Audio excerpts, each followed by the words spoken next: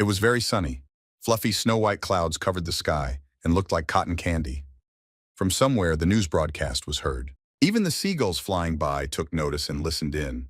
The news said that skateboarding had received official status as an Olympic sport. A seagull circled over the source of the sound. The news said that skaters who would represent the South Korean team at the Games were to be selected soon. The Korean Roller Sports Federation announced that they were going to hold a national skate tour to support skaters. The seagull continued to circle, eavesdropping. It was said that this was designed to attract more participants. The bird continued to fly over the stadium. The schoolchildren also listened to the news from the megaphone, which promised that an outstanding person would definitely be found. A young man on a skateboard passed a crowd of schoolchildren. His hair was fluttering in the wind. He listened to the announcer's words more attentively than anyone else, not missing any details. He knew everything about the skateboard and handled it with ease. It was as if he was made for skateboarding. Manovka stopped on him. In front of him, with a movement of his foot, the skateboard bounced right into the hands of the guy. Many skills were honed to a high level of mastery. The guy walked up to the school doors, humming a tune to himself and holding his skateboard under his arm. Some guy called out to him saying that he looked very happy today, to which the guy laughed and asked if it was so obvious. The first one asked him to share what was happening with him. The young man, still laughing, said that he would be able to see it later, keeping the intrigue going. In the same wonderful mood, he informed that he had to go. That guy was very interested in what was happening to his friend and why he was in such a wonderful mood. But he decided to ask later. The young man walked along humming and thought that the day had been very special. The day was special because the skateboarding club was opening its recruitment today. The young man sat at his desk and thought about how he always wanted to be a member of a skate club and that he needed to try to give it his all during the selection. There are voices of other students from different DSI offices. Someone was talking about the new video published on Instagram by Seok Hun. Someone was demanding to watch it. Everyone was busy with their own. In the video, the young man was riding his skateboard, enjoying it to the fullest. The wheels spun quickly and easily, picking up speed and obeying the boy's legs completely. They did not repeat his every movement. He showed various tricks, jumping from heights and landing cleanly on the ground and jumping over obstacles on a skateboard. The students watched the video uploaded to the site and were amazed at how amazing it looked and thought it was really cool. One young man who watched this video remarked to the skateboarder that he's been appearing in trends a lot lately. He reviewed his video and was very surprised because the video had already collected 8,000 likes. He did not believe what he saw, but he was very happy. The office doors opened and a young man appeared from behind them, apologizing and saying that he would like to join the club. Everyone already sitting at their desks looked at him either with contempt or surprise. The blue-haired boy from the video sat silently and looked at him, almost lying on the desk. The person who entered thought about him. Was it not that guy who had become quite popular since last year? The atmosphere was not very friendly, and the guy thought that maybe he just came at the wrong time. He was sweating a little from excitement. He saw mocking smiles above him, which just wanted to say something offensive to him and drive him away. The guy with blue hair stood up and asked again if he understood correctly that he wanted to join the club. And he asked him if he was preparing for a small test, smiling broadly. The young man who entered did not expect any checks or tests at all, and stood there confused, not knowing what to say, or whether to agree to the offer. The blue-haired guy asked him not to worry because it was nothing serious. They just wanted to see his skills. He calmed down a bit and agreed to meet after school. The guy with strong hair hugged him in a friendly way by the shoulders, and slightly ruffled asked again what it meant to him well, and added that he could communicate with him as he liked. The bell rang, and everyone hurried to their offices. This guy turned around one more time to make sure it was real. I was walking down the hallway and he was thinking that if he could do well, he would get into the skateboarding club. He couldn't wait for classes to end so he could take the test that popular guy gave him. And finally, the lessons were over. The club members who had come to the agreed place were gathering together. One of the guys asked Seok Hun in great surprise if he was going to conduct the test here. He was happy to see him. The two of them sat by the steps, and Seok Hun reasoned that a year had already passed since the opening of the club, and it was time to accept new members into it. He said that all the little ones who wanted to join them had already left, but there was still one person who had not been excluded. The young man asked again who this man was, already quite tense with excitement. The blue-haired boy called out Han Shiwoo's name without taking his eyes off his phone. Then he asked again if this was the same Han Siwoo who was from class 2, 3, and if he had the opportunity to skateboard. And he added that perhaps he misunderstood something. The guy smiled slyly and began to explain, egging the others on to his decision. He said that this is why they shouldn't let him join their skateboarding club, asking if the others agreed. Another answered him that most likely he was right, period. Their conversation was interrupted by a voice. Tamara apologized and asked how long they had been waiting for him. The guy was scared by the surprise. The young man who came said that he needed to run into the restroom, so he was a little late, laughing awkwardly. The blue-haired boy looked at him with a displeased expression, not happy with his appearance here. The young man stood in front of him a little hesitantly, holding his skateboard in his left hand, waiting for his test. He looked around the place where he was assigned to come, and his eyes noticeably widened from what he saw. It was a street with a high, steep slope. He asked again if he had understood correctly that the test would take place here. The guy with blue hair said it was easy. He asked him to just go down and that it would only take a second. The young man looked at him trustingly, but agreed. He stood there, carefully studying the descent and mentally preparing himself for what he would now have to do. He was a little worried. The young man asked to wait a minute. He was very scared and tried to calm down. One of the participants watched him, putting his hands in his pockets. He asked Seok Hun if he really knew who this guy was, also starting to get a little worried. He replied that he knew and was glued to his phone, and said that they were just testing his skills. After asking again, was there no one at their school who didn't know him? The response was yes.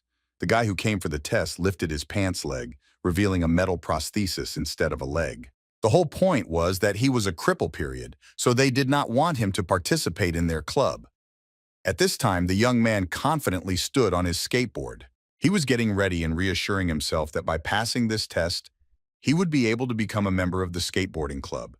This was his dream. He asked the participants, Seok Hun, if he would become one of them if he passed the test. The young man did not leave his phone and asked his interlocutor about Siwa. No one was crazy enough to accept a disabled person into the club. The guy said it with confidence. This colleague specially arranged an impossible test for him, which he would surely fail, so all that was left was to wait until he let go of his hands. The young man, having collected his thoughts, moved from the spot and rolled forward. The guy was already looking at him with surprise, because they thought that he would not dare. He was noticeably picking up speed as he went down the slope, his metal prosthesis glinting in the sun, drawing attention to itself. The members of the Oshirashin Club watched as he confidently moved towards the descent. They were puzzled by the fact that this crazy guy was actually going to go down the slope, watching as he moved forward without slowing down or stopping.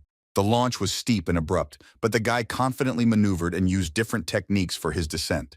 The blue-haired boy watching him saw him slow down and do a snake-like maneuver to regulate his pace. He couldn't believe his eyes. Suddenly, the skateboard wheel started to rattle and shake violently. It was faulty. The guy began to lose his balance, and it became very difficult for him to control the skateboard. Something happened to the bolts holding the wheels on. The skateboard was shaking and making a lot of noise. The guys watching smiled very maliciously. After all, this was very much expected. They did not hide their mockery from each other at all. One of the guys, still in the club member's office, asked Siwa to look at his skateboard. Siwa was surprised why it was necessary to do this, and asked him again just in case why he needed it. After all, he had the most ordinary skateboard, and there was nothing special about it to look at. The guy still managed to beg for his skateboard and promised to return it before the test. Siwa gave the go-ahead, although he didn't understand it. The guy who asked to see Siwa's skateboard had a screwdriver in his pocket, and it was clear what he was going to do. But Siwa didn't know that. He loosened and unscrewed the bolts that held the wheels to the skateboard. That's why, after riding a bit during the test, they started to unscrew from the board. And the more the guy drove, the more you became loose and finally began to fly off. The guy was very worried, because he didn't know that his skateboard could be faulty. He had been riding it just recently, and everything was fine. Another second, and the skateboard fell apart, and the guy fell off it and rolled down the slope. The guys watching him were maliciously happy, and sarcastically said that they were very sorry, but it was the end, because they didn't need people like him in the club. Before landing, the young man flew for a very long time, because the descent was really very sharp and steep, and the skateboard beneath him was increasingly falling apart into small pieces. His whole life was spinning before his eyes at that moment. He recalled that when he was little, he had an accident as a result of which he lost his leg. From that moment on, he could not do without crutches. It was very difficult for him to move independently. After he entered high school, his parents were able to save up for a prosthetic, which made his life easier. But there was a big difference between him and other people who had lost a leg. I remember him trying to regain his balance and get back on his skateboard. The guys from the club watched him closely and did not understand what they were seeing. With effort, he tried to put at least one of his feet back on the board, although he should have already resigned himself to his fall. And indeed, he managed to get his leg back, turning the skateboard into the position he needed. His sense of balance was unlike the others. The boys watched as the boy returned to the skateboard, preventing his fall. They were definitely unhappy about this, because they had already relaxed, thinking and convincing themselves that he couldn't handle it. The wheels of the skateboard completely flew off, but the guy continued to fly sitting on the board, well balanced. He was then able to land on the pavement without hurting himself, but his skateboard broke in half from the impact. He breathed a sigh of relief that he had finally managed to stop. But he lost his balance again and began to fall down the slope again. He managed to stop only for a second, forgot the binary, he made a mistake. And he continued to roll down the slope, head over heels, hitting himself painfully each time. Having rolled to the very bottom, he hit hard against a pipe near the garbage bins. He turned around and lay on his back. He could feel how much it hurt. He must have bruised it badly. The pain was so severe that it made his vision blurry. Through the fog in his eyes, he saw the silhouette of a girl approaching him. He couldn't recognize her and most likely saw her for the first time. A voice called out to him and asked if he was okay. He saw Seok Hun, who said he looked fine, and it could have been worse, and congratulated him on failing. Siwa was very worried and didn't understand everything. He looked at the guy and sweat appeared on his face. He sat up slightly and tried to explain that it was all because of the skateboard and not because of his skills. The guy leaned over him and said it was his problem. He was very rude.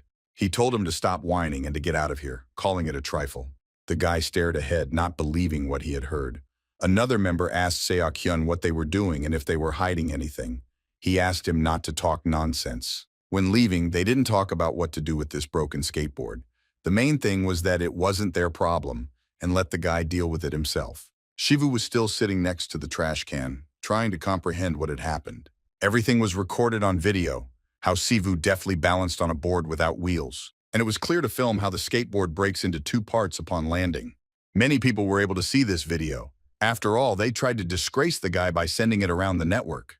The guy was holding a phone in his hands and watching the video attentively, smoking a cigarette. He asked the girl standing next to him if this was the guy she had told him about. He stared at the boy in the video, thinking about something, and he was very interested in what he saw. He said that he thought the boy in the video was interesting. I definitely admire the young skateboarder. He put his head in his hand and watched the video attentively. Siwa was thinking about his own, about the formation of skateboarding teams, and about the fact that in his area, students often join such associations. Among the school skateboarders, there were those who stood out among them. He wondered how many high school kids would want to join a skateboarding club and later be invited to be on the crew. He looked at his broken skateboard and replayed the situation over and over again. He considered himself equal to everyone who wanted to get into this club and later into the skateboarding team.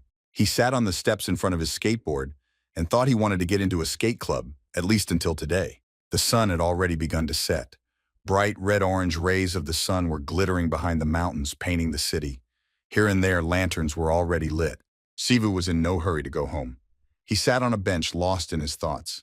He was very upset and could not recover from what had happened. Suddenly, someone came up to him and handed him a jar of water. The boy shuddered in surprise and looked ahead. A young man approached him. He was still handing the boy a can of drink and asked what he was doing here all alone. Siwa looked at this guy's eyes, examining him. He scared him very much. The boy was covered in sweat from excitement and asked who he meant.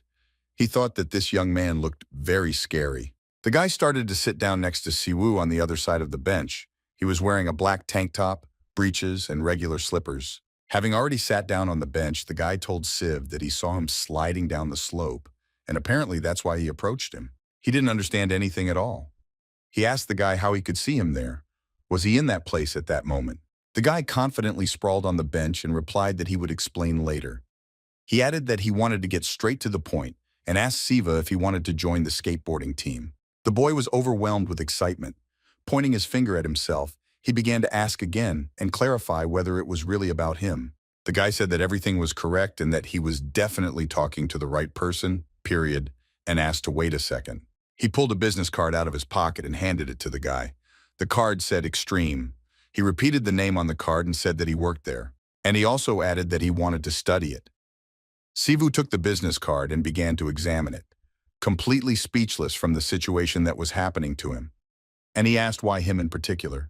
The guy looked somewhere high in the sky and said that his descent was steep and required a lot of skills. That's why he was very interested in his candidacy. He said that somehow, as Shivu slowed down and then began to descend in a serpentine trajectory, it was very good. And he added that after his skateboard broke and he lost his balance, it was great. He was talking at this time, replaying moments from the video he had seen, showing exactly how Sivu did these things. He said that in that brief moment when Sivu crouched and shifted his center of gravity, his reflexes sharpened.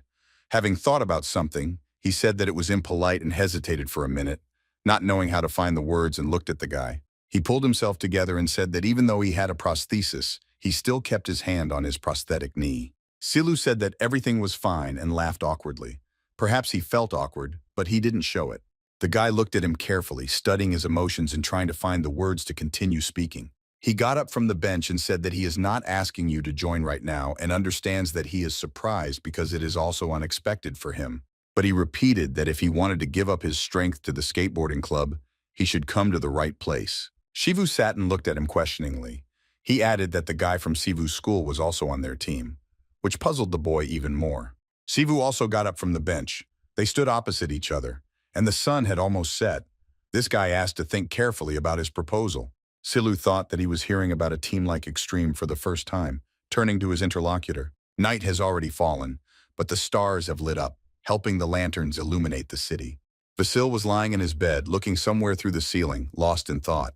He went deep into his thoughts and memories, completely undistracted by anything. He remembered how he and his friend were standing somewhere near the house, period. The friend was standing near the stairs and Sivu was sitting on it. In force, he asked his friend if he was really leaving this time. He was very sad about this fact. His friend answered him that Shivu knew how he had dreamed of this, smiling slightly. He sat with his hand crossed over his chest, completely upset, and his thoughts drooped. A friend told him to remember something. He told him that he was sure that there would always be those who would despise him for his passion for skateboarding and his prosthetic arm. And he said that it would be very difficult, but he had to keep moving forward, no matter what. The young man listened to his friend, who continued that Sivu had already achieved a lot. Silu lay on his bed, remembering every word, replaying it in his head many times, trying to believe it. He remembered his friend's words and looked at the business card that the guy in the park had given him. He thought about it all evening. He tried to figure out what to do next, whether he should move forward as his friend advised him, or whether he should let it go. So he fell asleep with these thoughts, trying to solve his problem. Morning came very quickly. The sun rose very high and illuminated everything around, waking up the entire city and its inhabitants. There was no one sleeping in the room. The neighbors were playing computer games and assigning each other tasks for the game. One of them was very angry, pounding his fist on the laptop out of irritation and shouting some curses. He shouted that his neighbors should have helped him, insulting him. He answered that it was not a very good idea. They argued with each other. One was offended by the other and promised never to play with him again, and the second answered that he himself was to blame and could not defeat anyone. The third one was lying on his bed, almost undistracted by the shouts of his neighbors and playing on his phone. The girl tried to calm the boys down, asking them to be quieter, while she was braiding her hair and getting ready to go somewhere. Another woman responded and asked her to leave them alone and asked if they had ever listened to them. A guy appeared at the threshold and said that it was too loud here and it could be heard even on the street. He added that they could be kicked out. He had a bag with something in his hands. Seeing the guy enter, one of the playing kids became happy and asked if he had brought them lemon-flavored marmalade, waiting for an answer. Another asked what he heard, that the guy who came in was interested in someone. He remembered the guy to whom he gave a business card and said that he didn't even know and that he might come, or he might not. The questioner looked at him in surprise and said, "What kind of uncertainty is this?" Suddenly there was a ringing at the door. The young man who had given the business card wondered who it could be. The lying guy playing on the phone asked if it was the same guy who came to them. The guy approached the door and asked the newcomer who he was. He looked out from behind the door and was very surprised by the guest he saw. Siwoo stood in front of him. He asked him if he had come correctly and on time. The guy standing at the door said that he had arrived much earlier than he had expected, period, and asked if he had made a decision. Shivu smiled broadly and confidently said that he had made a decision and asked to take care of him. The guy smiled back at him, very happy about this decision and Sivu's appearance on his doorstep. He invited him in. Point out from behind the door, all the guy's neighbors were looking out, unceremoniously staring at their guest. He welcomed him to the extreme team. Shivu sat on the floor. The others also sat around him. The oldest sat on a chair. Each one took turns expressing their surprise at the boy's prosthesis. They were surprised that he had one leg and were also surprised by the prosthesis itself. They looked at the hook instead of a foot and asked if it was a prosthesis. The guy sat and smiled. He felt very awkward but still felt quite comfortable. He was not judged for his shortcoming. The elder asked to greet Siwa since he was now their new team member, and asked to wait a minute. The fair-haired boy who had asked about Siwa before his arrival objected and suggested that they first look at the boy's skills. He was very surprised that the eldest of them decided to invite him to the team just because he saw him sliding down the slope. Having invited Siwa, the guy sat looking away. He felt slightly awkward. He said that in principle it was so. Several people asked if Siwa had fallen off the slope, which might mean he wasn't skilled enough to join their team. The girl showing a video on her phone said that didn't they see with their own eyes that the board broke? The blonde guy said discontentedly that this meant that he wouldn't be able to keep track because of the board, pointing his finger at him. The other guy sat silently and wondered why his friend was so negatively disposed towards Siwa, and wondered if the guy had become sensitive after losing. The elder asked the Svetlovo Lozov guy again, who objected that he wanted to say that Siwa had to prove his skills. And I came up with something and decided to offer it to my friends in Siwa. And he suggested playing a skateboard game. The fair-haired guy was irritated by the suggestion and asked again, point and force. He was very worried and scared again. The elder looked at the boys and asked what happened and whether they were afraid of this game and losing in it. The fair-haired guy didn't seem to be scared, but he was very angry and unhappy with what was happening there. He clenched his teeth in anger and tensed his entire body, clenching his hands into fists. He slammed his hand loudly on the floor in front of Siwa. Siwa was sitting in the same place on the floor, cowering from worry and fear of being rejected from the club again. The blonde, resting his hands on the floor and growling in irritation, said that he agreed to play the game. I thought to myself that it was obvious to everyone that he could win the crippled boy. And why did the older one even suggest this game for the two of them? The elder thought about what thoughts were coming into his friend's head and what he could have planned. They all gathered together and went outside.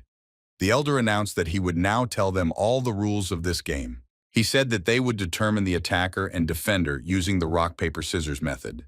We explained the rules of the game and he said that the attacker will start. He continued that the second participant would have to repeat the trick of the first participant. If he succeeds, he will receive +1 point. And I asked if it wasn't simple, and if anyone else had questions about the rules of the game. The blonde replied that he had no questions.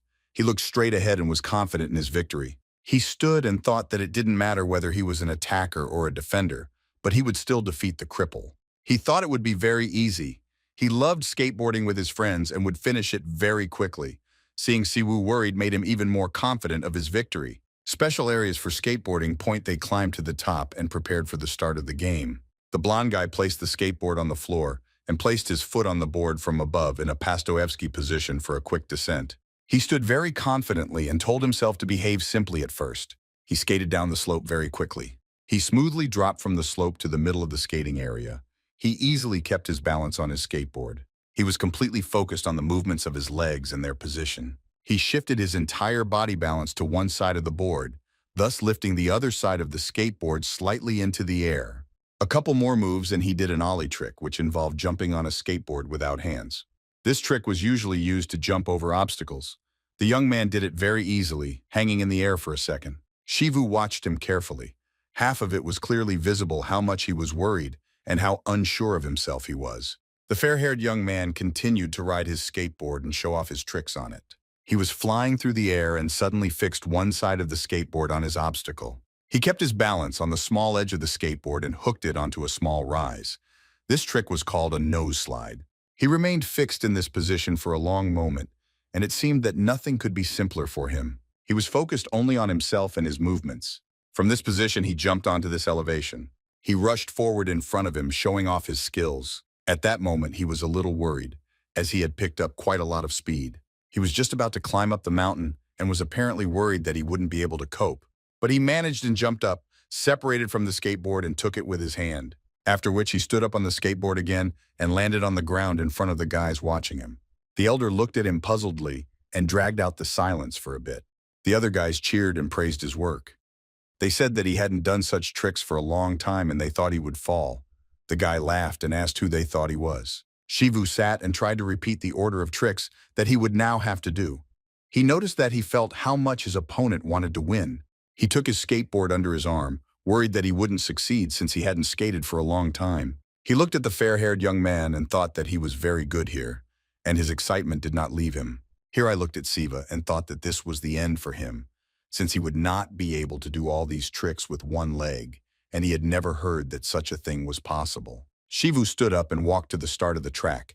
He threw his skateboard at his feet. His opponent was watching him very carefully and was already surprised, because he thought that he would not even dare to repeat after him. He looked at the guy who was ordering his pants, revealing his prosthesis, and didn't understand why he was doing it. I just rolled up my trousers and put my prosthetic leg on the skateboard. The girl approached her rival Sivu and said that he always does this before skating. So we watched the guy and wondered if he should even watch the guy try to repeat his tricks. After all, he still thought that he couldn't handle it. Shivu got ready and put his second foot on the skateboard. Having collected his thoughts, he rolled forward. He rode down the slope with the same ease as his opponent. As soon as he stepped on the skateboard, confidence appeared in his eyes. He moved very well and the fear disappeared somewhere. Despite his prosthesis, he was doing very well so far. The skateboard wheels drummed on the track. Siwu began to lose his confidence again. But he did not transfer his confidence to his movements, and concentrating entirely on his legs, he rode forward. He had already picked up a very high speed and was about to enter the track's incline. But despite Sivu's worries, he began to climb up without any problems. With a slight tilt of balance to one side of the skateboard, he flew into the air, separating from the skateboard in front of him, which flipped over. The blonde watched his movements, his mouth slightly open in surprise. Performed a kickflip, which was one of the most popular tricks in skateboarding. The elder watched him full of admiration and surprise at what he was watching. He looked at the guy and thought that something was going wrong because the distance was too short to hold the board. The rules for this stunt were a little different, with different calculations required to make a stable landing on the ground. He watched the guy floating in the air and worried that he wouldn't be able to grab his board and land. He continued to watch carefully what the guy was doing and waited for the result. The symbol was slightly alarmed, but tried not to lose concentration from his actions. He reached his prosthetic leg under the board of his skateboard, trying to flip it over. Having caught the prosthesis itself on the wheels of the board, he tried to fix himself to them.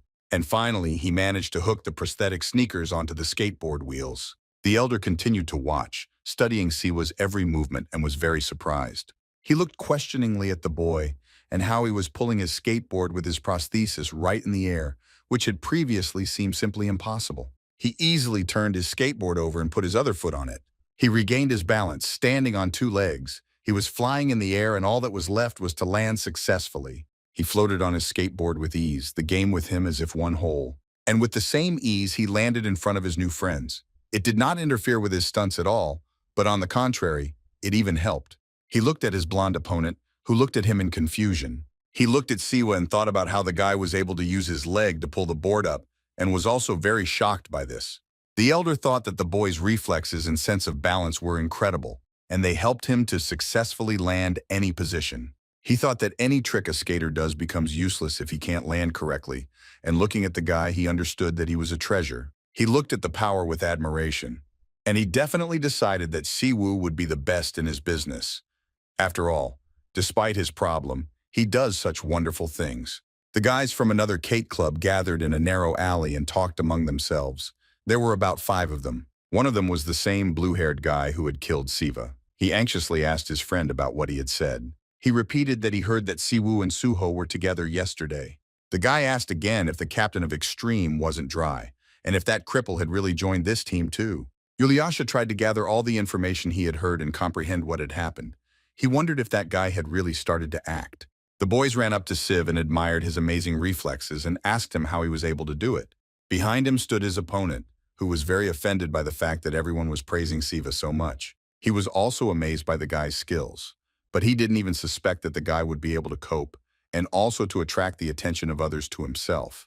The girl almost jumped next to him, praising him and rejoicing that even despite the prosthesis, he can do such tricks. Everyone was very surprised at how exactly he managed to learn and do such things on a skateboard, despite the absence of one of his legs. The white-haired guy got very angry. He went up to his friends and suddenly asked them to stop. He started to complain about what kind of game this was and said that he lost to Sivu anyway. The girl answered him that they would simply set the score to 1-0 and continue. The guy, unable to control his emotions, said that he didn't care and that they should stop there and walked away. He waved at them with one hand and told them to do whatever they wanted. It was clear that this situation had really hurt him. The girl sarcastically asked what had happened to him and asked if he was afraid that he might lose. Shivu scratched the back of his head and not fully understanding the situation, and asked what he should do then. The team captain asked the others if there was anyone who was against joining their team. Two guys said they were not against it. Suho crossed his arms over his chest and said that it looked like they had a new member and looked at Siwa. He fell silent, waiting for the rest of the team to react. Everyone screamed with joy. The four of them stood there and smiled widely at Sivu. The boy smiled widely back at them, his eyes shining with happiness. He bowed respectfully to his new team, thanking them and promising that he would try his best. Suho approached the guy and said that first they should talk, period.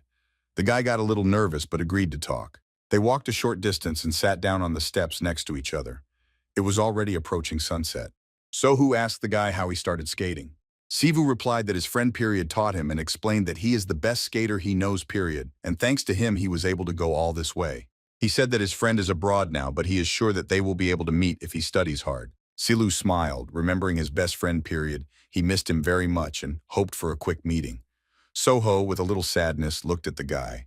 The captain looked at the guy and had something in mind. It was evident in his eyes. He asked Siwa if he wanted to join the national team. He was very calm and seemed 100% sure that he would succeed. Sivu cried out in surprise and asked again whether he had heard for sure that they were talking about the national skateboarding team.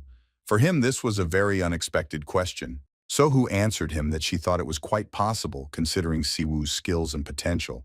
And he asked if he didn't think so himself and added that, for example, he himself would like to be a member of the team. Sivu said he now understood why he didn't start a skate club, but he was still shocked by his conversation with Suho. Soku said that to be more specific, he wanted to be a coach and work with his team. After thinking for a bit, he asked the guy what he thought about his proposal. He asked very hesitantly if he could get there, hinting at his leg and skills. The captain answered him that he would not be able to know until he tried. After all, the main desire is the point and the beginning of the path. It is part of the competition. The symbol answered that he was not against it and hesitated a little. Suho didn't let him finish and asked him to think about it and come to him after school. He would give him a new skateboard and introduce him to the other participants. Not far away, a blue-haired guy was eavesdropping on their conversation. Hearing their conversation, he got furious, period. He thought that Suho was very arrogant, since he wanted to become a coach. He gritted his teeth in irritation and promised himself that he would never allow this to happen. By nightfall, Sivu was able to get home. Today's affairs dragged on for a very long time. He opened the door to the apartment and announced that he had arrived. He was holding a skateboard in his hands and looked very tired. On the sofa sat also your younger sister, who seemed not to expect that he would return so quickly. Sivu asked her where their parents were. She replied that they were at a meeting today and said that they would be late, so he should eat kimchi. Siwu said that he understood and went. She saw the skateboard in his hands and you asked if he had been riding that board before. She looked very worried. The guy wasn't very happy that she saw it, period, and asked her to keep it a secret from her parents. She asked him if he understood that he could get hurt. They had a little argument about the fact that anyone can fall on a skateboard, and the force didn't matter at all because he was sure that he couldn't be killed that easily. He had dinner and took a shower, after which he sat on his bed and took off his prosthesis. The shower refreshed him and brought him to his senses after such a busy day. He sat and thought about the words the captain had spoken to him about joining the national team. He stood up, walked over to the nightstand and opened the drawer. "What are you looking for there?" Inside the box was a framed photograph of him and his best friend, who had moved abroad. The guy picked up the photo frame and looked at the image, and he thought that if he took part in the national competition, then there would be a chance to meet his friend. The next day, Sivu went to his new friends in the office where the club meetings were held. A girl stood in front of him and said that she was very pleased to meet him. She introduced herself as Choi Sun-mi and said that she was a longboarder, and added that she and Siwoo were the same age. The red-haired guy with round glasses introduced himself as Chanwook. He smiled amiably, raising his hand behind his head in slight awkwardness. The girl explained that Jungkook is good at painting boards. The third member of the club told the girl that it was wrong and asked about her vocabulary. Someone from the outside said that this guy was a hipster. He got mad and swung his fist at Chanwook, getting into an argument. The girl said that it was Henho and he was always like that. He dreamed of becoming a rapper and was now working on an album.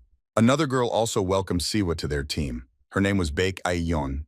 and she was 21 years old. She called Sungo to also say hello to their new member. The blonde guy was lying on the bed under the blanket, turned to the wall.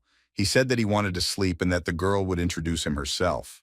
Choi Soon-mi said that Sungo is the same age as Ion and called him not mature enough. He was good at NutTube. And the little boy who smiled very broadly and made two-finger gestures as a greeting was introduced as the youngest. Jamon was 12 and good with computers. The captain of their team entered the room and was surprised to notice that Siwa was already there. The girl introduced him as Suho, the team commander, and said that not everyone uses his room. Suho handed the guy a skateboard and said that it was his promised gift. Shivu was very happy about the new skateboard and asked again because of the emotions that overwhelmed him. Suho pulled the guy's skateboard and then he thanked him by accepting the gift.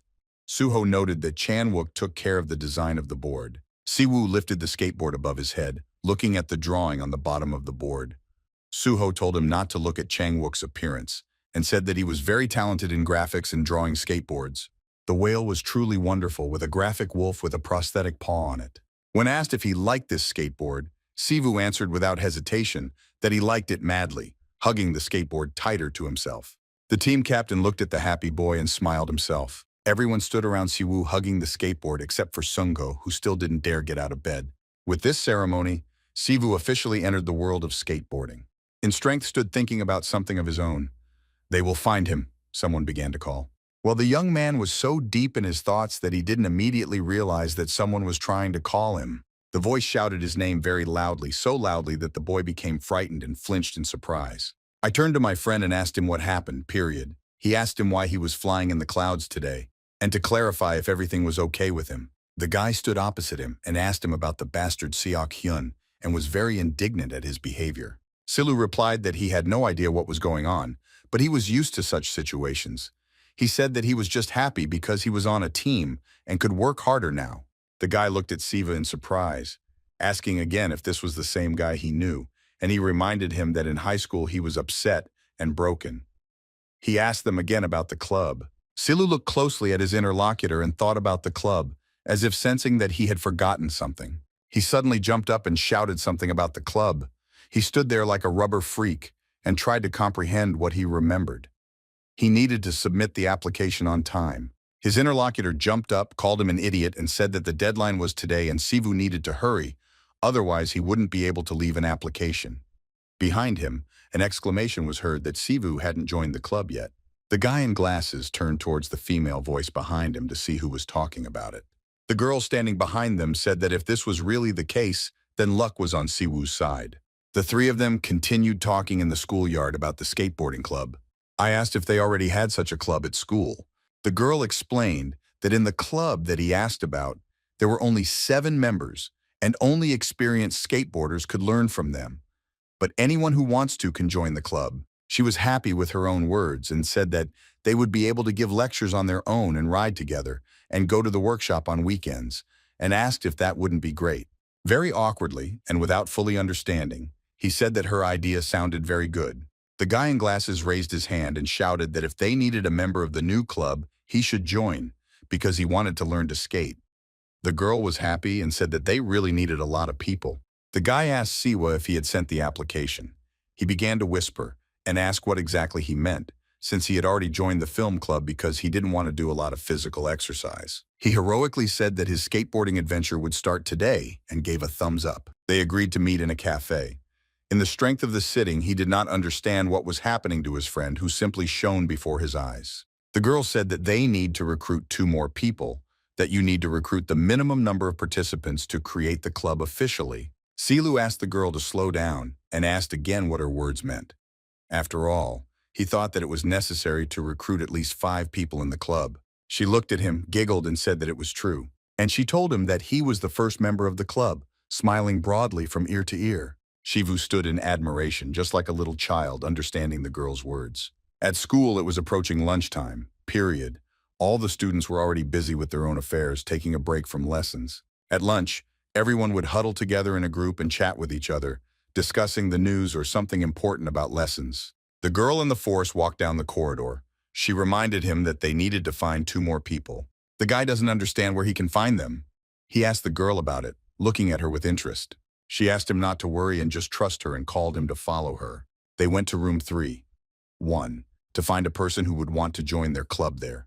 The guy she proposed to said that he didn't want to join their club. The girl, not losing hope, asked him the reason for such a decision. He said that he had decided to go to the producers club and do his job.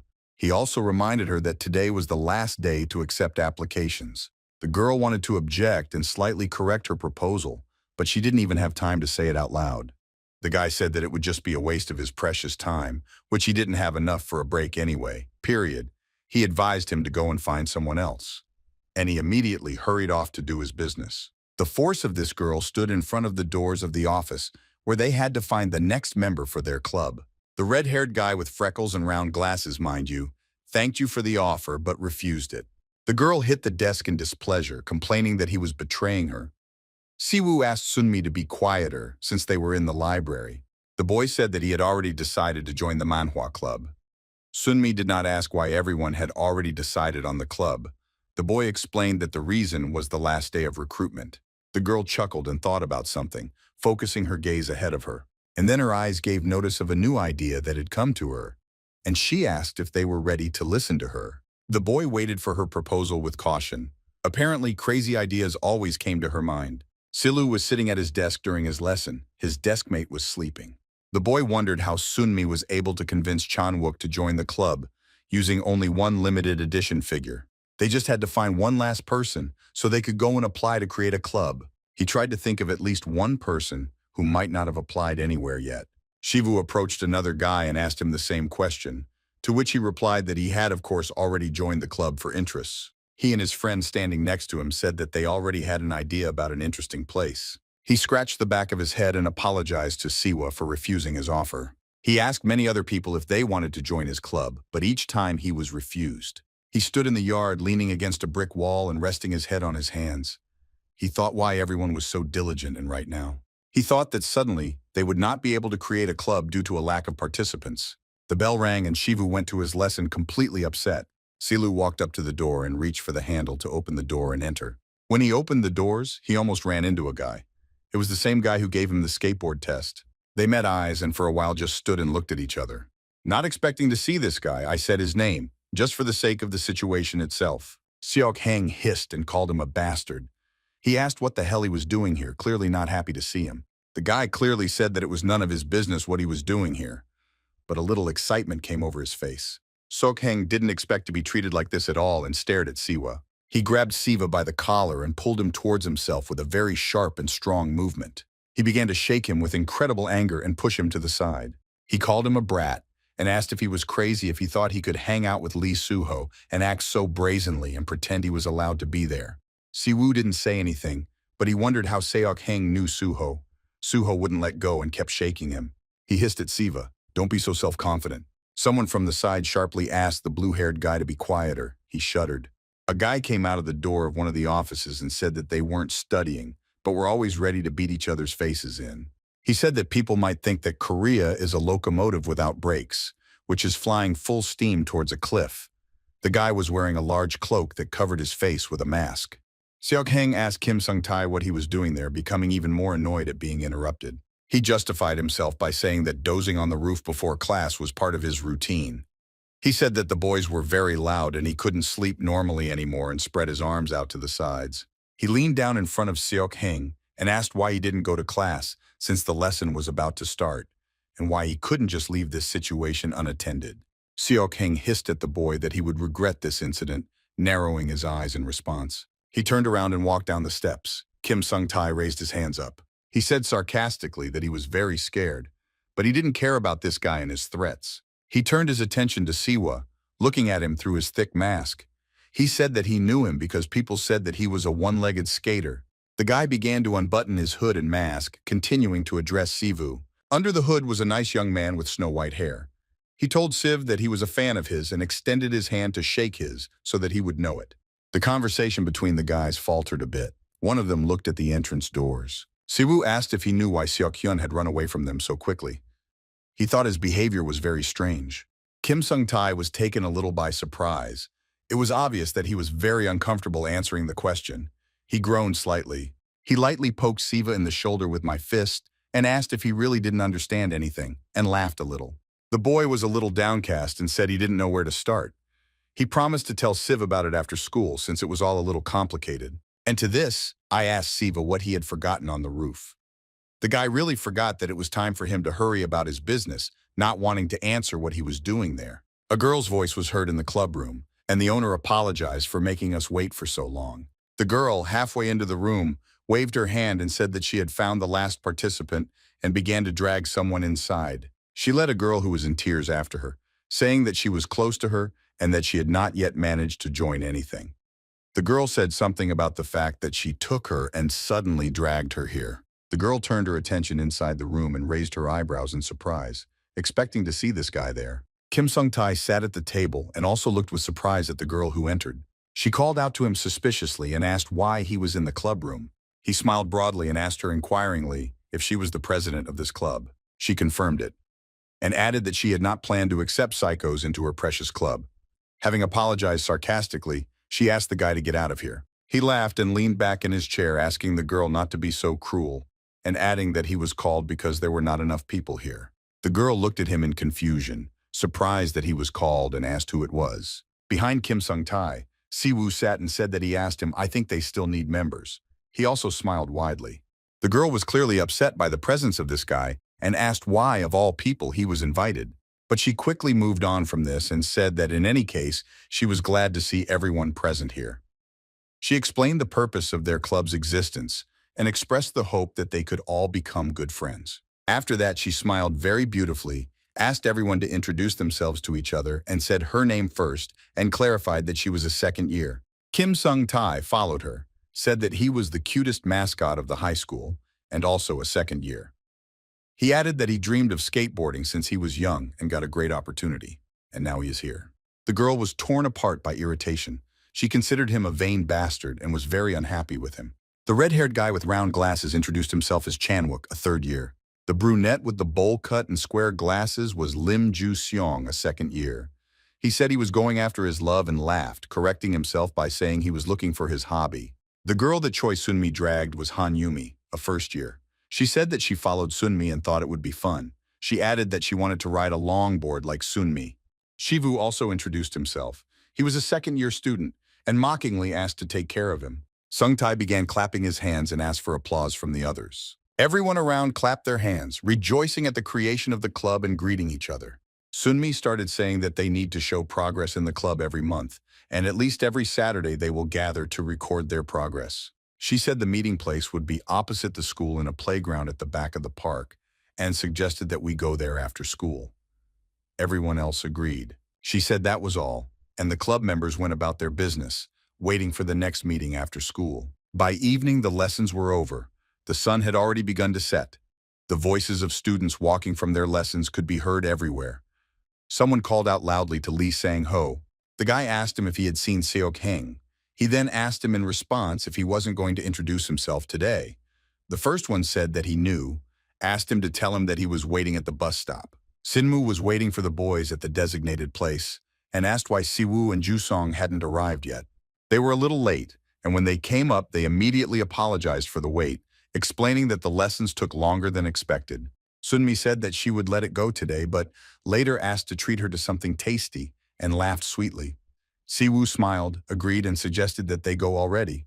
The six of them walked along the street sidewalk, chatting cheerfully with each other and discussing their plans. They joked and laughed loudly. They already looked like friends, easily finding common topics for conversation. Sung-tae walked silently behind, watching the boys' fun. He looked at Chiwoo, thinking about him. It took him a while to realize that Han Chiwoo wasn't as tall as he had initially thought. He looked down at his leg. There was a prosthetic leg hidden under the regular one, and he wondered if that was what was making him feel that way. Sunmi walked behind and called out to Sung-tae. He walked silently, not answering the girl. She turned to him and asked him to answer honestly what he had in mind. The guy turned around, surprised by the question, and replied that he hadn't planned anything, asking the girl if she felt uncomfortable because he was in a different gang. She replied that they were not close enough to go to the same club, looking at him questioningly. He said that it made no difference and that he was simply interested in everything, and that was why he was here. She looked at the guy with admiration and said that she thought a one-legged skater was really cool. The girl warned the guy that if he harmed anyone from their club, he would pay for it. The guy resisted and said that he really had nothing in mind. The cafe was very crowded, and then everywhere you could hear the conversations of different people, dryly standing at one of the tables looking for someone with their eyes. He looked around, repeating to himself that this was the appointed meeting place, thinking that he had been cheated. A guy sitting at one of the tables called out to him and waved his hand in greeting. Suho approached the table. The guy immediately asked him why he was wearing a t-shirt in March and whether he was too cold. Suho replied that he had been exercising, but now he was really cold. Then he got indignant and asked what difference it made what he was wearing. The guy asked him, well, quickly changing the subject, whether he had recently met Seok Hun, the ace of their gang. Suho looked closely at his interlocutor, slightly tensed, surprised by the question. Siwoo's team arrived, but they needed a site. The girl announced that they were there and asked if everyone liked the place. Ju-sung was amazed by what he saw and said that he had seen something similar on YouTube, and he was surprised that Siwoo was skating in such a place. Sung-tae turned to Siwoo and asked him to come over for a second. The guy asked why and why him. Sung-tae said he had little time and wanted to get down to business. In his mind, he apologized to Sun-mi. The guy exhaled and said that he would tell everything as it is directly. He could not resist the curiosity to quickly tell and find out Siwoo's reaction. Siwoo looked at the boy and waited with the same impatience for what he would tell him. Sung-tae did not know if he was doing the right thing, but he wanted to tell Siwoo the truth and see what would happen next. But it was very hard for him to say such things. He squeezed out words, dragging out the time. He started talking about Choi Seok-hyun. He told Siwoo that Seok-hyun had multiple personality disorder, and recently, one of them started showing its presence. At the same time, the guy was telling Seo the same thing. The boy's eyes widened at what he heard. Suho was confused and discouraged by the information. For Suho, many things fell into place, but now he was worried about only one question. It was unclear what could have made Seok-hyun like this. What could have influenced him and caused this disorder? The guy was almost speechless from shock. A lump formed in his throat from not understanding how to react to this and what to do. Sung-tae continued, adding that the reason cannot appear out of nowhere, and usually it only happens when a person is shocked by something. Siwoo asked about the reason for this upset in this situation. The guy was very shocked by such news. Sung-tae said, as unsurprising as it might be, the culprit was the team leader. It was Suho. Suho asked the guy again to clarify about Byunmin's return and the purpose of this return. The guy replied that that was exactly why he asked him to meet him. His face showed concern, but he tried to act calmly. The guy asked him if he had seen Seok-hyun recently, and he returned the question about Byunmin's return to Suho. Siwoo stood there in complete confusion. He asked Sung-tae what exactly he meant. Sung-tae started to answer Siwoo's question, but then Sun-mi appeared nearby and asked suspiciously what the two of them were doing here. The girl definitely suspected something. Sung-tae wanted to hide his conversation with Siwoo from her. He was taken by surprise and smiled widely, trying to hide his excitement. The girl did not take her eyes off the two of them, trying to understand what they were talking about. Siwoo just stood there, not understanding anything. Neither what Sung-tae was telling him, nor why Sun-mi was acting so strangely and not liking Sung-tae. Sung-tae replied that they were just talking about how cool it would be to go for a ride together. The girl said that she didn't believe a word of it. The guy said that it was her choice. Siwoo stood silently. Sung-tae raised his hand, waved goodbye to the guys, and said that he would go first, since it was time for him to go. He smiled and said goodbye to Siwoo separately, hinting that they would definitely see each other again, and there were sayings about it. Siwoo stood silently, still not having gotten over the information he had received. Also, the fact of such an incomprehensible relationship between Sung-tae and Sun-mi was very strange to him. Suho said that he hadn't seen Seok-hyun recently. He looked very tense, and what he heard definitely worried him. The guy thought it was strange, period, and he said that this was the only reason why Byunmin would show up again. Suho hissed at him that he had warned him not to let Seok-hyun relax. Parrot asked, with a little irritation, whether it was too late to talk about it now. After all, everything had already happened. He stood up and put one hand on the table. He reminded him that he was the ace of their team, especially Byunmin.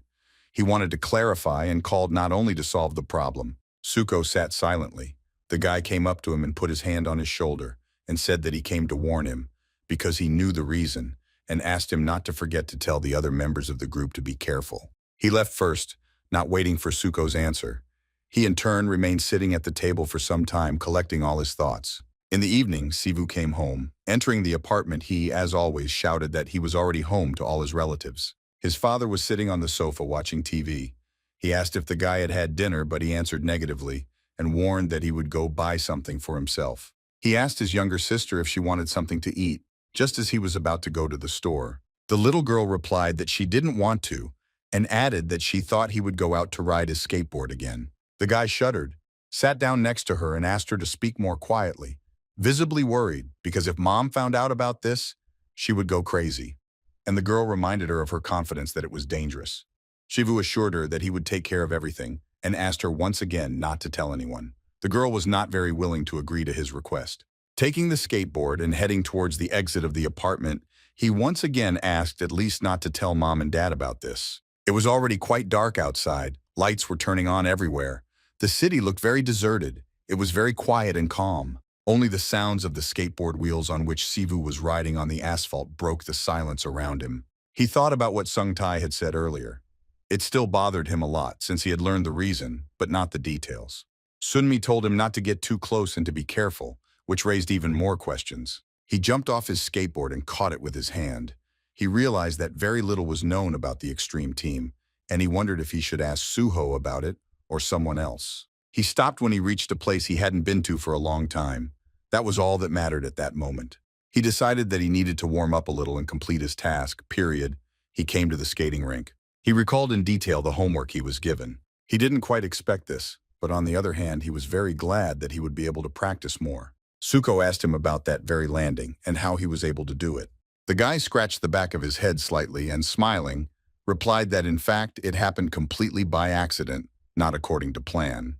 Suko asked why Siwoo chose that particular trick and not some other simpler one, for example. He didn't specify that when Siwoo put his left foot on the board, only he could do it. If I repeat this technique, he will improve his skills. Shivu was surprised by what was said and repeated Suho's words to himself. He was a little confused.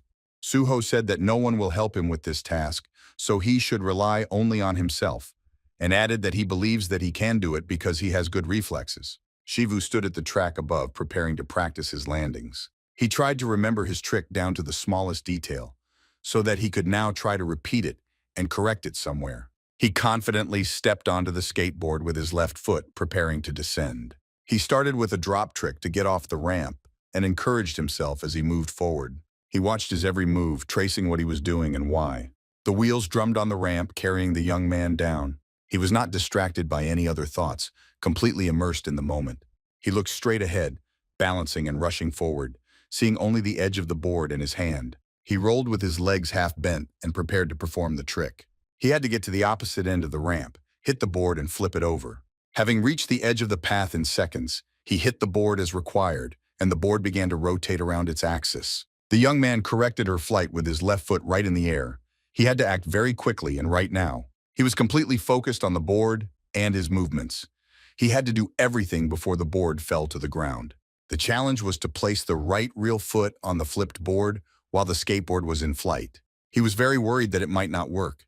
Right now, he had to do the trick.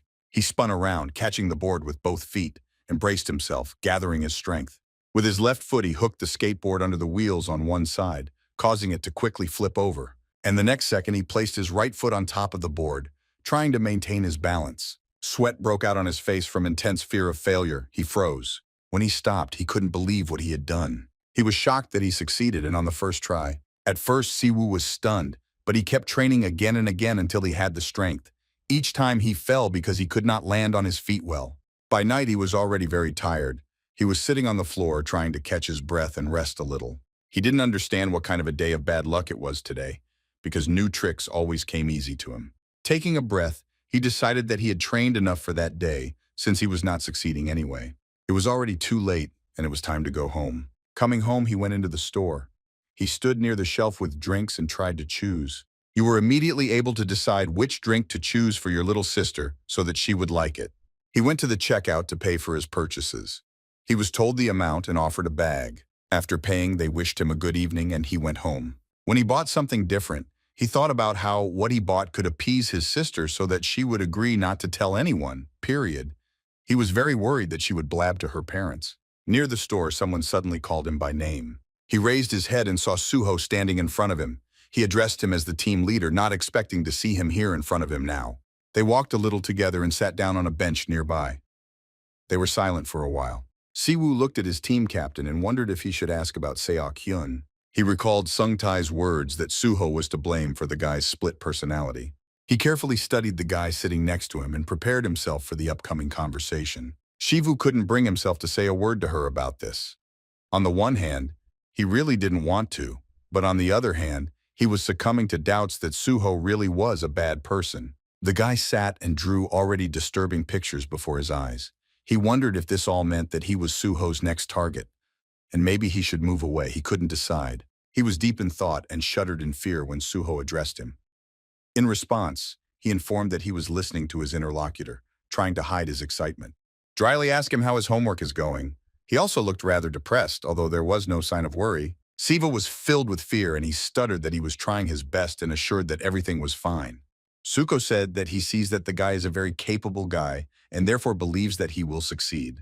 At that moment, Siwa was thinking only about his question, period. He was too curious and could not restrain himself and tried to decide to have this conversation. And then Suko decided to say something but hesitated for a moment, seemingly choosing the right and necessary words. He asked the guy again if he had met Seok Hun after the downhill test. Siwoo froze at the question. He remembered that very meeting in the corridor with Seok Hun, when he threatened him and replied that he saw it. Suho very rarely asked him if he told Seok Hun that he joined their team. He was definitely very worried. Siwoo replied that he hadn't said anything but thought he already knew everything. Suko nodded in satisfaction and exhaled. He started to talk about something, but interrupted himself, jumping from sentence to sentence. Suko grabbed his head and lowered it, trying to finish. He informed that he had an important conversation, but he still did not dare to start it. He started talking about Seok Hun, trying to find the right words as he went along. He said that he used to be on their team, but after each phrase he paused for a long time, trying to squeeze out the continuation. He said that at some point he left them because he lost control of himself and his emotions. He spoke about his split personality, which began to progress after leaving the team. He shared his suspicions that Seok Hun was dreaming of revenge. But over time, he let go of his concerns about this. He couldn't have known that everything would end up like this. He heard that people like to take revenge on someone nowadays, but there must be a reason for revenge. He said that whatever he does never harms others. Siwoo couldn't help but ask Suho about the misunderstanding that happened between him and Seok Hun. He started to speak but stopped after the first word. He sat tensely and looked straight ahead, but he couldn't. Getting up from the bench, he told the guy that he would tell him some other time since it was already very late, and suggested ending the dialogue there. He said that in 2 weeks there will be a ceremony and team unification, so he asked to finish homework on time. Siwoo watched Suho, dissatisfied that he still didn't know what happened between him and Seok Hun. He recalled the words that Seok Hun had told him, replaying them over and over in his head. I also repeat to myself Suho's words about the blue-haired guy's personalities, which began to come out, and because of which the guy lost control of himself. The guy didn't understand who was telling the truth, but he was very curious why Seok Hun was acting like this to this day, since he no longer had anything to do with the team. All these thoughts were spinning around in his head like a whirlwind, and he was trying to sort it all out and put it all into order and find the truth among everything that was said. Siwoo was lying on his bed at home, completely confused about the whole situation with Seok Hun. He didn't understand how he could have ended up in such a strange situation. Having put his prosthesis on charge, he decided to go to bed. He was very tired from today, both from training and from the stunning news. He fell asleep very quickly, finally letting go of all the questions that were troubling him, putting them off until the next day. The alarm clock was ringing all over the room. It was repeating its melody over and over again, trying to wake the guy up. Siwoo was fast asleep, far into his sleep, hearing the sound of his phone but not waking up from it. Finally, he opened his eyes, trying to understand what was happening and what those loud sounds were that had woken him up. He suddenly jumped up and sat up in bed, screaming and cursing in panic. He reached for his phone and pressed the unlock button to check the time. Taking the phone in his hands and looking at the time, he became even more worried because he had overslept. He was afraid that he would have very big problems and quickly jumped out of bed. He had very, very little time. He tried to get dressed and ready as quickly as possible. Having attached the prosthesis and looked at the time again, he realized that he was already late. He began to fly around the room even faster, collecting his things. He looked somewhere under the wall, admiring a little what stood there. He was about to get his new skateboard, custom designed by Chanwook. He stood there admiring it for a moment, just a few seconds. He walked up, grabbed the skateboard with his hand and walked towards the exit of the apartment. Fully collected, approaching the door, he thought that perhaps he wouldn't be late, since he got ready very quickly. Han Siwu stood in the corridor nervously waiting for the elevator to arrive to his floor from the 7th, as he had very little time. He thought through the sequence of his actions. He had to pass the bridge and start picking up speed on the slope so as not to be late. Suddenly, his father shouted from behind him and asked if he was going to school now. The boy jumped in surprise. He didn't want his father to see him with a skateboard. The father asked the boy about his lateness because it was already too late to leave the house. The father noticed the skateboard in the boy's hands and asked him about it. The boy didn't know what to answer or how to get out of this situation. Well, the father himself asked if the boy had taken the skateboard from his friend for safekeeping. The father was very calm and everything seemed to be fine. Shivu breathed a sigh of relief and said affirmatively that this was indeed the case and that he was storing the skateboard. In order to convince his father, he reminded him that he would not be able to ride it even if he really wanted to, and looked at his feet. Father chuckled and was silent for a minute, thinking about something. Every second lasted forever for Siwu. The father said that a little training was a good thing and asked Siwa not to do anything dangerous. The boy began to sweat from excitement. Siwa agreed, adding that he didn't know how to operate this thing anyway. The boy exhaled, making sure that his father believed that he would not ride a skateboard, much less do anything dangerous on it. Someone from behind announced their readiness. Shivu turned around to see who approached them, as the voice was very familiar to him. He saw his little sister. He was worried again because he was standing with a skateboard, and she could definitely hand him over to his father right now. He was very confused, blushing and sweating again from excitement. He did not want to see her here at this moment. At that moment, the elevator beeped and opened its doors, finally reaching their floor. The three of them entered the elevator. The father had no idea what was going on around him. Siwa stood there, almost shaking with excitement. His younger sister was also very uncomfortable in this situation. The elevator doors closed and the family began to descend. They rode in silence the entire way, each thinking about their own concerns. Siwu had completely forgotten that his father took Suho to school before going to work. He compared his little sister to a time bomb. He couldn't predict her actions. He really hoped that she wouldn't tell their father anything, if only because he had bought her water last time. All the way downstairs, he kept silently praying for her to keep quiet.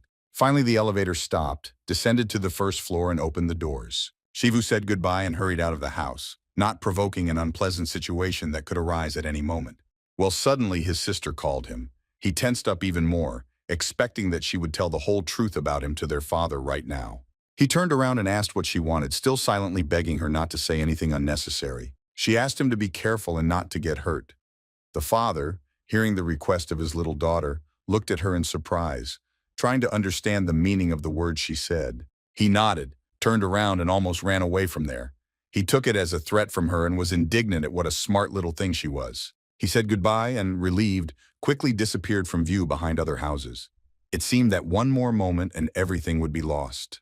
Well, he started to climb the bridge, period. He was in a hurry and almost ran. At the turn of the bridge, he skidded a little because of his haste. He sped up even faster, literally running, because he was already very late. He rushed through the streets, encouraging himself that he was as fast as lightning and cursing himself at the same time, claiming that he must not be late today. Today was a very important day for him, which he had been waiting for so long. There were already a lot of people at the school gates, slowly walking to their lessons, having plenty of time. Sung-tae said good morning and greeted the man, acting quite casually and confidently, and walked past him towards the gate. The man noticed him and called him, specifying that he needed the guy in the green hoodie. Sung-tae turned around and asked if it was really the man calling him. The man beckoned him with a gesture and a reproachful look, period. He asked the guy the same thing, told him that he could go to school like that, and asked again if he saw himself in the mirror. Late Siwu was afraid of being late because of the discipline teacher who was supposed to check everyone today.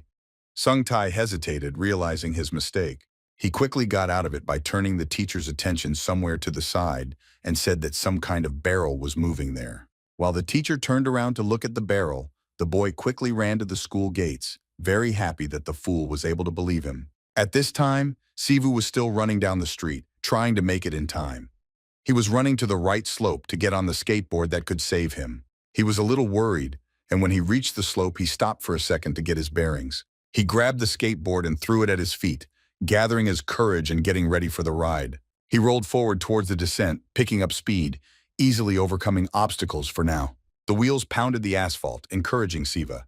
It was as if they were assuring him that in just a little while he would reach his destination. He drove off the road, jumping onto the downhill road, confidently keeping his balance, and rolled down. He picked up speed quickly, but it was fortunate in his case that he was late.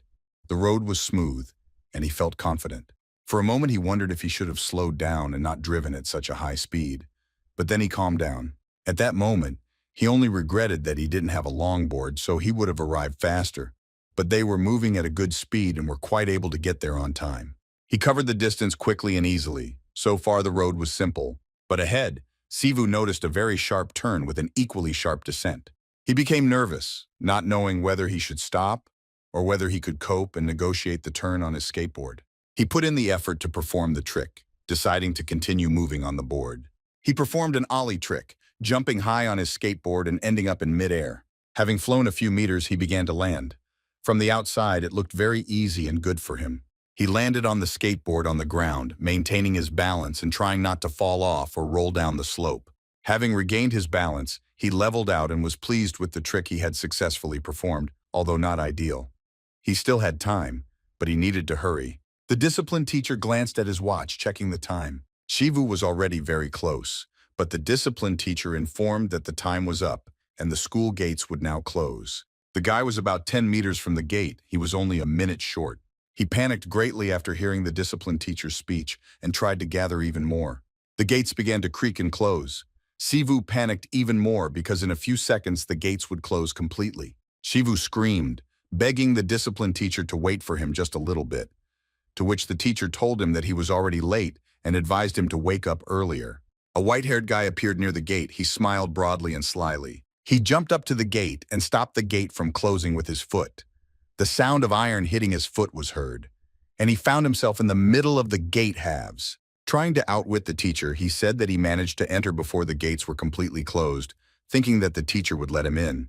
The teacher grabbed him and roared at him with displeasure, asking what he was allowing himself to do. The guy immediately realized that his trick hadn't worked. The man grabbed him by the shoulder, turning him toward the exit.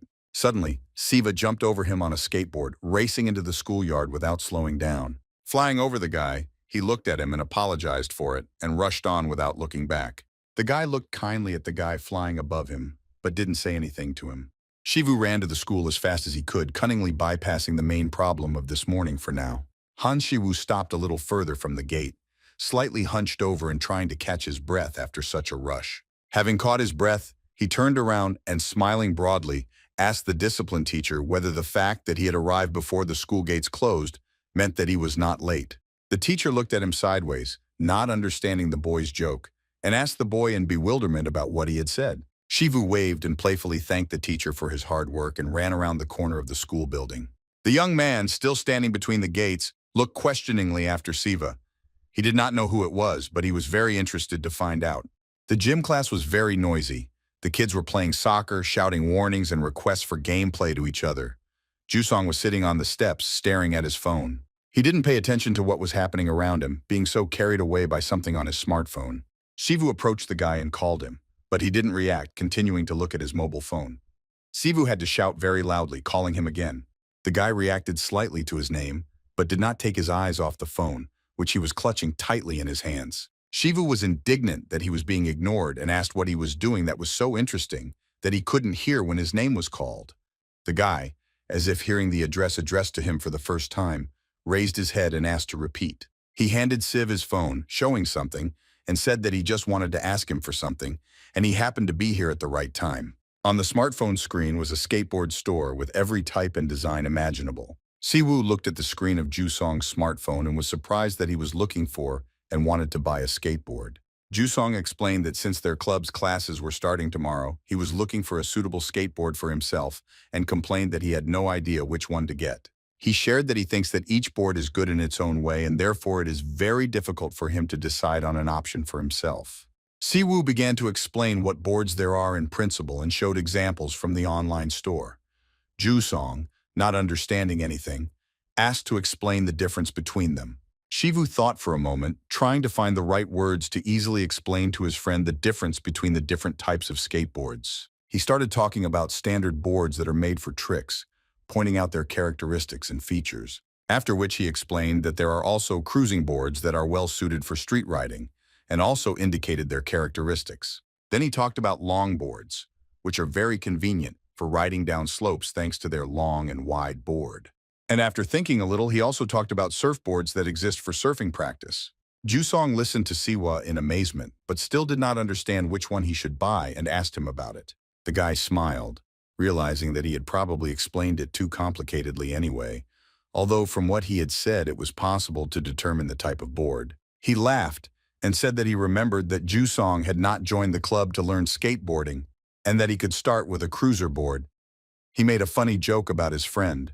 Jusong blushed and became hysterical, denying Siwoo's words and claiming that he wanted to learn how to skateboard and began asking the guy what he meant.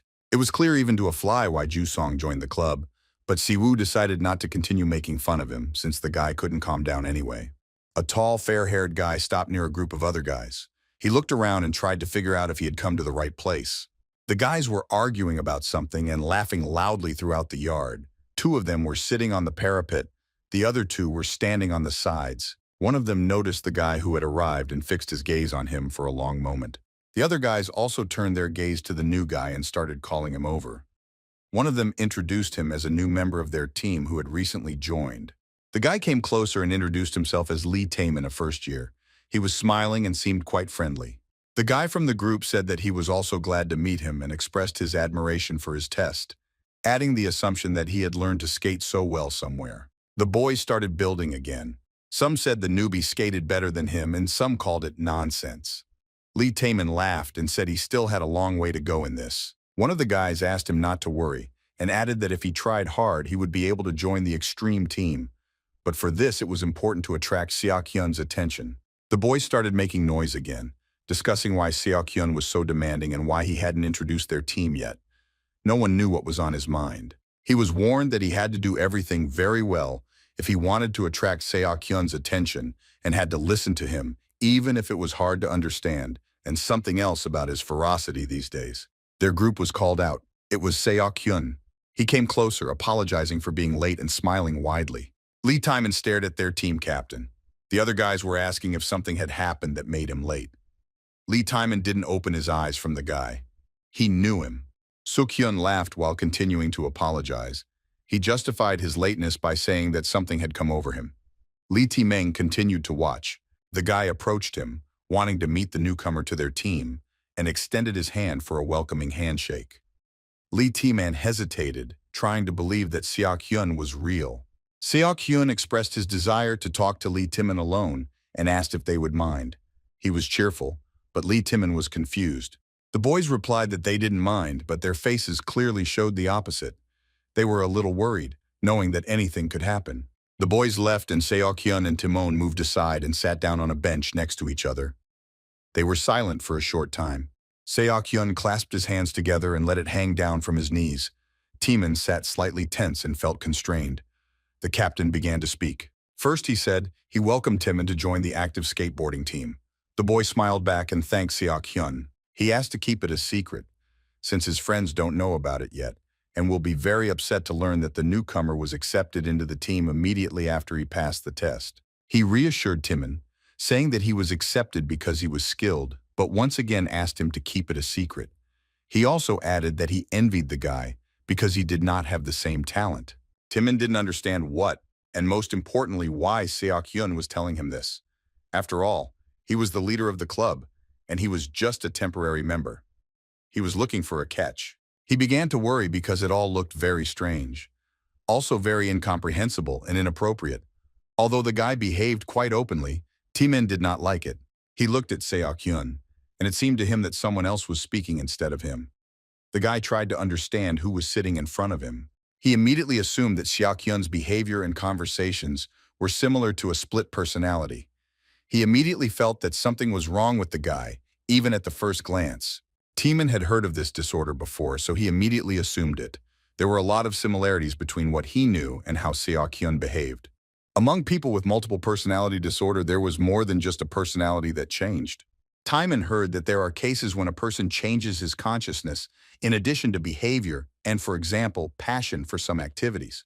What was more surprising was that their mental state also changed depending on their character. He remembered that there was one girl from Germany with such a character, about whom he had heard and was interested in this. An accident occurred and doctors concluded that she lost her sight due to damage to the occipital lobe. But as soon as her other personality woke up, everything in her changed dramatically, including her lost vision. She could see again and all her health problems disappeared. But as soon as she returned to her previous state, her vision disappeared again. It was like a light switch. With one press, the light turned on, and with another, it turned off. This confirmed the fact that the body was completely controlled by the mind. Timon glanced at Seok Hun and turned this information over in his mind. He thought that if this could be true, then Seok Hun could also change beyond recognition. Based on these facts, the other side of Seok Hun could be the personality of a professional skater. Meanwhile, everything was going on as usual at school. Lessons were going on. Students were chatting with each other in their free time about their affairs. Club members were conducting their activities. Shivu stood with his eyes wide open, looking at his interlocutor in surprise. It was unexpected for him that this would happen tomorrow at 1 o'clock in the afternoon. Sunmi was going to tell him in the group chat, but they would still meet here tomorrow. The girl asked him to tell Ju Song and Sung Tai too. After that, she said goodbye, waving her hand and hurried off to her business. Sivu watched her go, waving back. He decided that he would first tell his friend Ju Song about tomorrow, and then go to Sung Tai. He stood and thought about it in the corridor for a while. I think about Sung Tai. He decided that the next time they met, he would ask him to tell him more information. After all, he told him very little that time. The bell rang to announce a break between classes. Sivu walked up the stairs, lost in his thoughts. He liked to be alone with himself. He thought about Sung Tai, who at first glance did not attend any classes and constantly came to the roof. Siwoo was very interested in this guy's personality. He walked up to the door and reached for the handle to open it. He didn't expect anything and was calm. Opening the door, he almost collided with Seok Hyun again, who stood 10 centimeters in front of him. He was dissatisfied, as he was most of the time. Seeing the guy, Siwoo shuddered and seemed to freeze slightly, from the complete unexpectedness of meeting someone now, and especially Seok Hyun, whom he wanted to avoid. He felt awkward and irritated. He didn't understand why it wasn't the first time they had run into each other so unexpectedly. He was also very curious about what Seok Hyun was doing here at this time. They looked at each other, and for a while neither of them dared to say anything. They just studied each other, and each thought about their own. Seok Hyun seemed to be in a completely different dimension. After a long silence, he finally told Siwoo that he would speak first. Shivu didn't expect the blue-haired guy to talk to him. Rather, he expected another conflict or even a fight. Seok Hyun extended his hand to Siwoo and said that he was very pleased to meet him. He also asked Siwoo's name and asked if it was correct. He recalled Sohoo's words that the guy's condition had significantly worsened after leaving the team. This was certainly noticeable in his behavior during their meetings. Siwoo extended his hand to the boy in return for a handshake. Most likely, Seok Hyun had a completely different personality now. Seok Hyun looked very cute and friendly. He stood there and smiled slightly at Siwoo. He wasn't aggressive like last time and didn't harass him for no reason, but it was unclear whether he was real now. Seok Hyun, who was apparently about to leave, stayed behind. The two of them stood on the roof, leaning against the railing and looking down on the schoolyard and the streets beyond. They stood there silently again, but suddenly Seok Hyun apologized out loud and went silent again. It was very strange, and it was also unclear why he said it. Siwoo was very surprised to himself. At least that Seok Hyun was talking to him here, just standing on the roof like he was his friend. The guy said that he has a secret that people around him don't know about. But he has to apologize, so he will tell. And he said that there is a second personality living inside him. He said that this person is very hot-tempered and easily becomes aggressive. She especially hates things related to that incident. He said that as a child he was bullied a lot, period. He felt very lonely and did not feel support from others. So after that he tried to keep everything a secret from his friends, and especially from strangers. But now the members of the extreme team and some others knew about his condition. Siwoo listened to Seok Hyun and found similarities with him. Their pasts were similar, as Siwoo was also bullied and made fun of as a child.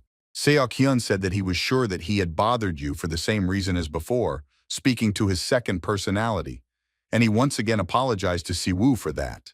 Siwoo replied that everything was fine and that Seok Hyun shouldn't take it too seriously, trying to smooth things over. Seok Hyun objected, and then he said that he heard that Siwoo had joined the extreme team. Siwoo shuddered, afraid of what Seok Hyun might say to him next. The guy replied that since they were in a similar situation, he couldn't do him a favor. He still didn't look aggressive, but the smile had disappeared from his face. Seok Hun said that Siwoo should leave the extreme team. He looked at Siwoo piercingly, and it was clear that he was quite serious about it. He added that the temporary leader of the extreme team is not as good as everyone thinks. He was talking about Suho. Siwoo did not know how to react. The guy explained that Suho was one of those who used his disabled friends like him and Siwoo. He assured that he was telling the truth and convinced him to leave the team. Siwoo didn't fully understand what Seok Hun was talking about. How the temporary captain could use him and for what purpose was also unclear. Siwoo recalled Suho's words when he spoke about Seok Hun and explained his departure as a result of a misunderstanding that had occurred at some point. But he did not say the misunderstanding itself. Siwoo asked Seok Hun to hold on because what he was talking about could be, but he didn't have time to finish speaking because a voice was heard from behind them. The voice heard from behind expressed its surprise at what it saw and said that it did not believe it. The voice was very familiar. Sung-tae walked up and stood between them, putting his hands on their shoulders. He was surprised that the two of them could just chat with each other like friends, and even elementary school students wouldn't write a story like this. Seok Hun smiled, justifying Sung-tae's appearance as a given since he always left the classroom and stayed on the roof. Sung-tae greeted Seok Hun quite friendly and asked why he'd been showing up so rarely lately, as they hadn't seen each other for a long time. Siwoo waved his hand strongly, asking Sung-tae not to say too much. Seok Hun said that there was a reason, and it was difficult now. Tae replied that if he became aggressive, he would be like a thorn, and it was better to be careful. Siwoo was almost stunned by this unexpected turn of events. He did not hold back and met with questions about their close relationship. The boys looked at Siwa in great surprise. Siwa looked at them in shock. They were silent for a moment. Sung-tae was surprised that he didn't know about it, saying that they went to middle school together, and he knows his secret and finds it interesting. Seok Hyun said that he was the first one to address him like that. Seok Hyun jokingly called Sung-tae crazy and told him about the shelter he had made on the roof. Siwoo was even more shocked. Sung-tae was indignant that he would tell about his hideout. On the roof stood a small tent, green in color, in the style of his suit. Siwoo was surprised that he had not noticed something like this before, right next to the door to the roof, and was surprised that no one had caught him and no one had checked this place. Sung-tae asked to keep it a secret because if he was caught, he would probably kick the bucket. It was a very strange joke. Then he asked what the boys had been talking about before he came. Siwoo had already forgotten about everything, switching to this shelter on the roof and their seemingly friendly relationship. Siwoo said that he was looking for them so that they could tell him what happened to the temporary leader, since he said that it was a misunderstanding. Seok Hun shuddered at the words about a misunderstanding. He asked the guy again but did not wait for an answer. His face changed dramatically. Sung-tae immediately understood what was about to happen. Siwoo should not have told him about it, but no one had time to warn him. Seok Hun bent over and something seemed to be breaking out of him. He became aggressive at the moment, but he was still struggling with it. He began to hiss aggressively and say that the conversation was not over yet. Sung-tae called Siwa and asked him to go to class as quickly as possible. He himself apparently did not intend to. He decided to stay with his friend. Siwoo hesitated, asking again if he really needed to leave at that moment. He stood in shock, but curiosity was stronger. Sung-tae held Seok Hun by the shoulders and shouted for him to stop hesitating and get off the roof. Seok Hun hissed with anger and indignation. Sung-tae tried to calm him down, but he asked him to shut up. He screamed for him to get out of his way and not interfere with him.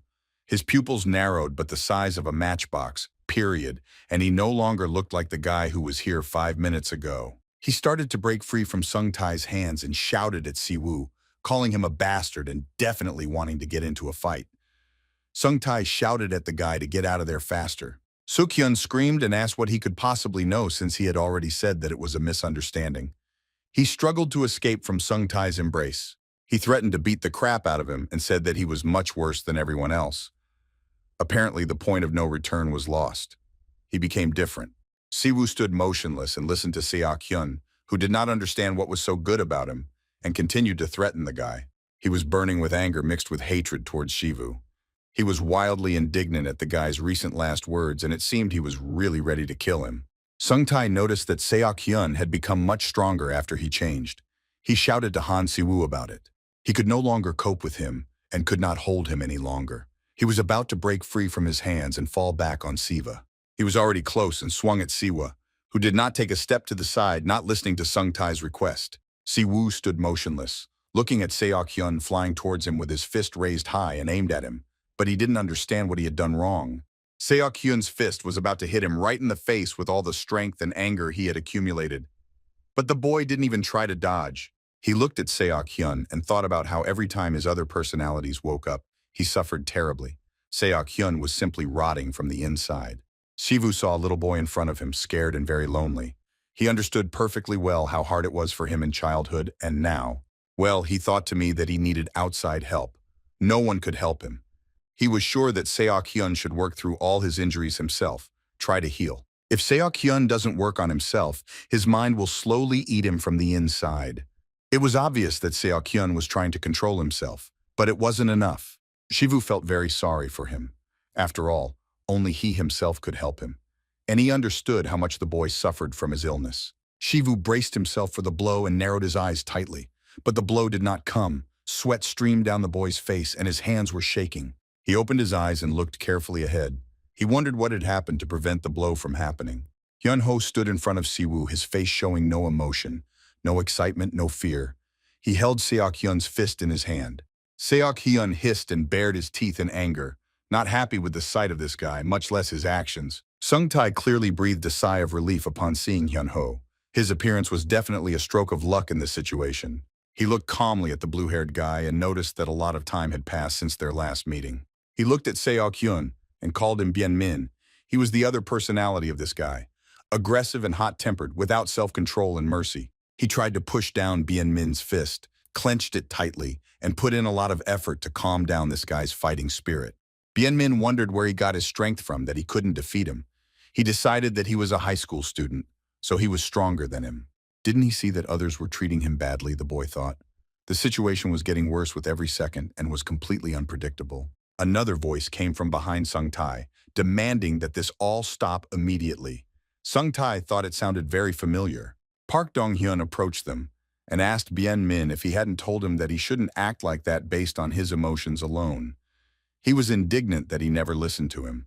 Dong-hyun was one of the few who could control Bien Min. Sung-tae breathed a sigh of relief and was very glad that this guy had appeared so timely. Hyun-ho turned around and looked at Siwa, but without saying anything to him. His face seemed just as indifferent. He remembered their conversation. Suho, who mentioned Siwa. He had called him recently and asked to meet. He said that Bien Min has become more visible lately, and he thinks it's because of Siwa. He asked Hyun-ho to follow Siwa. That's why Hyun-ho appeared on the rooftop so suddenly, but quite on time. Now the guy understood how it was and was glad that he had nevertheless climbed up here beyond Siwa and was able to help him and see everything with his own eyes.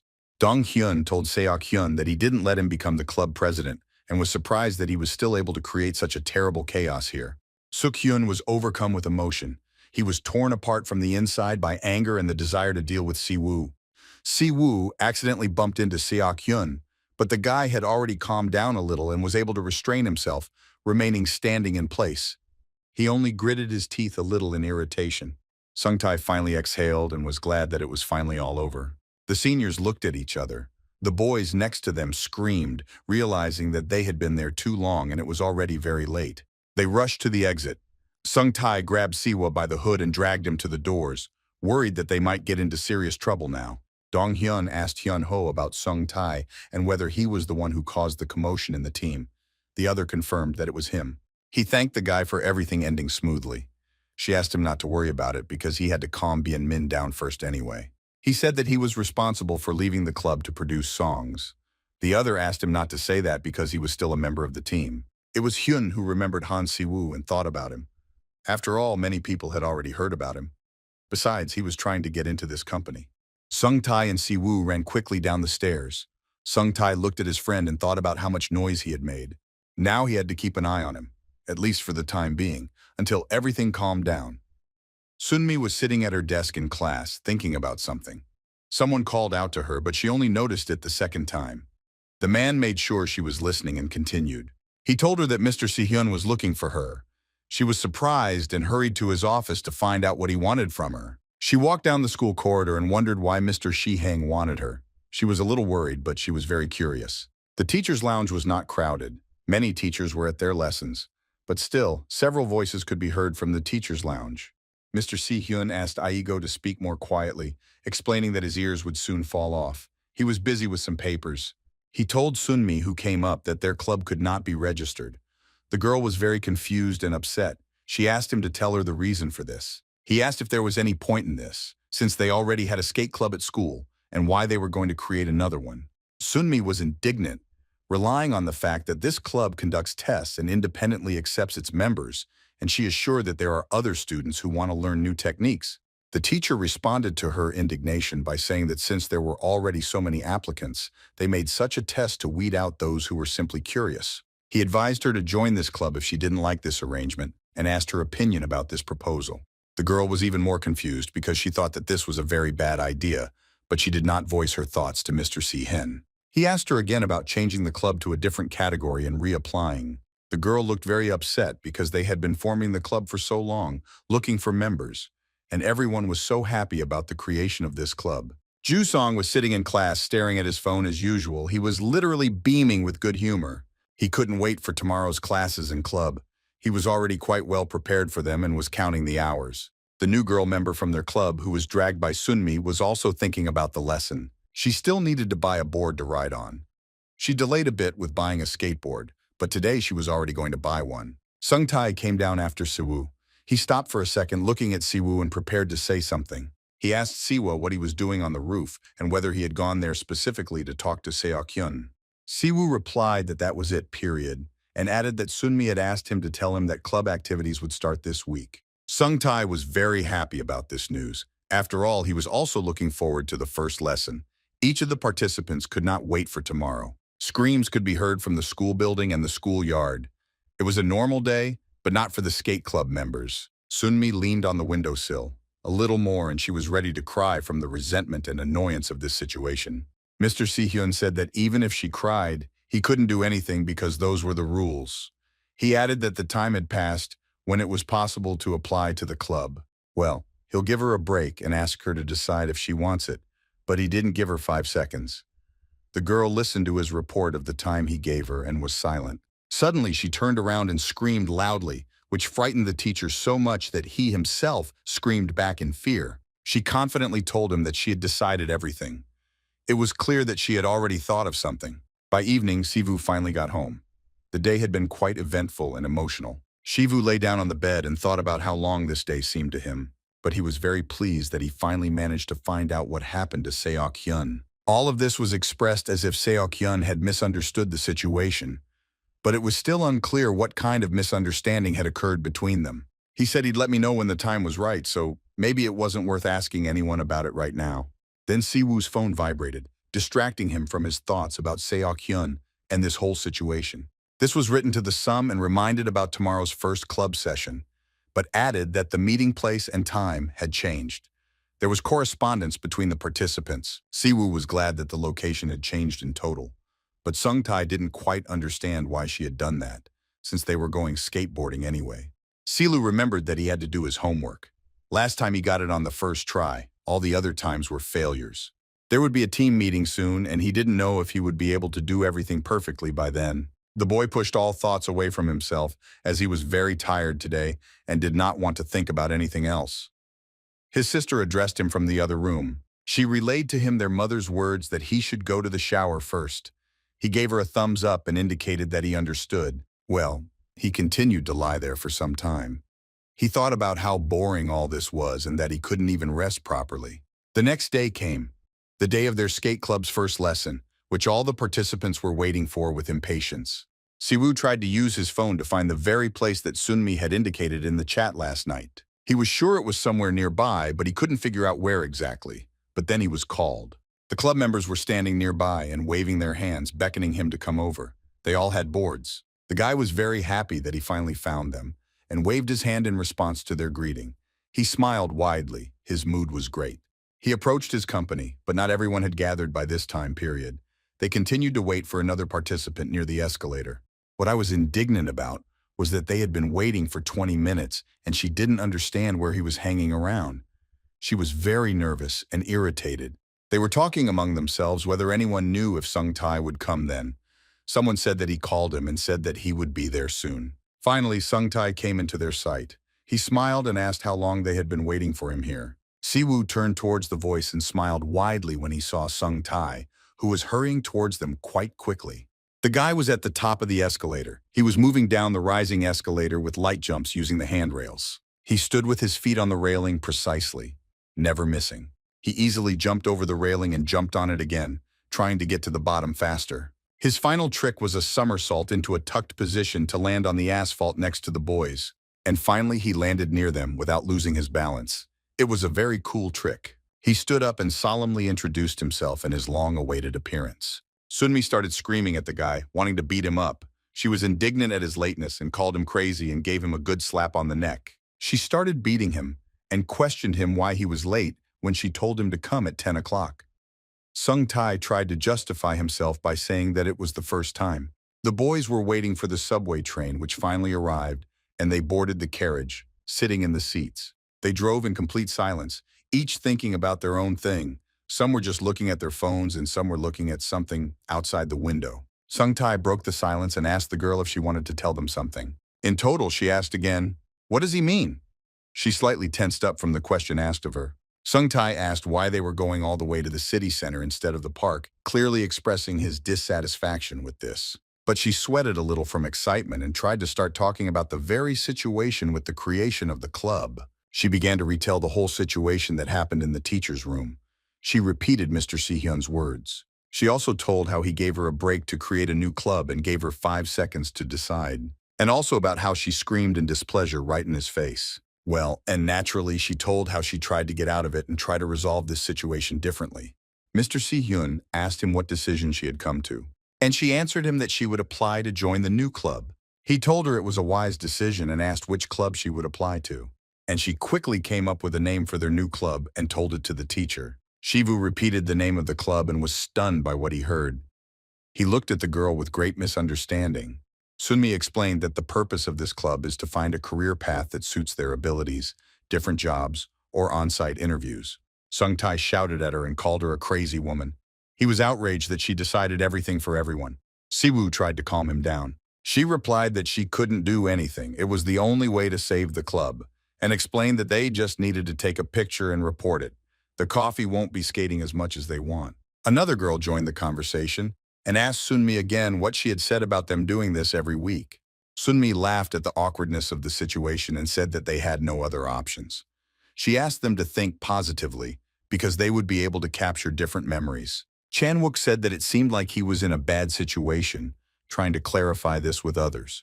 Ju-song asked the girl where they were heading now. She noted that it was an excellent question and replied that the place they were now heading to was her workplace. They came to the very center of the city. It was a studio and it seemed like the most suitable option. The girl approached the reception desk, immediately starting to get upset at the guy sitting behind her. Her name was Min Ye-hee. She was a shopping mall manager and a fitness model. Shin Seung-won was the CEO of a photo studio and a shopping mall. The girl was indignant, addressing him specifically. Tears almost came to his eyes. She continued to complain that he didn't know when the guests were coming, but he still watched the drama as soon as he got to work. He promised that you would end soon, but he couldn't concentrate any other way. The girl added that in the end he knew that the sum would have to be his friends today. The guy didn't see anything wrong with it, since Sunmi didn't have any scheduled filming today.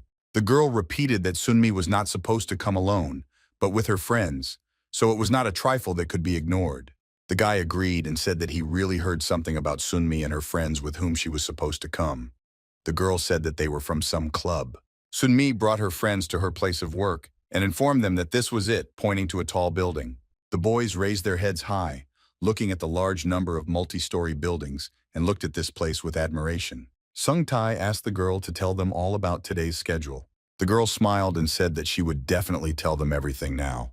She said that they were going to the studio now and taking pictures for authentication. Then they come back, skate until evening, and then continue their journey. That was the schedule for today. Sung-tae was surprised by the girl's words.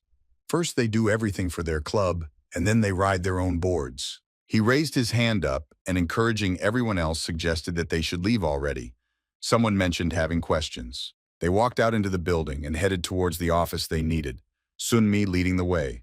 Jae-hee and Seung-won heard footsteps approaching and were overjoyed to see their guests. Sunmi cheerfully waved her hand to the girl and announced that she had brought her friends with her. The guys greeted her back. Siwoo saw where they had come. It was a photo studio and he was very surprised out loud. The girl said that earlier it was a regular photo studio, but they expanded everything and a shopping center appeared here.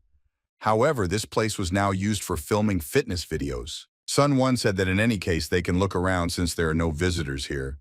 Well, they have nothing to do anyway and they can give a tour. The girl told him that there was no point in telling anyone about this, period. They took the guys around the locations of their studio, showing everything in it. Somewhere a bedroom was decorated, and in another, together with a beautiful wall, there was a huge, luxurious sofa. Somewhere there was just a white photo zone with light directed at it from all sides. The guys admired such a wonderful place, and most of all Sunmi herself, their friend, who was amazing in everything. Sunmi smiled sweetly. Turning to Seungwon, she asked him for a favor. The next moment, Seungwon sat in a chair opposite Sunmi, looking confused and worried, as if he was being tortured judging by his appearance. The guy just sat there silently, not understanding anything. Sunmi was talking to the photographer and her guys. At one point, she stopped everything and said that she would go and write an interview later, so all the work was done for today. Quickly getting ready, she announced that they were leaving. Seungwon didn't have time to understand anything, what he was doing on this chair, and what Sunmi had just been doing. He tried to understand for a very long time. After the shoot, the guys went to McDonald's. They made their orders and discussed work in the studio. Sung Tae asked the girl if they had already completed all of their priority plans. She replied that he was right, and now they could go to the park and go skateboarding. Sivu clarified that if they had already done everything, what would they do next? He wasn't the only one interested in this question. The girl thought as she bit into her burger. She said she would think about everything else later, when she had time. Chanwook asked Sunmi about the statue she promised to give him without stopping eating. The girl said that she didn't have it now and she would give it to him later. Having made sure that everyone had finished eating, she suggested that they finally go for a ride. Finally, they came to the right place where they could ride their skateboards. Sunmi asked for attention and informed everyone that now they could skate as much as they wanted. She started to divide the participants practically into pairs. Since Yumi only rides a longboard, Jusong thought that he could ride with her and considered himself very cunning for such a plan. But Sunmi said that she would let Siwoo teach the beginner Jusong how to ride a cruiser board.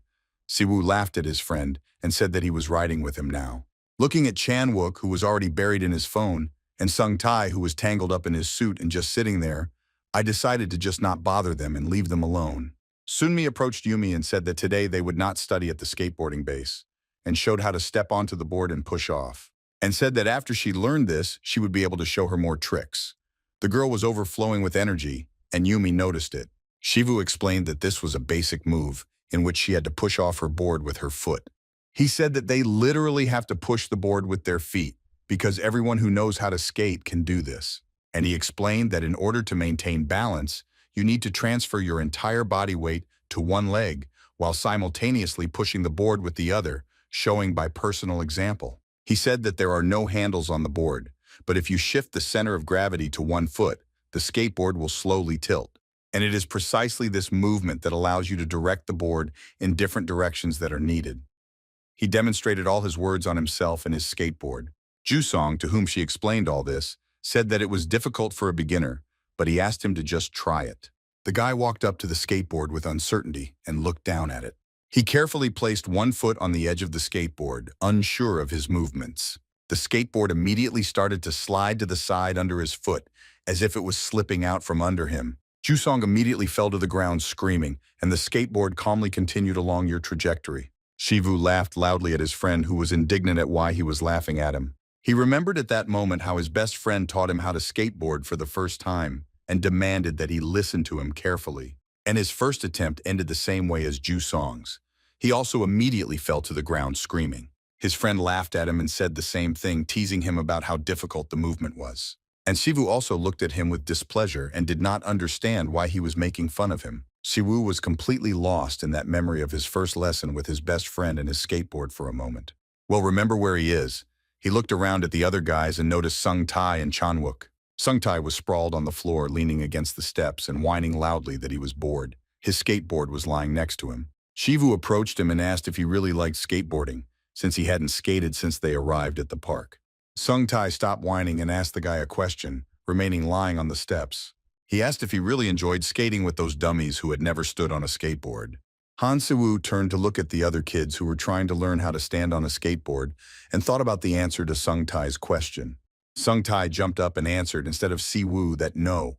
People say that you can just ride. Everyone should ride, period. But all this sounded like some kind of order. Siwa was surprised. Sung-Tai was silent for a while. His face was not visible, so it was difficult to guess what he was thinking and what mood he was in. He began to unzip his hood to free and show his face and turned to Siwa. He asked if he could tell when he would finally have fun and smiled slyly at him. Sung-Tai took Siwa somewhere to skateboard together. The guy looked around the area. Looking where Sung-Tai had led him, he replied that it was not a place for skating. Sung-Tai looked at him in surprise. He replied that it was more comfortable here than in the park built on mold. He could already skate in the park with his eyes closed. Siwa smiled and said that it was right and expressed that he really liked the way he skated. Sung-Tai smiled when he heard such pleasant words from Siwa and said that he decided to show him his performance. Yumi stood on a skateboard which was slightly swaying to the side, and she tried with all her might not to fall off it. She was already getting a little bit of success and was happy with her result. She said that she would probably be able to get used to this new feeling now. She playfully shouted to Sunmi, who was also successful, to which the girl replied that she quickly learned her amazing lessons for beginners and showed thumbs up on both hands. Jusong waved lovingly at Yumi and agreed with Sunmi's words about how great she was and how great she was doing. Sunmi also encouraged Jusong and told him that he was amazing too, smiling widely and laughing. Suddenly she noticed the absence of the force and asked where he had gone. Jusong turned their heads from side to side and asked if it was too late to say that he had gone to the restroom, noting that Sung-Tai had also disappeared. Sunmi was furious that these two were not Jusong. She was indignant in her heart and jokingly wondered if this perverted old man was trying to get into Siwa with dirty intentions.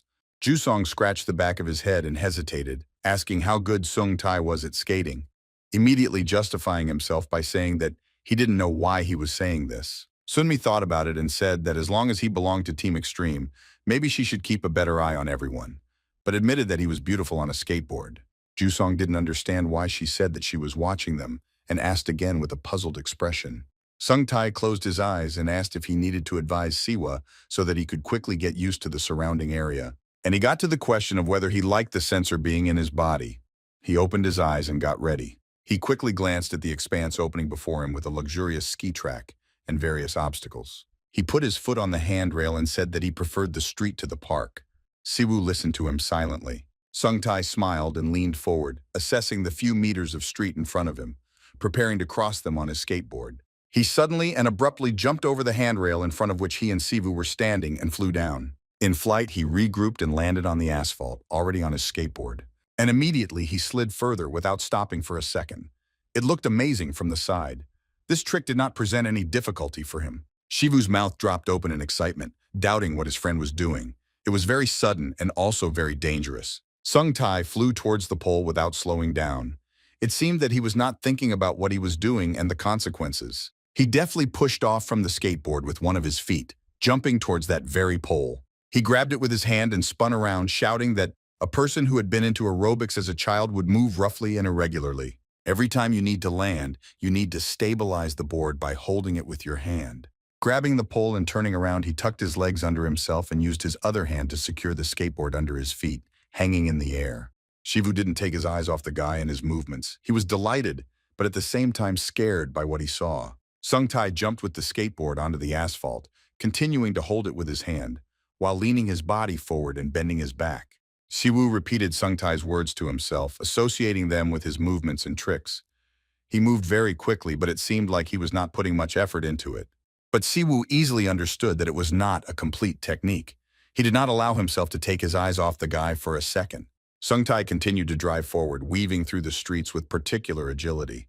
His hands were folded in his jacket pockets. He looked completely relaxed. He turned his head towards Siwa and asked him if he was going to continue looking for pitfalls and flaws in this place. Siwa stood in shock and could not answer Sung-Tai due to the excess of different emotions. He tried to pull himself together and get ready to follow his friend, but he was very worried and doubted it. But curiosity, as always, got the better of him, and he began to roll up his pants, revealing his prosthesis. After standing for a little while longer, Siwa exhaled, deciding in the last seconds, and prepared himself for such a descent. He stood on the handrails with his feet in a half squat and looked down. It was not high enough to step, but jumping off a skateboard without preparation was dangerous. He lowered one leg over the railing, placing it carefully on its toe. Shivu pushed off and jumped down, holding the skateboard tightly in his hand. He threw all worries aside and rushed to master and try something new for him. In flight, he did everything necessary and successfully landed on the skateboard on the asphalt. Sung Tai, who was already climbing higher, said that the entrance was blocked, so he should go from behind to the other side. Shivu followed his friend, who was not far behind him in terms of distance. Sung Tai performed a kickflip to clear a high fence that stood in his way. Having landed easily, he continued to drive forward, entering some kind of tunnel between buildings. Siwa, using the same trick, overcame the fence with ease and rolled after Sung Tai. He was calmly driving forward when suddenly he saw something in front of him that he never expected. He was shocked, and Sung Tai wondered if he was right in seeing that there was a side structure in front of them. Sung Tai explained that it's more fun this way. He said that he is a person who does not ride a board following a route on a map, but likes to take all the initiative. He asked to trust him and just follow him without fear. He looked very confident and knew how to convince. Shivu looked after the guy and was not at all surprised by his words. After all, it was clear from his manner what he was like in this matter. He followed him, not picking up speed too much, so that he could control everything. Ahead of him, Sung Tai drove into the construction site and did an ollie. He moved very well. Siwa saw him and was very worried because Sung Tai was moving towards the alley, and this was a very narrow place. He watched Sung Tai's movements and repeated to himself that he first had to jump and push to overcome some obstacle, preparing himself for everything. The guy landed successfully with a shout after another trick he showed for Siwa. He smiled encouragingly and waited for Siwa to repeat the trick after him. He looked at the guy and wanted him to fully demonstrate all his skills and show what he was capable of. Siwa approached the handrails behind which rose the foundation of a new building under construction. He was extremely focused on the approaching obstacle and mentally prepared for it. He looked straight ahead, forcing all his reflexes to awaken. He jumped, and the skateboard flew forward along a trajectory, the goose spinning with its wheels. Sung Tai tensed up at this moment, worried that Siwa might not cope, even though he believed in him. He flew forward, and the skateboard spun slightly and continued to fly under his feet. The guy's face expressed an incomprehensible emotion, from which it was impossible to understand whether everything was going as it should. Siv managed to put one foot on the skateboard, which continued to roll forward, carrying the boy along with it. The wheels jingled cheerfully on the asphalt. But Shivu failed to keep his balance, and so the trick failed. He began to fall backwards, slightly screaming from such a surprise. The legs intertwined, jumping off the skateboard. An inexperienced skateboarder in such a situation would definitely fall to the ground, unable to cope, finding the right move. But Siwa was different. He stayed on his feet and didn't fall. He jumped to the ground, spreading his legs and arms to keep his balance, and the skateboard flipped over, sliding out from under him completely. Shivu let out a sigh of relief and cried out emotionally, noting that it was very dangerous. He stood over his skateboard and caught his breath. Sung Tai looked at him, thinking that his surprise was pretty bad, but he was amazed that the guy was still able to stay on his feet. It was kind of crazy, but it was true. A voice called out to the two of them from behind Sivu. The boy tensed and froze, looking at his friend. They were caught. The builder started yelling at the boys. He asked if they could take responsibility if they got hurt during their games or if the building collapsed, and he asked them what school they were from. Siwa tensed up even more and looked at Sung Tai, waiting for his reaction and plan of action. Siwa certainly didn't need any trouble, especially not at this moment. He turned to his friend and asked what they were going to do now and get out of this situation. Turning around, he noticed that Sung Tai was not behind him. It was as if he had evaporated in that half-minute. Taking a quick look around, he noticed him already climbing the metal fence that surrounded the construction site. Sung Tai, climbing the fence, turned over his shoulder to Siwa, feeling his gaze on him. It seemed to him that Siwa would silently follow him without explanation. But Siwa stood rooted to the spot. Sung Tai broke into a half-smile and asked Siwa what he was doing and advised him to run. The builder saw Sung Tai running away and started screaming. Siwa also screamed from the overwhelming excitement and irritation. Meanwhile, Sunmi was talking to the other guys in the park. The first training session had come to an end, and the participants were sharing their impressions. Sunmi was happy that they had worked so hard and suggested that they learn another trick tomorrow so that they could finally be part of the team. There were cheers in the background. Siwa and Sung Tai burst onto the court. They fell to the ground and tried to catch their breath after running. Sung Tai laughed, because if they had stayed another minute, it could have turned into something terrible. Sunmi started to scold and asked where they were hanging out. Sung-tae smiled innocently and said that he got bored and so he went somewhere else. Sunmi expressed her hurt feelings about this, as it was difficult for her to teach newcomers on her own. She informed them that they were going to take a group photo and wrap things up, and asked the boys to stand up. They put the phone on a tripod and set the timer. All the club members stood close to each other and started posing. The timer counted down the seconds and captured a wonderful photo of the happy guys, as proof of the training that had taken place for the record. The training was over. The boys got ready and were going home. Siwa was walking contentedly and looking straight ahead. Sung-tae was walking next to him and looking at him thoughtfully. He replayed the situation that happened on the school roof before his eyes, and he thought about Siwoo's skills and the guy in general. He recalled how Hyun-ho had protected Siwoo from Seok Hun's blow. But Siwoo had been quite brave in that situation and had not run away. He recalled Sunmi's threats if Sung-tae tried to hurt their team members. She had spoken about it with great confidence and courage. She had protected her friends. And looking at Siwa, Sung-tae thought that the extreme team could be very suitable for him. He would cope with all the difficulties even within the team. He trudged dryly down the empty street. He kept his hands in his pockets, his head slightly down, and was in no hurry at all. He reached the house and went inside and continued to walk slowly down the hallway. He looked very calm and relaxed. Passing by the mailboxes, Suho looked just in case to see if there was a letter for him. He was very surprised when there actually was a letter in his mailbox. He came up and took the letter in his hands to examine it and then read it. Even before he started reading, the guy was already quite surprised. Running his eyes over the rows of text, Suho tensed, realizing from what he read that they had already been here. It rained all day. Thick clouds covered the entire sky, not allowing the sun to warm the earth even a little that day. The weather was very damp and nasty. Shivu stood by the window, watching the raindrops falling and listening to its noise. Large drops drummed on the glass and roofs, creating their own music. It was a day off, but the weather was not one of those who liked to adapt to other people's plans. Sivu was slightly upset and excited about the weather, because he also had plans for today. The team was meeting today as usual, so he had to go to the meeting, despite the weather. He took an umbrella and went outside. The drops rustled on the umbrella and merged into streams flowed from the edges of the umbrella.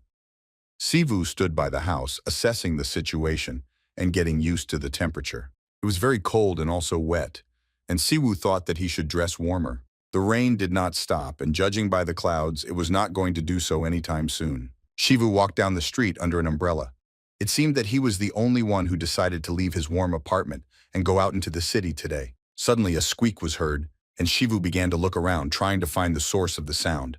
The sound came again. It was a plaintive meowing coming from the cardboard boxes in the makeshift trash heap. Shivu approached the boxes and looked into one of them. He completely covered everything in front of him with an umbrella, protecting the animal from the rain. There was a small kitten sitting in the box. It was black with light blue eyes, and on its face it had a big, deep scratch, more like a cut. Shivu felt very sorry for the baby, and he could not imagine what the kitten could have gone through, that his face became like this. His heart sank with sadness. The kitten straightened up and stretched its muzzle towards the boy. It continued to meow, as if begging to be saved from the dampness and loneliness. Shivu looked at the kitten and talked to him. He was very sorry that he could not take the baby to himself because his parents did not like animals. He apologized to the kitten for this. He hoped that the cat would be able to find a good owner and would be happy with him. The cat pricked up his ears as if he understood what was being said to him. Shivu reluctantly closed the box. The kitten looked into the crack between the walls of the box and its lid, realizing that he had been abandoned again. Shivu did not return. The cat sat in silence as if hoping that the boy would come any minute.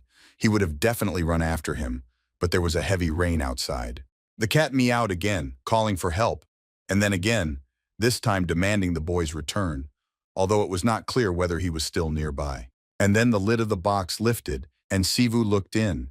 He screamed a little about not knowing what to do, cursing a little either at the cat or at the situation itself. Everything in the room was as usual.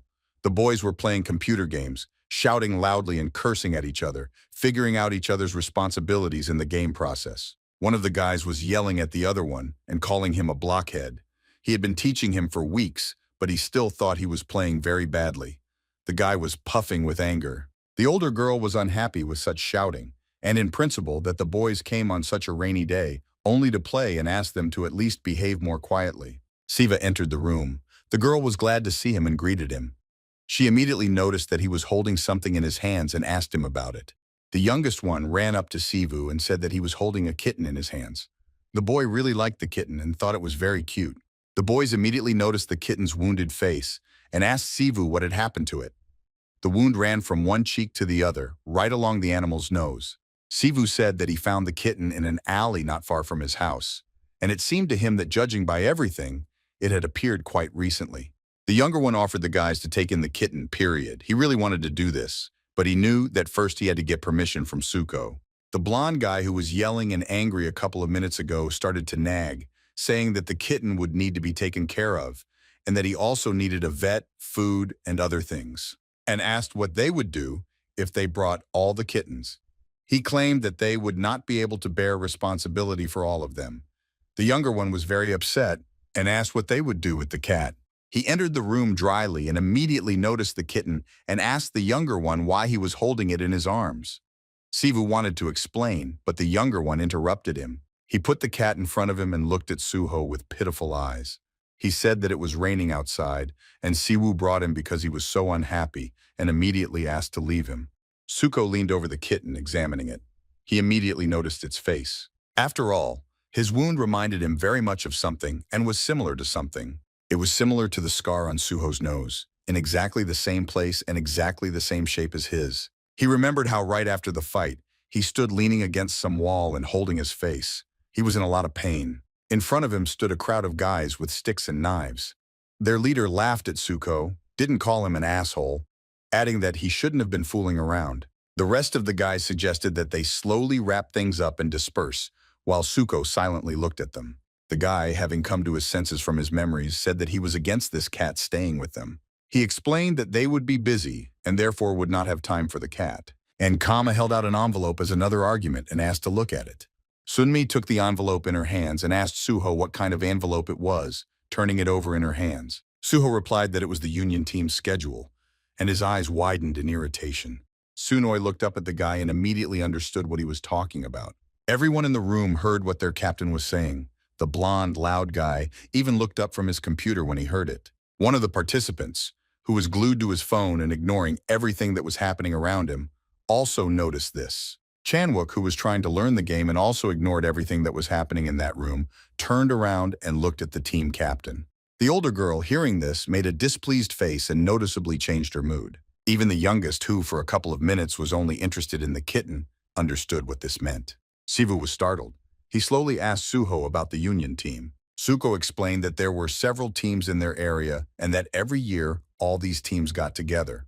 The purpose of this meeting was to select participants for their team. They chose people regardless of age and gender. They chose the best for themselves. Sung Tai was in an exciting team since Siwoo school.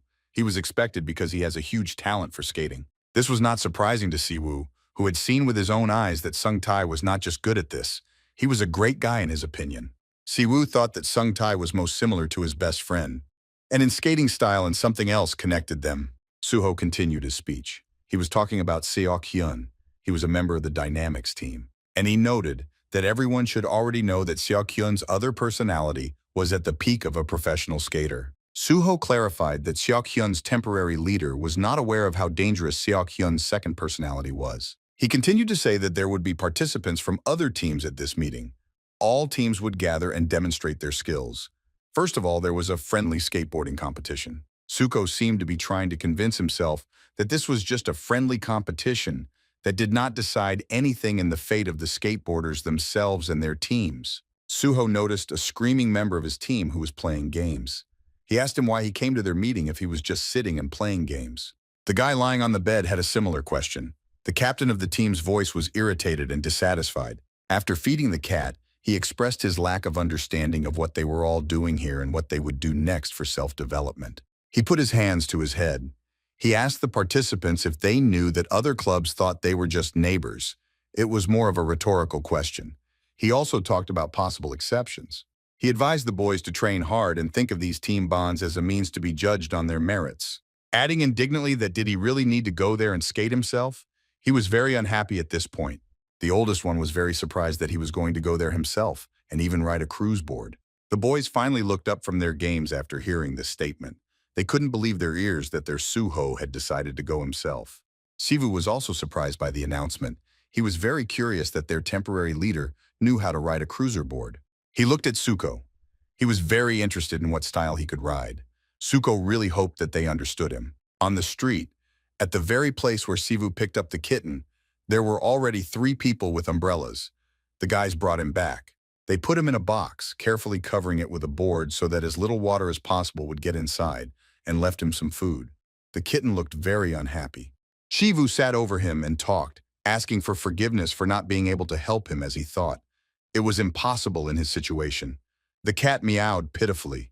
Siwa's parents had a strong hatred of pets and would have been severely punished if he had brought one home. Sunmi couldn't take the kitten because they already had a dog at home. Even if she was allowed to keep it, it would be hard for them to become friends with the dog. Shivu said he would bring him food and water and hoped he would be okay. They hadn't fed him well, so they should have at least brought him some milk. He hoped that the kitten would be taken by good people and would find a loving owner, or perhaps his mother cat would return to him. Shivu began to move away from the box, saying goodbye to the baby with a look, until he disappeared around the corner. It was still raining heavily and the kitten had to stay in its box. It was still cold and nasty outside. The kitten peered into the dark sky, expecting the guy to come back for him any minute now. But he did not return. All that was heard around was the sound of rain and loneliness. There was not a single person around who could help the kitten take him in. All the guys went home very upset about this situation. On another street, a guy was walking under an umbrella. The rain was still pouring, but the guy didn't care much. He walked home, deeply immersed in his thoughts, and the rain was the last thing that could worry him at that moment. It was the same blonde member of Team Extreme. He was angry at Suho, who never had the slightest hope for him. He always felt like an odd man out among the rest of the team, something talented about him. After the previous member left, he thought he could at least attract some attention to himself. But then Sivu appeared, which attracted all the attention to the village, and he again found himself in the shadows. He walked talking from anger. He could no longer tolerate such an attitude towards himself. It was not hard for this to continue. He thought that he had to take the opportunity to prove himself and gain the trust of all the participants, and they just had to wait. He promised that it would be hot in NewTube. Suddenly his phone vibrated, drawing all the attention to itself. The guy took out his phone and looked at the message. An acquaintance wrote to him and said that he thought that a meeting of graduates would take place in the future. Sungo was confused by the message he received. He didn't understand what kind of game these people were playing, and he didn't understand where this could lead. All of this really irritated him, especially when combined with the fact that he was underestimated by his team. Reading the message, he realized that the union of the teams was just around the corner. Elsewhere, CJ, a departed team member, inquired about the upcoming training camp, joking that it was just about time for him. Choi Woo-shik smiled and jokingly noted that after all, the best way to ride a board is when you ride it smoothly. Kang Naman, looking very upset, asked if the boys would really do it this year. He was definitely not happy about the news. The guys really wanted some fun and were basically very happy with the news about the team's gathering. Sung Tae also received a notification about the team alliance. This message made him immediately think about Siwoo's participation. He was also happy about this news.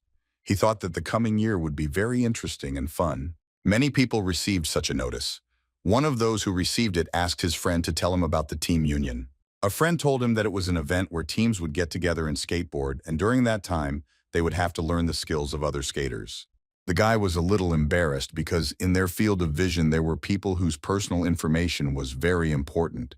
It was about Seok Hun. They didn't know that they had to look after him, especially in such conditions. This was the first alliance between the teams since Seok Hun joined the team. He told his friend about the things he was going to do in the near future, and the rain still didn't stop. In the same place, in the boxes, there was an abandoned kitten. He was tired, waiting for his savior, who still did not appear. But suddenly, some other rustling sounds were added to the sounds of rain. The kitten woke up and opened his eyes to look at what had woken him up. Street cats began to come to his box. Without waiting for an invitation, they rushed into his only shelter. The atmosphere was unfriendly, and the kitten immediately backed into the corner, meowing warningly at the unexpected guests. The cats were very aggressive and growled at him in response, watching him closely.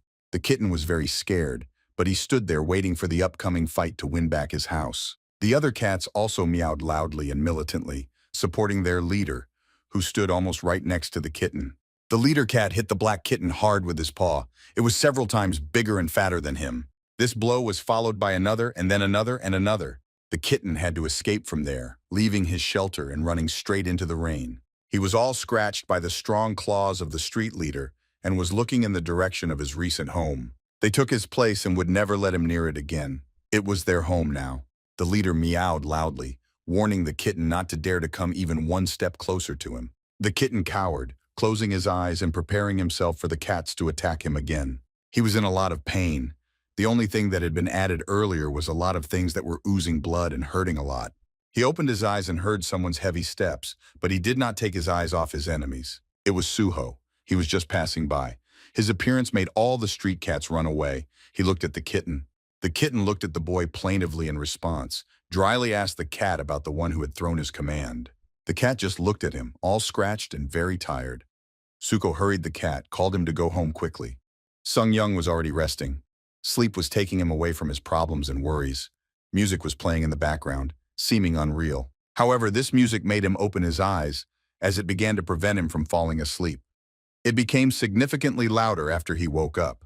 The phone was ringing, and he felt a little angry that someone had the decency to call him at such an hour. He picked it up. He listened to the muttering on the other end of the line, closing his eyes again and trying to relax. What they told him made Sung Tai jump up. He asked his interlocutor to repeat what he had said, simply not believing his ears. It was driving him crazy. Sung Tai immediately rushed to the hospital to visit the man who had called him and shocked him with the news. He walked along the corridor in search of the right room. After walking some distance, he finally found the right one and looked into it. From around the corner of the hospital bed, he could see only a leg in a cast. Its owner was hidden behind the wall and was not visible. Sung Tai entered the room and cleared his throat to announce his presence. He apologized for the intrusion and walked further into the room. Kang Min Seok lay there with a dissatisfied face and did not show much joy at Sung Tai's visit. He simply hummed in response and looked away. Sung Tai grabbed his head when he saw his friend. He laughed nervously at what he saw and was puzzled by this. Min Seok had not only a broken leg but also an arm. Sung Tai immediately began to scold him because he warned him and asked him to be slower. He was furious because Min Seok also got hurt. His friend only moaned in response, not wanting to admit that he was right. Sung Tai continued to nag at him, reminding him that he had asked him not to move until the other one healed. Mogsok only said that he couldn't sit still, that his body was even touched. This made Sung Tai even more angry. For him, the itchy body was not an argument at all, and he considered him a fool. He asked him to look at his arm and leg and asked if it was worth it. The leg lay motionless in a plaster cast on the bed. Sung Tai called it karma and said he knew nothing more. He was amazed at his friend's stupidity. Min Seok was lying there just as angry. Sung Tai asked him to sit quietly in this room when the union team came, adding that he shouldn't hurt himself by sliding off the bed. Sung Tai asked Min Seok to rest more and was about to leave. Min Seok sat up on the bed and sat there for a moment silently looking at Sung Tai. He wanted to go to this meeting too, especially because of the union team. The lessons had already ended, and the students were discussing plans for their free time. Someone was going to go to a cafe, someone asked to copy homework. It was very noisy. Sivu walked alone among the crowd. He was thinking about his worries when suddenly someone called him. He turned around at the voice. He seemed somehow upset and depressed. Jusong waved to him, showing him where he was and inviting him to come with him. The two of them walked down the street and talked. Sivu told him the latest news he knew. Jusong was very surprised when Siwoo said that the hobby club was canceled this week. Siwoo showed Sunmi's phone with messages saying that classes were canceled because Team Union was coming. Jusong thought Siwoo was joking with him. Siwoo showed Sunmi's message where she talked about her strict schedule and asked them to practice what they learned last week.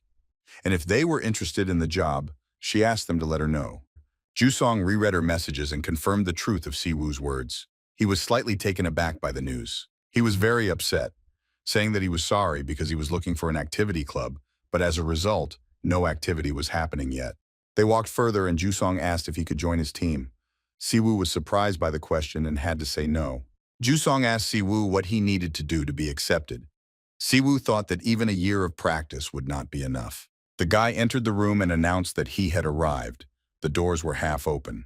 Chanwook stood at the threshold with the bags and held them in front of him. He said that he brought what was asked of him. Suko turned to him and was slightly glad that the guy was able to find and bring what he needed at his request. There was something jingling slightly in the bag Chanwook was holding. He handed it to Suho. While it was necessary to the occasion, Chanwook decided to ask Suho if it was true that he wanted to ride. For the guy, this was something surprising. Suko sat down on the floor near the bed and sprawled out, began to speak. He mumbled a little, trying to find the words. And he said that he had been skating for a very long time.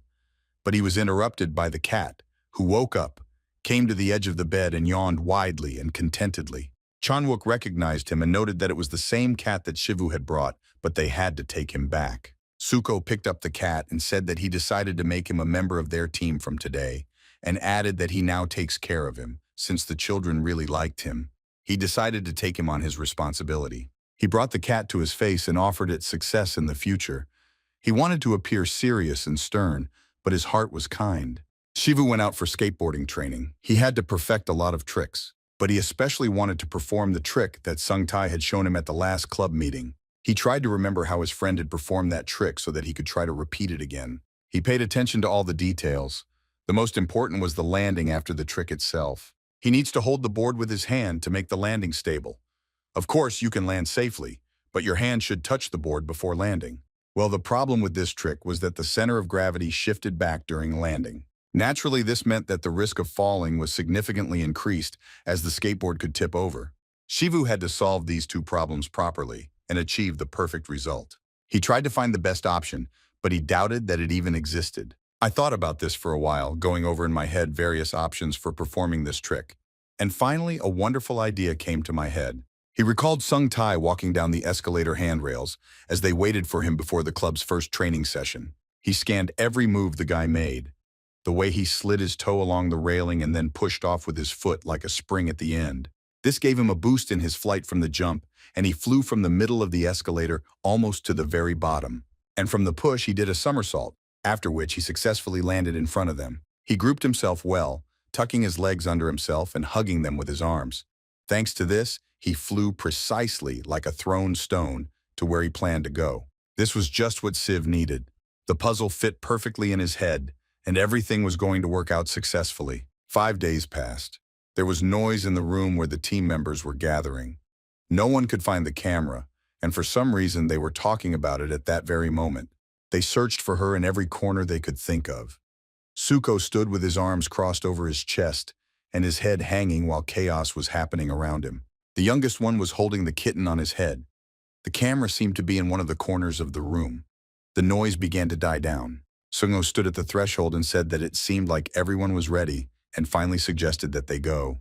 Sunmi asked if the others could join them and go have fun. One of the guys got upset and asked her not to disturb them. Shivu confirmed that everyone seemed ready. One of the older participants stood next to him and nodded her head in agreement. Suko reminded them that their team's reputation depended on this and asked them not to let him or themselves down. Chunwook informed that he would be at his disposal today, and the youngest, still with a kitten on his head, asked the boys to tear everyone apart and show what they were capable of. Dryly, having made sure that the participants were ready, he led them along. He was serious, as always. It was as if there was a mirror in front of Seok Hun. He saw himself, but it wasn't him. It was a completely different person, Baimin. Baimin persuaded Seok Hun not to go anywhere but to stay there. He wanted the real Seok Hun to stay in the depths of his mind and not show himself. But Seok Hun didn't like it and resisted. He looked at himself in confusion, asking what else he could do in such a situation. Baimin did not stop and tried to suppress him. He considered him an indecisive person and said that because of this, he would not be able to do anything. Seok Hun didn't believe him and asked him if it was true that he would never be able to skate. Baimin said that Seok Hun already knew the answer and ordered him to shut up, rushing at him. He said that he didn't care what Seok Hun was doing here. Well, if Seok Hun suddenly decided to interfere with him, he wouldn't hold back. Seok Hun silently looked at himself. His second personality easily overwhelmed his real one, and he couldn't cope with it. He couldn't overcome Baimin and drive him away. Therefore, he could only remain silent and obey him. He was afraid of him and did not dare to contradict him. The main stadium with the skating area was very crowded. The weather was great and everything was going well so far. Shivu stood and looked at the sight and was worried, both because of the very fact of why he was here and because there really were a lot of people. Many people sat on the steps in anticipation of the event and simply silently waited for it to begin. Someone was talking to his friends. They were laughing loudly and talking about something of their own. It was impossible to make out the words, as some were drowning out the others. Almost all of them were talented skaters, capable of many things, Sivu thought so about them, and it was possible that it was true since they were here. Sung-tae was wearing his usual hoodie and mask. He was in high spirits. He was laughing and joking and full of energy and easily shared his mood with others. He loudly declared to all present that here was the daddy of an exciting team. Many who heard turned to him and silently blinked their eyes, not understanding the joke. Finally, noticed Sung-tae and called out to him. They were very happy that he came here today. He stood in a pose similar to a star, greeting his friends and showing himself. Sung-tae heard a very familiar voice. The guy was saying that he couldn't wait for it to start, and Sung-tae recognized him. It was Yu Hong-yi. He was a member of Team Steel. The guy was surprised that Sung-tae could see him in that mask of his and asked him about it. Sung-tae gave him a thumbs up and said he could see everything, but the mask was very thick and didn't let in much air, making him feel quite stuffy. The guy just laughed a little in response. Suho glanced around the area and concluded that everyone who was supposed to be there was already present. Everyone looked lively and in the best of spirits. Suho stood watching the situation and smoking a cigarette. At that moment, Suho was called out, called brother, and asked again if it was him at all. Suho turned around, not expecting to see anyone at that moment. He saw this guy, and of course he recognized him. It was the same guy from the cafe. He sarcastically expressed that it was a surprise for him. The guy apologized in response. He approached Suho and said that he heard that he was also going to skate today and looked at him questioningly, smiling.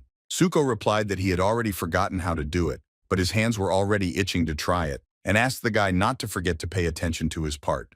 The guy was already leaving and was indignant that Suho was talking about his own things again and advised him to pay better attention to his team. He waved his hand at him and walked away. Suho was definitely not happy to see him. He silently called him a bastard and continued to stand there smoking and immediately thinking about something.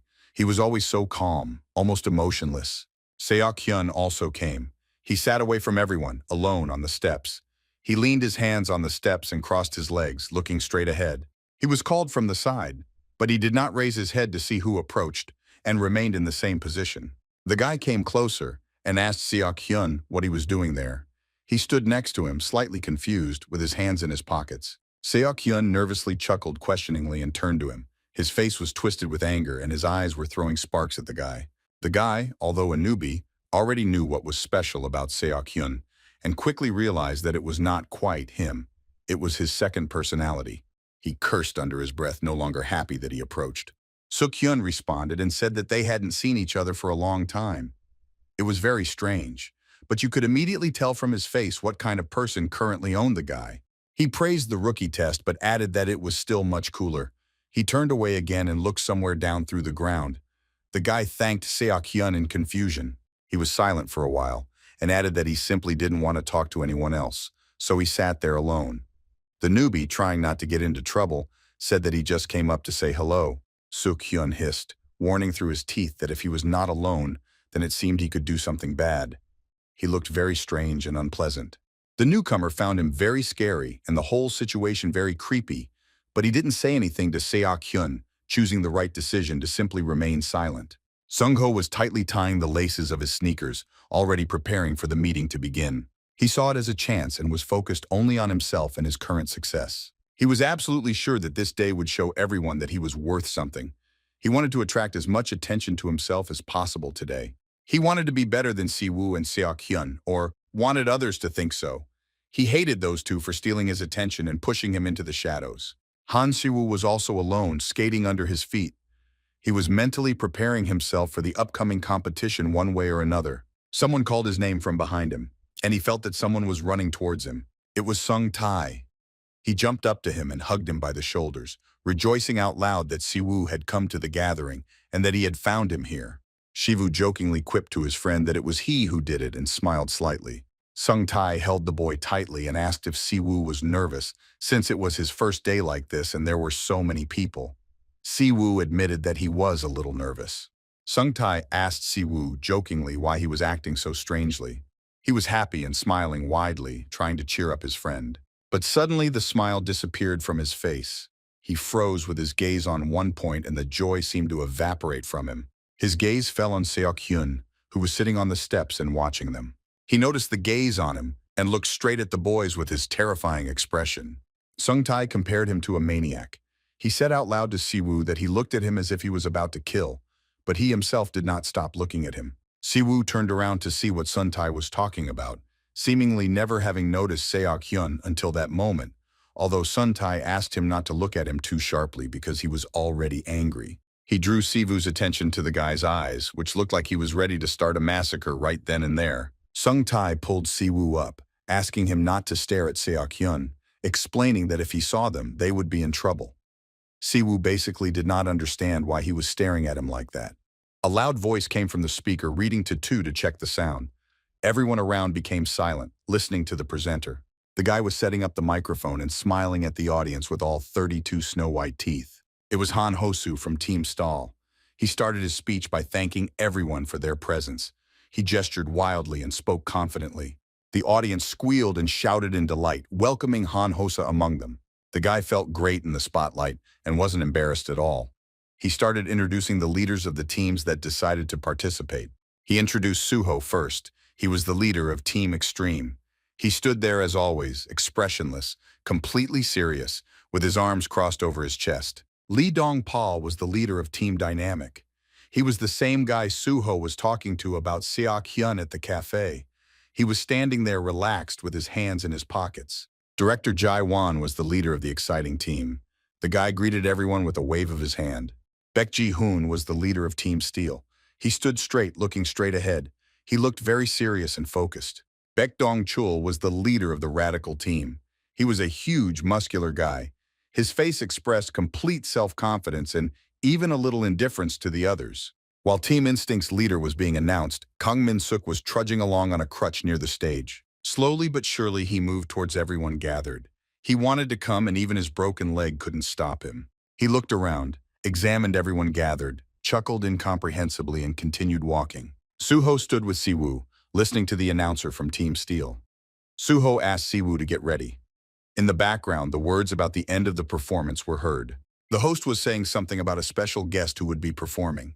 Meanwhile, Siva asked what they were all preparing for. It was about a container of oil that Siwoo had not been told a word about until that moment. The oil was already being prepared. Suko assumed that this was the first time Siwoo would see it. The first to be called was Suko, the leader of the extreme team. At that moment, the lid of the oil can was removed. Chanwook, pouring out the oil, thought about Siwoo and noted his luck, because not everyone can see such a thing. The guests who came to watch were happy that the participants would be riding boards and did not regret coming. Everyone was talking among themselves while waiting for the first participant.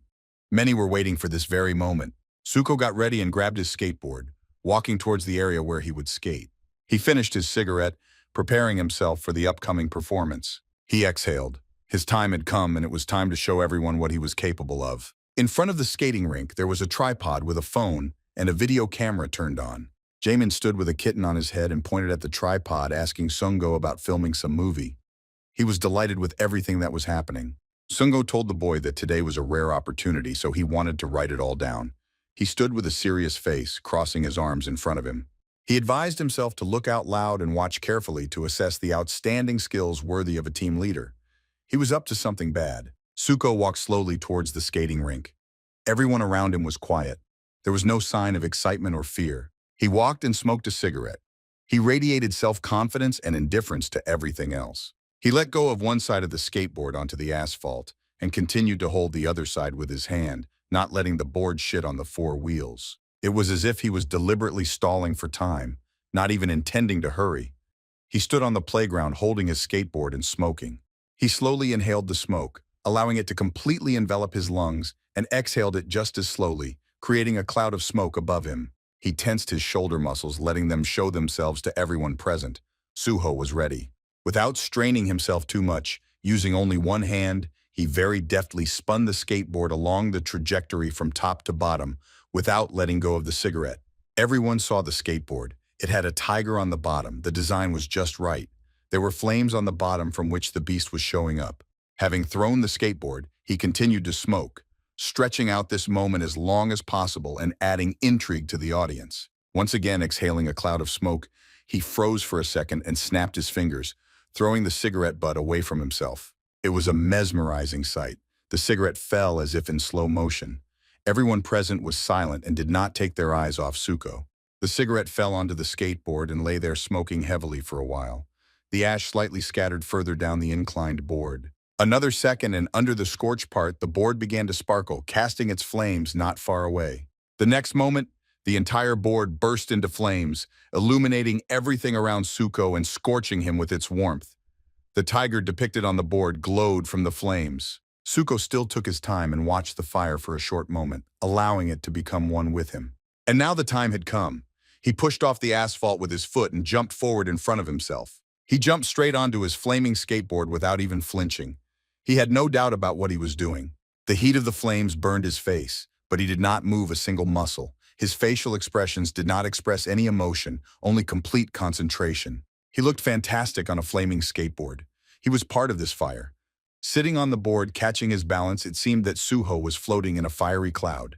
Sungo was happy. He had been waiting for this moment with the flaming board. He watched their team captain in delight. Suho rode forward on half-bent legs. The flame was torn apart by the oncoming airflow and hissed and sparkled more strongly, resisting it. Suho began to pick up speed and began to rise from a half-squat. An unimaginable fiery trail remained behind him. He looked straight ahead, his gaze focused. It seemed that this scene was quite normal for him. The feet stood firmly on the flaming board. They were in the embrace of this fiery magic that did not dare to subside. Suho performed a jump that was part of a kickflip trick. The guy hung in the air. The skateboard was spinning around itself at the time, creating a visual ring of fire. It was impossible to take your eyes off it. Landing back on his flaming skateboard, he began to climb up the ramp, preparing to perform his next trick. Suho moved his entire body slightly backwards. He was completely enveloped in a fiery cloud, effectively highlighting his movements. Reaching the top of the ramp, he grabbed it with his palm. It was a sharp but very confident movement.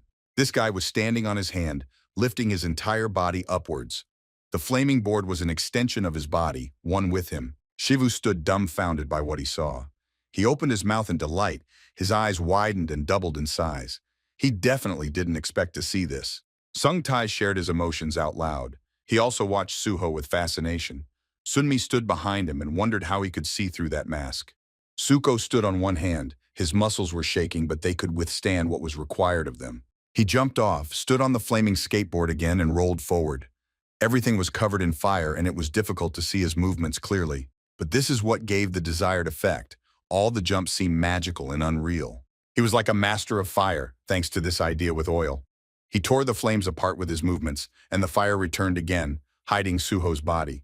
He finished his speech and stopped. He looked straight ahead with his serious, concentrated fire that enveloped the flames. The entire audience screamed with delight. Shouts and whistles of admiration were heard everywhere. A roar of voices arose. Seok Hun watched him closely through narrowed eyes of irritation.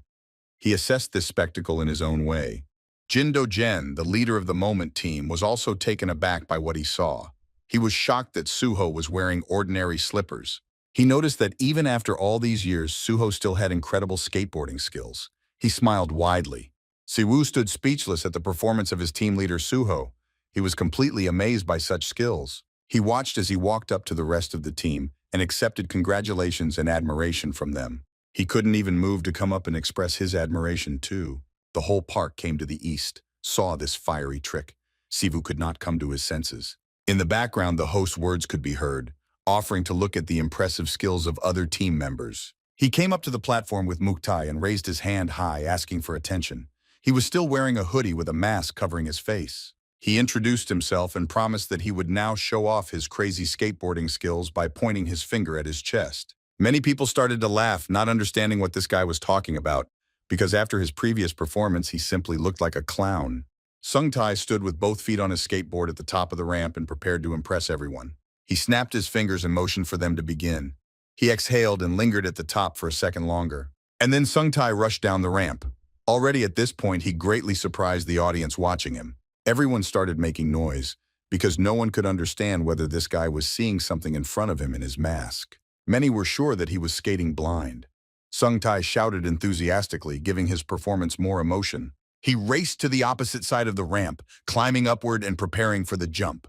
The next second, he pushed off and jumped up with the skateboard, spreading his arms wide like a star. Min Seok watched all the participants from a little distance. Looking at Sung-tae, he decided that his friend was quite excited, considering his screams. Behind Min Seok, he heard others asking about himself. Someone was asking who he was very openly. He began to listen. Jin Ji-woo from Team Steel asked if this was the guy who had argued with him and got injured. The young man laughed good-naturedly. In addition, he asked Min Seok if he had come by chance to get injured again, period. He laughed again and asked her to be careful. Min Seok didn't appreciate the humor. He threatened to show him where the crayfish spend the winter, despite the fact that he won last time. In the background, the host's words were heard, announcing that time was running out and he was eagerly awaiting the next stage. Ji-woo listened. Hearing this, the guy hurried away, explaining that he was expecting someone and suggested, out of politeness, that they meet later. The host's voice was talking about a guy who always lives up to his reputation by showing off his amazing skills. The host introduced Seok Hun from the Dynamic team. Siwoo listened to the host, who also introduced a super newcomer who appeared like a comet. He named Han Siwoo from Team Extreme. The skateboard wheels hummed at high speed on the asphalt, rushing forward. But suddenly the skateboard was forced to stop when it reached the desired location. Ji-woo skidded and spun a little when braking, but he certainly handled it with ease. He jumped off the skateboard and breathed a sigh of relief, glad that he had made it just in time. Sunmi held her skateboard and smiled widely as she told Hyunho he was doing a good job. Behind her, Sungho was lounging on the floor. He sat and whined out loud that he was very exhausted and tired, trying to attract at least someone's attention. Well, he was convinced that he had done well nonetheless, and he continued to whine to himself about his fatigue. He sat and looked at Suho, who was standing next to him, and mentally asked him if he had worked enough and expected that he would finally answer and praise him. Suho stood and looked at the stage, listening to the host's speech, who said that the ceremony was ending, and eagerly awaited the performance of the next two participants. Sungho looked at Suho's expression and didn't understand what was wrong with him. I think he wasn't that interested in being here. The host was talking about the next contestant, who always lived up to his reputation by showing off his amazing stunts. Sungho turned his head to the stage. The host introduced Seok Hun from the Dynamic team. The guy started to emerge from the crowd. He walked with the gait of a predator. His face was covered by a tightly pulled hood. Then the host introduced the super newcomer who appeared like a comet. Siwoo stood and waited for his name. He was nervous but tried not to give in to emotions. And finally, the host called his name and introduced his team. Han Siwoo and Seok Hun had to show their skills by appearing on this stage as rivals. Every person has a certain set of abilities that make him special. For ordinary people, according to their abilities, each creates a unique personality based on the combination of their mastery in each area. Sometimes among such people, there's a person with sciences above average, whose abilities are distributed more evenly than others. They are the so-called universalists. There are also people who have special abilities that are distributed in a different way. They are called experts. Using this concept, Bien Min could be called the same by his definition, based on his abilities. Bien Min was an absolute professional in his field. Nature had so ordered, having endowed him with a certain number of talents and arranged his abilities in the best possible way. Seok Hun walked silently towards the site, not paying attention to anyone. He had only one goal, which he was determined to achieve. Nothing and no one could stop him from doing this. He was completely focused only on himself and his desires. He acted quickly and clearly, without dragging out the moments or putting on any kind of show. He pushed off with his foot and jumped onto the skateboard. He moved like lightning. He was lightning. He slid down the ramp, picking up speed, and from the very first seconds, he captivated the audience. He looked like a professional, his gaze devoid of any emotion and focused solely on the road ahead. His movements were like sparks, sharp but very precise, and taken together, his tricks were explosions of skill. In the jump, he was like a bird that has perfect control over its flight and has no chance of making a mistake. Sung-tae watched his friend with fascination. He was amazed by his skating skills. Another member of Seok Hyun's team didn't hide the fact that he got goosebumps every time he saw something like that. He didn't take his eyes off the guy. Another team member noted out loud to everyone else that Seok Hyun's skills had already reached their peak. The third member, who was also watching what was happening and listening to his friends, was able to guess that Seok Hyun's skills could only compete with the skills of one person. It was Suho. Suho stood silently watching Seok Hyun's performance. It was always impossible to tell his reaction from his face, or guess what he was thinking. Watching Seok Hyun do incredible things, it was clear that he was supposed to be the team leader. It turned out that he had no equal in this matter. Meanwhile, Seok Hyun did not stop and amazed everyone present with his professionalism. He skillfully performed various tricks that many others still did rather hesitantly. It was very easy for him. Every move was perfect. He moved softly, landed softly, and just hung in the air during his jumps. like a feather caught in the wind. He was incredibly good at keeping his balance on the skateboard over obstacles. He immediately jumped in a way that would have been difficult for the best physicists to calculate. Ji-woo also stared at the boy with admiration. It was definitely not in vain that he hurried so as not to miss this performance. He knew that this was another personality of Seok Hun, and he was not against competing with it. At a certain moment, one could see the terrifying gaze of Bien Min, who had not yet torn anyone apart only because he was busy skating. He flipped his skateboard under himself while spinning himself, and it didn't take too much effort from him. He moved with incredible speed and precision, which could not leave a single person in this place indifferent. He seemed unstoppable, looking from place to place on the court, looking for new obstacles for his tricks. The wheels on his skateboard spun at a furious speed, carrying him from one side of the playground to the other. The hood flew off his head, revealing bright blue hair and that same look. The guy jumped onto another obstacle and caught on it only with a small edge of the skateboard. It was a tough trick to do like that, but not for him. After a moment, he pushed off from the spot with his skateboard. He was a storm on his skateboard. He did everything he wanted on his skateboard, and there was nothing he couldn't do. He spun around in yet another trick that would end his performance. He seemed like an all-powerful tornado in this final move. The skateboard wheels have finally started to lose their speed. I want to finish this crazy dance. Seok Hun rode the skateboard for a little while longer until it stopped on its own. Everyone froze, filled with various emotions from the performance they saw with their own eyes. The park was filled with an incredible atmosphere, the essence of which was difficult to capture, but it made the skin of everyone who saw it get goosebumps. The host's voice rang out, trying to begin his speech in the same shock. The first words came out with difficulty. He walked away, shouting that it was a fantastic performance and a great display of skill. He noted that the guy had no flaws and once again lived up to his reputation. The newcomer to the Dynamics team could be said to have seen Seok Hun's work for the first time. He was sure that the guy had incredible talent. Suho heard the host's speech, saying that Seok Hun's skills were more than enough for him to lead his team. Suho was very angry. He didn't want to admit it, and he was very stubborn about it, although he understood all his shortcomings. He looked at Suho and realized that he was very far from their leader in his skills. He couldn't even stand close to him. Sung-tae still couldn't take his eyes off the platform where Seok Hun was. Min Seok, who was standing next to him, asked if the boy felt the same as him. Sung-tae growled at his friend, reminding him that he had asked him not to crawl out of the hospital. He paused for a moment and added that Seok Hun's skills had not improved, but that he had simply not shown all his cards last year. Seok Hun was experienced from the start, but he took the right stance of not showing all of his talents at once. Seok Hun left the stage. Here is the host's word that the probability of the next performer will be under great pressure after such a performance. Well, the host reassured the audience that he was a newcomer who had only recently joined the team, and he didn't have to beat Seok Hun's skill. Seok Hun saw Lee Suho and his gaze froze on him. He thought to himself and addressed Suho that the one-legged boy could not be his opponent because he saw everything with his own eyes. The host was talking about the next member, a newcomer to the Extreme team. He had repeated this several times already, and the audience was interested to see the guy. Sung-tae thought it was really cool to watch a guy who had no limits to improve. He was looking forward to Siwa on stage. Siwa was very worried, and because of this, he was very constrained in his emotions. He had a very serious look with which he walked towards the court. The host announced Han Siwa, a sophomore in high school. At that moment, Suho smiled. Seok Hun, who was watching him, was a little embarrassed by his smile. Siwa was mentally preparing for the upcoming performance. He had to show himself very well. Now it was the last run of the teams. Siwa concentrated, waiting for the right time to go out. He had no option to screw up. Siwa recalled the very first day he came to ask to join the club. He remembered how entering the office, he shamefully apologized for his intrusion. He appeared modestly at the door of the office and announced that he had come here to join the club. He remembers how all the guys stared at him, as if they weren't happy about his appearance. And he remembers Seok Hun sitting at the table, who was simply thoughtfully silent when he saw him. He remembers how surprised he was at that moment. After all, Seok Hun was already very popular and many people knew him. Han Shiwoo flashed through all the moments he had lived, from his first failed attempt to join the club until today, and finally his name was heard.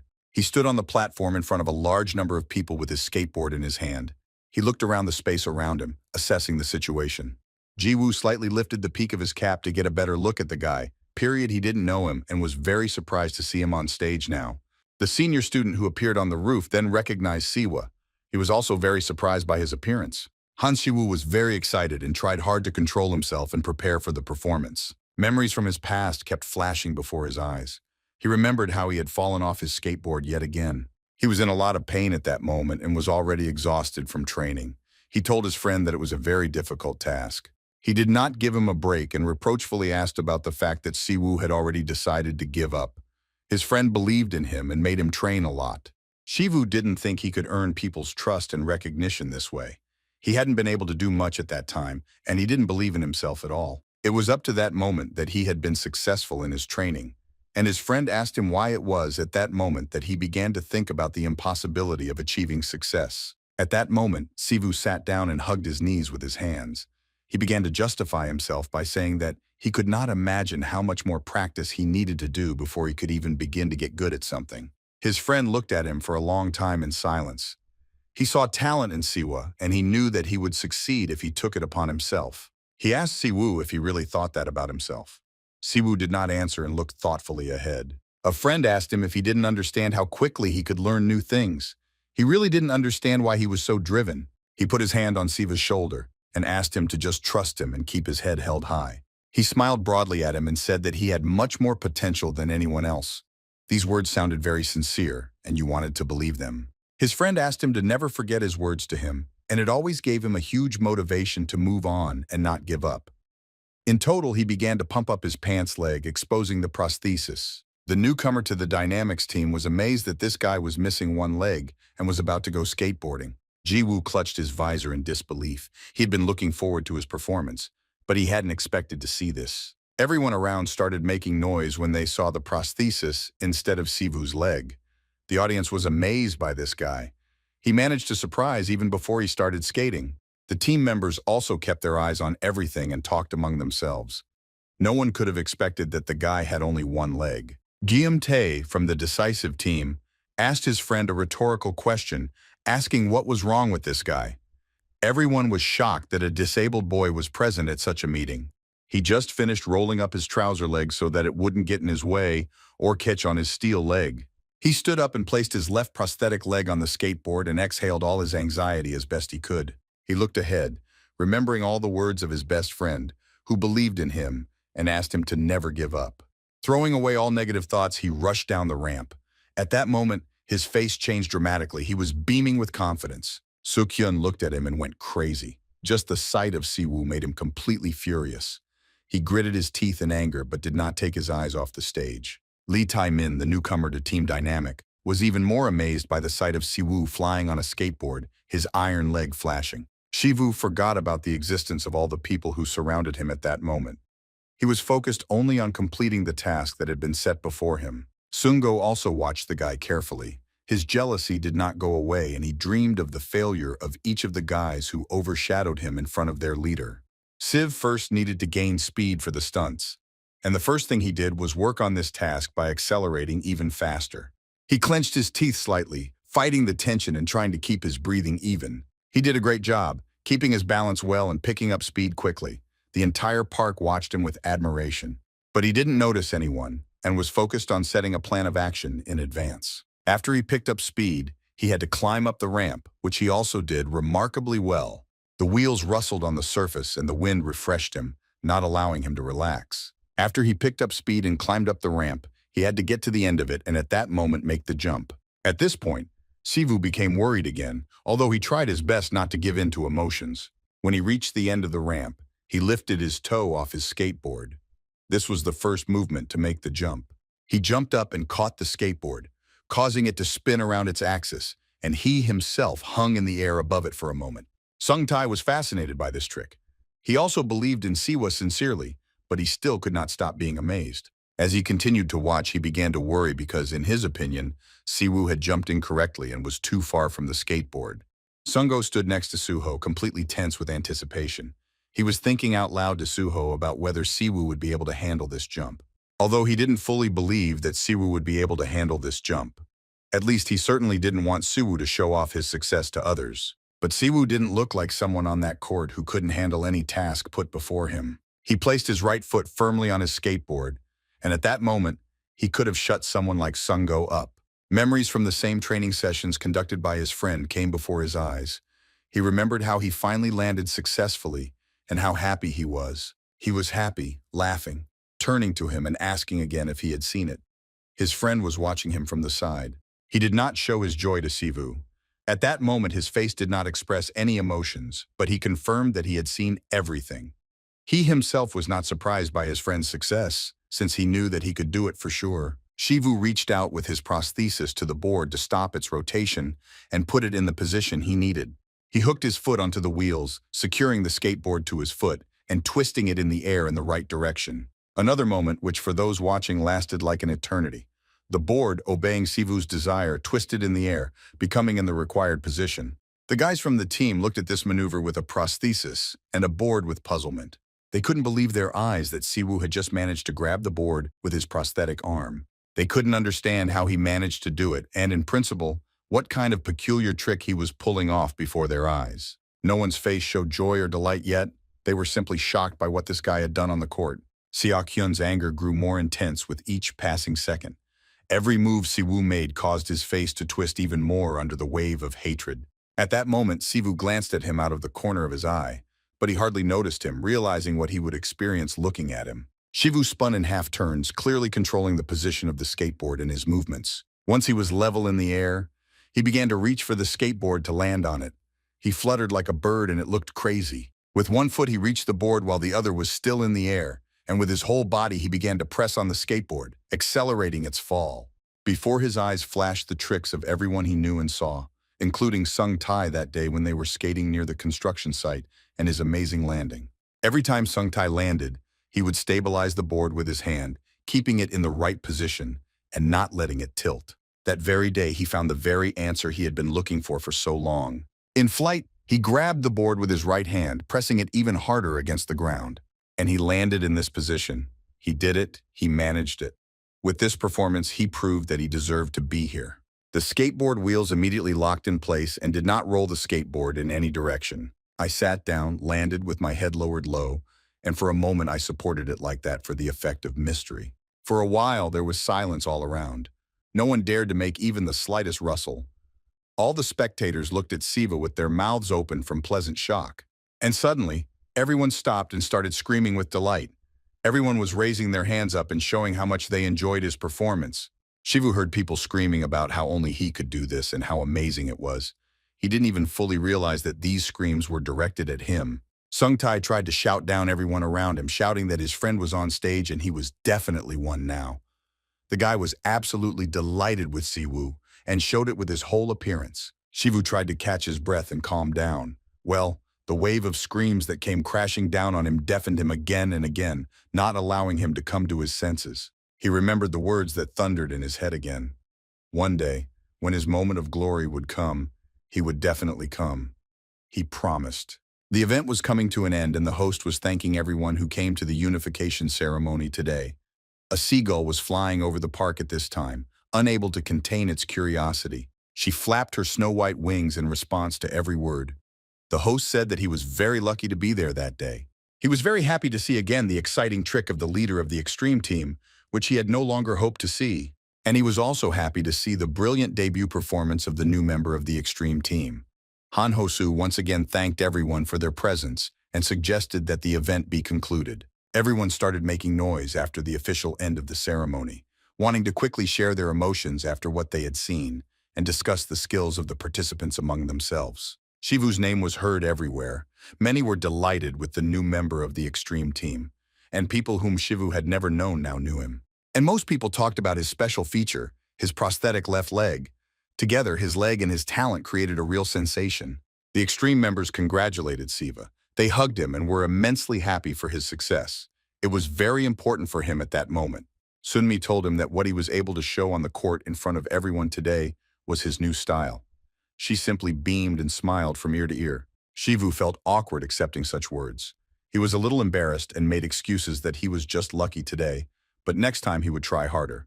He thought that he lacked skill. Team leader Suho addressed him. Siwu looked at him and waited for him to speak. At that moment, Suho's words could make all the difference to Siwu's self-esteem. He listened attentively. Suho stood in his usual pose, but this time he was smiling.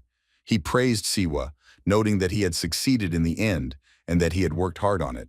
Shivu was still awkward, but he smiled widely and sincerely, and he answered him the same as Sunmi, saying that it was not perfect. Suho placed his hand on Siwoo's shoulder and said that from now on this technique belonged only to him, explaining that since he had a prosthetic, he was the only one who could perform this move, and in the future, it would be his most powerful weapon. Shivu repeated Suho's last words out loud, realizing what he had heard.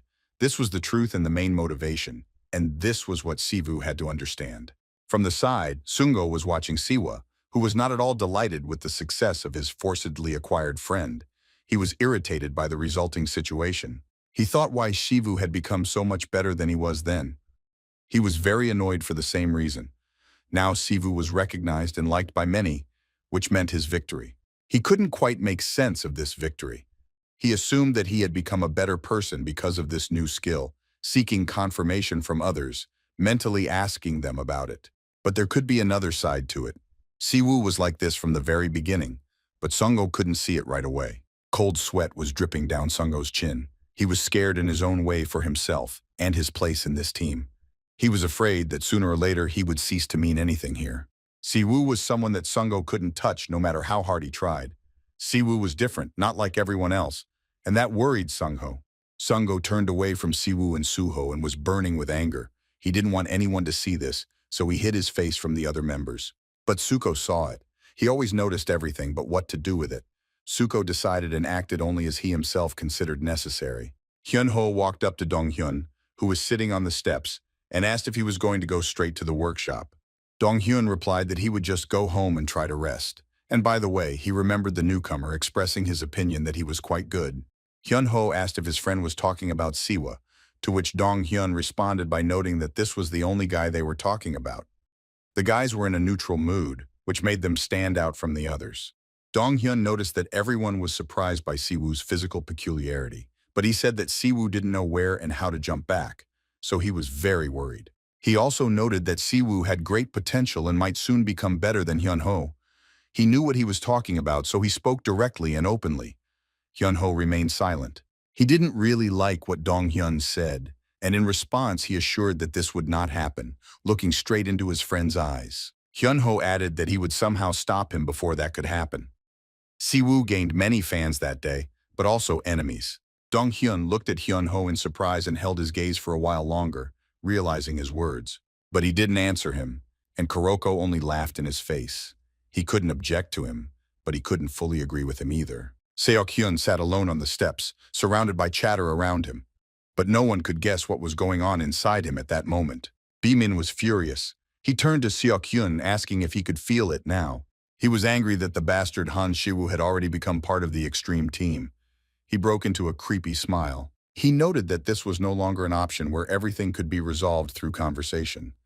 Seok Hyun remained silent.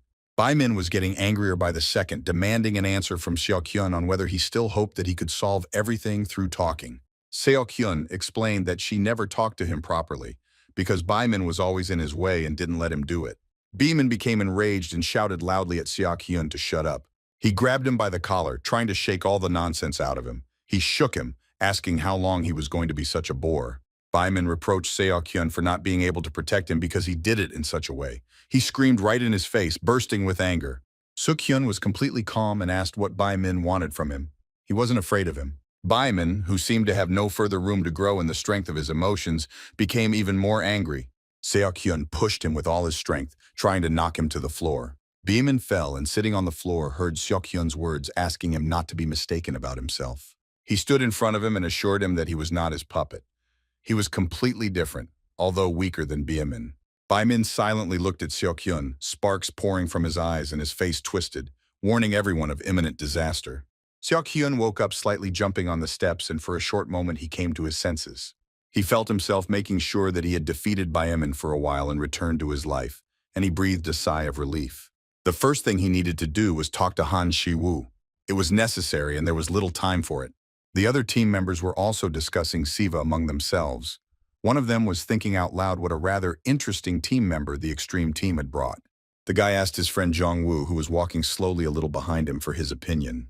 Jong-woo laughed briefly, pointing out that it was a skateboarder with one leg, and added that it had been a long time since he had been here, and it hadn't been this fun in a long time. Jong-woo winked and expressed his desire to look at this guy again. His friend was screaming loudly about how cool it was. He was very emotional. He turned back, still shouting, asking about the last trick, admiring it completely.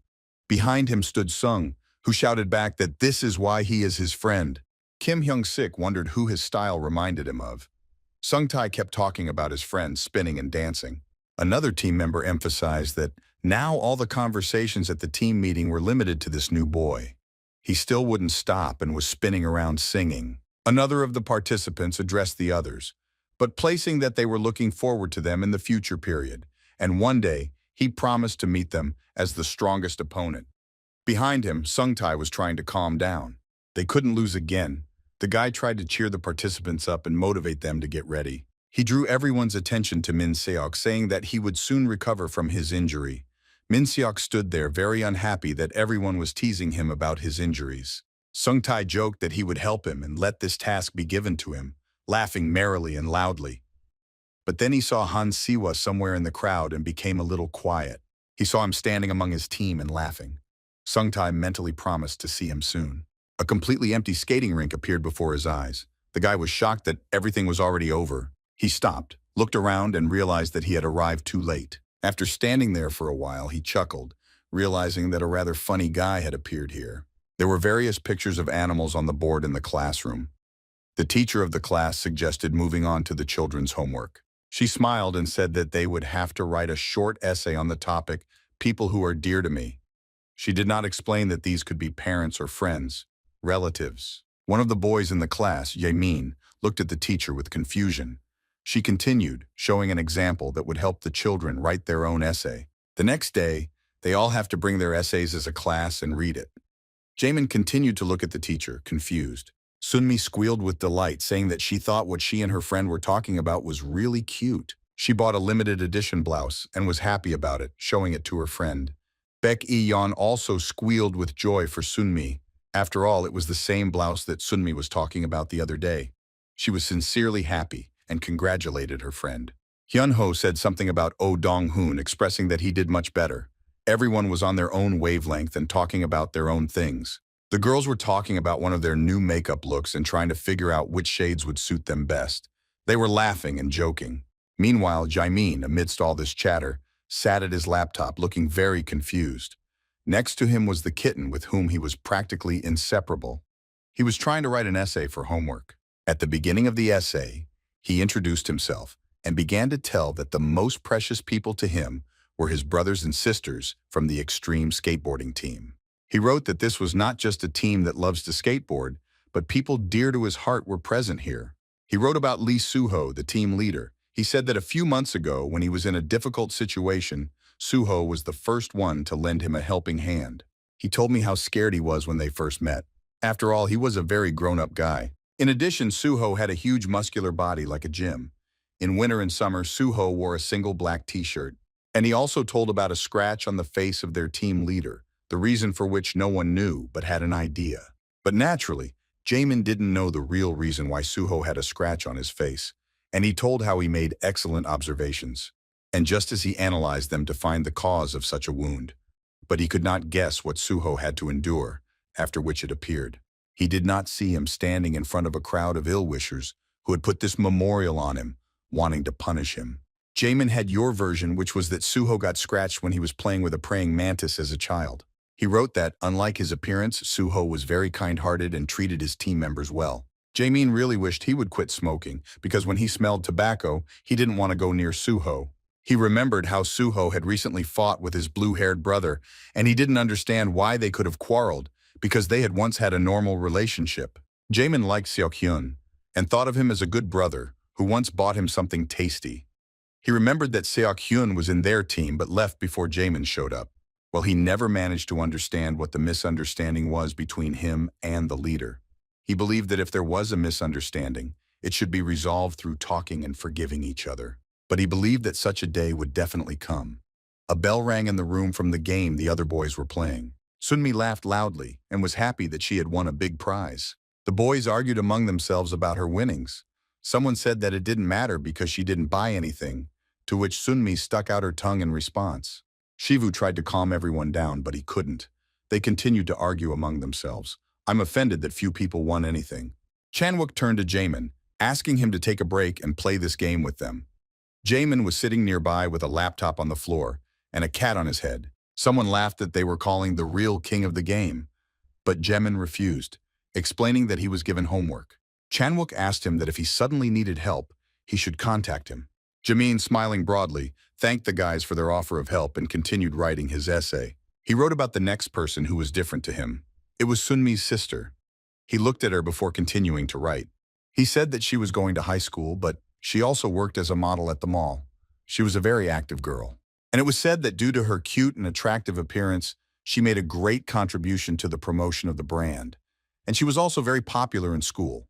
Jimin thought she was very sweet and kind, and so he thought that she was a really good sister not only to him, but to all of their team members. Unlike the other participants, she mainly rode a longboard, and she also danced very beautifully. Jamin wanted to write about absolutely every member of their team, so Dasha wrote about Oh Young-wook. He wrote that he seemed a bit stupid, but in reality he was the brother who treated him best. Chanwook was very good at drawing and made various designs for the skateboards of his siblings. His work was always interesting to watch. Well, he had one peculiarity. When he started talking about Manhwa, he would get a little carried away, and he couldn't stop pestering everyone about it. And from time to time, this could be very annoying. Then he wrote about his brother Hyun-ho, who in addition to skateboarding, was also interested in music and wanted to develop in this area as well. Jamin thought that he was really good at rapping. He offered Jamin to learn rap more than once, and promised that he could teach him by the time he entered middle school. One day, Jamin watched a video of his amateur performance. He was delighted with the performance. Well, friends were afraid of Jamin's brother Hyun-ho, but Jamin still couldn't understand the real reasons for this. He looked a little rough, but he was still a good brother. Jamin wrote that he didn't want everyone to judge people by their appearance. Then he wrote about Baek Aong. She was a dance coach, and she was also part of a street dance team. She was a beauty. She never really played with Jamin, but she was the one who always bought him the tastiest things. She had an audition for the street dance team this year and was thinking about quitting the extreme team. And he also mentioned in his essay another brother he had recently acquired. It was Han Shiwoo. He had a character different from everyone else. His peculiarity was that instead of a left leg, he had a prosthesis, but despite this, he was a skilled skateboarder. He was really cool. But the most interesting thing happened quite recently, which made everyone believe in his coolness. The coolest thing was that he created his own move that could compensate for his shortcomings. Not everyone could boast of such a move because it involved a prosthesis, and he was the only person who could do it. And Jamin thought that many could safely envy Siwa for his incredible talent and ability to get out of any situation. Jamin believed that Han Siwoo would definitely become an outstanding skateboarder. Having written all this, he looked up from behind his laptop screen and looked at the guys and returned to his essay. Then he wrote about his other brother, Ha Sung-ho. He was the tallest of all the team members. His height was as much as 1 meter 91 centimeters. He told Jamin that if he ate well and went to bed early, he could become just as big. Sung-ho's brother was a YouTuber. Although he didn't have many subscribers, Jamin wanted him to become very famous later. Jamin remembered that she hadn't seen him since the skateboarding event.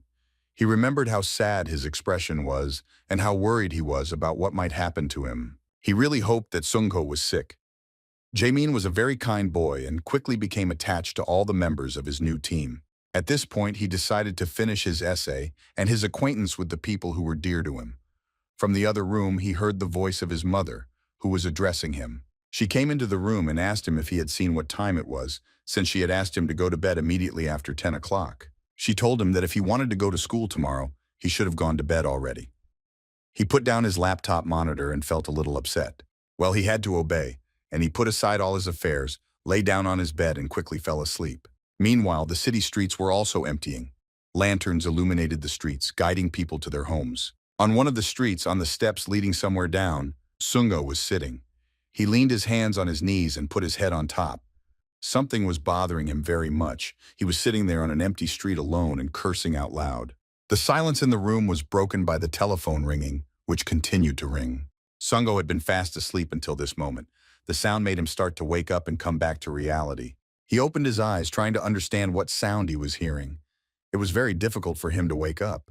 The first question he had was what time it was. The phone kept ringing. Sung-ho sat up in bed, confused by how long he had slept. He ignored the ringing phone. After a long sleep, he did not feel well. He grabbed his head, trying to come to his senses a little. He picked up the ringing phone and decided to reject the incoming call. Throwing the phone away, he decided he wanted to sleep some more. He went back to bed, turned on his side, and fell asleep. But he couldn't sleep forever. After a while, he woke up and stretched, flexing his arms. He decided that it was time to stop. He was already very tired of all this. He had slept for too long, ignoring everything around him. He swung his legs off the bed and sat up. There was a complete mess and a lot of garbage on the floor around the bed. He turned his head, looking around the room for water. He couldn't find any, and he thought there was none left. But among the chaos, he was still able to notice a bottle of water, which he needed so much now, and he pulled it towards himself with his hand. He drank in large gulps, as he was very dehydrated during such a long sleep. This should help to perk him up a little. Having drunk his fill, he caught his breath. He felt better, and he thought that now he would live again. He sat for a moment, thinking about the last few days and the events that had happened before. After the team unification ceremony, he stayed at home for several days and did not go anywhere. He himself could not answer the question of what he was trying to achieve with such behavior. He felt that the anger that had boiled up then had already passed. He remembered those who had irritated him a long time ago, Seok Hun or Sung Tai or Siwa, whom he had definitely envied. Now he understood that it didn't matter how well he could do something. After all, there were many talented people whom he would never be able to keep up with. One of them skated with a prosthetic leg. He considered him his enemy and judged him by his appearance and belittled him, considering him only an invalid, not paying attention to his talents and efforts. But he realized that in the end, he was the only fool. And it was a pity that it took him so long to realize this. The phone rang again next to him. He glanced at it, debating whether to take it or decline it again. The phone continued to ring and Sung-ho continued to stare at it, not even daring to pick it up. In the end, he couldn't stand it any longer and decided to take the call. In any case, this wasn't the first time the man had called. He picked up the phone and was immediately bombarded with questions about whether he was alive, where he was, and why he had not been contacted lately. Sung-ho replied that he had been a bit busy lately and asked again what had happened to his interlocutor. The other end of the line asked if Sung-ho had forgotten that they wanted to get together today. Sung-ho forgot, but did not admit it and asked again what time he should come. They told him that they would wait for him at 7 in the evening, and doubting, asked again whether he had forgotten about it. Sung-ho replied that he had simply forgotten the meeting time. They reassured him and said that everything should be fine today and that they were waiting for him. Before he could hang up, the guy told Sung-ho that Tae Gi-woo would also be coming to their meeting. Sung-ho was silent for a moment, after which he shouted loudly, asking again about it. He definitely did not want to see this person, and especially not today.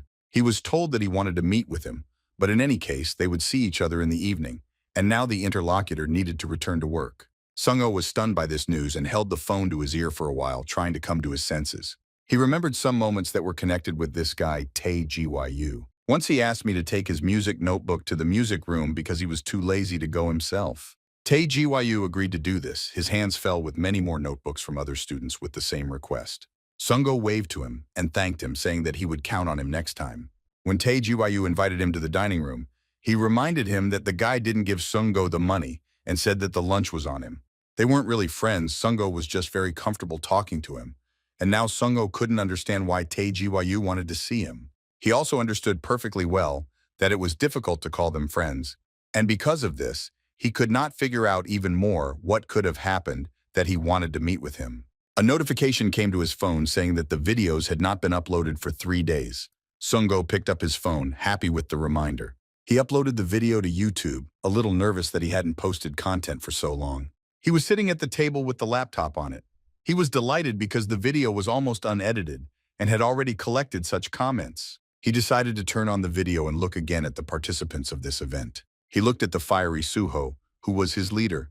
He looked at how perfectly he moved in the flames. His show was very impressive, but not only because of the burning skateboard under his feet. He had excellent skating skills. Suho had a cool movement and could do a lot of things with his skateboard. The fire just emphasized his nature. Next, he looked at Seok Hun, who was definitely a professional in his field. Few could compare to his skills, honed to perfection. He looked amazing. He looked at the one-legged Siwa who, despite her disability, did crazy things. His skating was something amazing, considering his seemingly limited abilities. His latest trick surprised everyone. Every time Sung-ho looked at him, he managed to amaze them more with his skills. And his landing created a real sensation. No one else could do such a trick, and Siwoo turned his disadvantage into a highlight. This time, Sungho looked at the guys from a completely different angle, fairly assessing their skills. He decided to review the comments on his YouTube channel, and he came across a very unpleasant comment from some guy. Sungho got angry when he saw a comment under one of his videos and was very outraged by it. He read the entire comment. In it, someone asked how long Sungho was going to get views out of what you saw with the trick and how long he was going to stick around like a bug. The number of subscribers on Sungho's channel was not growing, and the channel was still at the very bottom. This made the guy even more indignant. He was very interested in the identity of the person who wrote him a comment here. He immediately started typing a response, trying to put this guy in his place. The keys clicked under his fingers. He asked his hater if he knew how hard it is to create such content. She wrote that she knew for sure that I was the only one who made such videos. He finished writing a response to this comment and posted it online. The answer didn't take long to come, as if the guy was sitting and waiting for him right now. In response, Sungho saw only mockery at him. Sungo Kipalov became irritated and continued to write a response to his offender. He finally finished and leaned back in his chair, exhaling heavily. He asked into the distance what the hell this guy knew about skateboarding. Sungo wondered why there were so many idiots these days. Well, he tried to reassure himself that sooner or later it was bound to happen. He glanced at the time, thinking he could get a little more sleep before he had to go out to meet her. He climbed back into bed. After a good night's sleep, Sungho hurried to the city for his meeting. The streets were very busy, there was a lot of noise around. Sungho stood in the crowd and tried to find the establishment where the meeting was supposed to take place. After spinning around a bit, he finally found the place he needed. His friends were already sitting in the establishment. The conversations were about something of their own, and they shared news from their lives with each other. One of the guys looked at the time, noticing that Sungho should have come to them soon. He asked his interlocutor if he remembered anything from middle school. Sungho stood at the entrance of the establishment, looking around and trying to find his friends. Finally, he noticed them in one of the establishments near which he was standing. You arrived and also noticed him, and one of them stood up and waved his hand. Sungho immediately noticed that a lot of time had passed and his friend had grown a lot. Sungho walked into the establishment and made a joke about how they were definitely going to gossip about him right now. The boy stood up from the table and waved his hand again somewhere behind Sungho. He greeted Tae Gyu. Another noted how much time had passed since their last meeting, and his voice was heard behind Sungho. He turned to him, also emphasizing how much time had passed.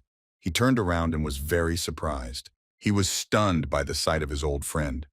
A lot of time had passed, but he did not expect to see what he saw. The guy immediately started asking Sungho how he lived all these years while they hadn't seen each other. It had been a long time since he had heard anything about him. Sungho turned to face his friend and squinted his eyes in an attempt to recognize him. In front of him stood a handsome, tall guy in a suit, and this image was not at all associated with the plump guy with glasses that he remembered from his childhood. Sungho remained silent and looked at him with his narrowed eyes, which did not express anything that could be used to understand his reaction. Tae Gyu and Sungho sat down at the table and joined their two friends. The guys were happily talking to each other and discussing some business. Throughout the conversation, Sungho was very tense and did not participate in it. One of the guys asked how Tae Gyu was doing, and told him that he had been watching him for a long time. He turned to Sungho, asked him if he had heard about Tae Gyu's affairs, and immediately explained that he runs a page on a social network and receives a lot of money. Sungho was furious. One of the guys asked him if it was really possible to do this and earn money, to which the guy replied that it happened naturally, and maybe because he just liked it. Another shared the opinion that this job was created just for him, to which Tae Gyu replied that he trained a lot physically and mentally to achieve such results. Sungho glanced sideways at the guys. The guy laughed and added that now he can't wait to find out if he will be the only one who can do it. After a moment of silence, he asked Sungho about his life news. Tae Gyu sadly said that he hadn't heard anything about him lately, but Sungho didn't really want to answer questions or talk at all at that moment, which is why he hesitated with his answer. One of the guys immediately said that Sungho was a YouTuber and asked him if he knew anything about skating, because it's a big deal these days. Sungho got even more angry. The guy said that he had a lot of subscribers and fans. At this point, Sungho couldn't take it anymore and roared that he had never said such a thing. The guy was surprised, emphasizing that Sungho always said that he was good at understanding how to attract people. Sungho tried to justify himself by saying that he was misunderstood and that he meant something slightly different, and he was furious that they were still remembering that incident. Tae Gyu shared that he recently tried to access YouTube and asked for the name of Sunggo's channel. Sunggo became nervous from all the questions. He replied that he had been thinking about changing the name of his YouTube channel recently. Tae Gyu assumed that then he would have to have some original name for the channel and looked questioningly at his friend. Sunggo became even more nervous and started sweating slightly. He needed to come up with this channel name quickly, without bringing up the old one. He started going through different options, but only some nonsense came to mind. He hesitated too long, and the situation became too awkward for him. He already looked stupid and ridiculous enough, compared to his old acquaintance. Sunggo could think of nothing better than to jump up from the table at that moment, pretending that he still had things to do, and it was time for him to go. The boys looked at Sunggo with bewilderment. For them, his behavior was very strange because he just suddenly up and left in the middle of a conversation. One of the boys hoped out loud that Sunggo was okay. They started making noise among themselves, wondering if it was possible to call him so that he would come back to them, and they argued slightly about who should do it. Tae Gyu smiled slightly and asked the guys what Sunggo's YouTube channel was called, since they should have known for sure. One of them replied that he had been so busy that he hadn't even watched it yet. Another of the guys tried to remember the name of this channel and assumed that it was similar to Young Skateboarder. They decided to find it right away and take a look. According to their memory, it had a normal number of subscribers. They surrounded the phone and stared at the screen. There were only 2,000 subscribers, and it was very different from what Sunggo had told them. It was very easy for the boys to guess that he had been lying to them all this time. Tae Gyu grimaced in an awkward half-smile. Sungho stood around the corner of one of the establishments and tried to calm down. He was very nervous because of these questions. It was a complete failure for him. He cursed harshly to himself, not knowing what to do. He was angry because he could only get 2,000 subscribers. He thought that Tae Gyu had come today and called him out on purpose to mock him properly. He knew that he was in a very bad situation right now. Suddenly, the phone in his pocket rang. He didn't even want to look who was there, but he decided to take a look anyway. He reluctantly began to take his mobile phone out of his pocket, afraid to see that one of the guys was calling. Sungho's mother called. He wasn't too happy about that either, but it was worth picking up anyway. After looking at the screen for a little while longer, he prepared himself for the conversation, trying to calm down. He picked up the phone and asked her what was wrong. It was a normal conversation between a child and his parent, who was interested in how his son was doing. She asked ordinary, everyday questions, and he stood in the same place around the corner and gave her simple answers, finally asking about her affairs. She told him about her life and asked about his YouTube channel. He also lied to her, saying that the number of subscribers on the channel was increasing every day and that everyone appreciated it. The next day came. The sun was rising and trying to wake up the whole city with its rays. Sungho was fast asleep, having escaped all his problems into his dreams. But then the phone rang. Sungho was forced to wake up and clicked his tongue in irritation, not wanting to do it at all. He reached for his mobile phone and wondered who dared to call him and wake him up again. He picked up the phone and covered his face with his other hand from the rays of the sun that were hitting him straight in the face. It was Sunmi, who was in a cheerful mood as usual, calling and asking Sungho what he was doing.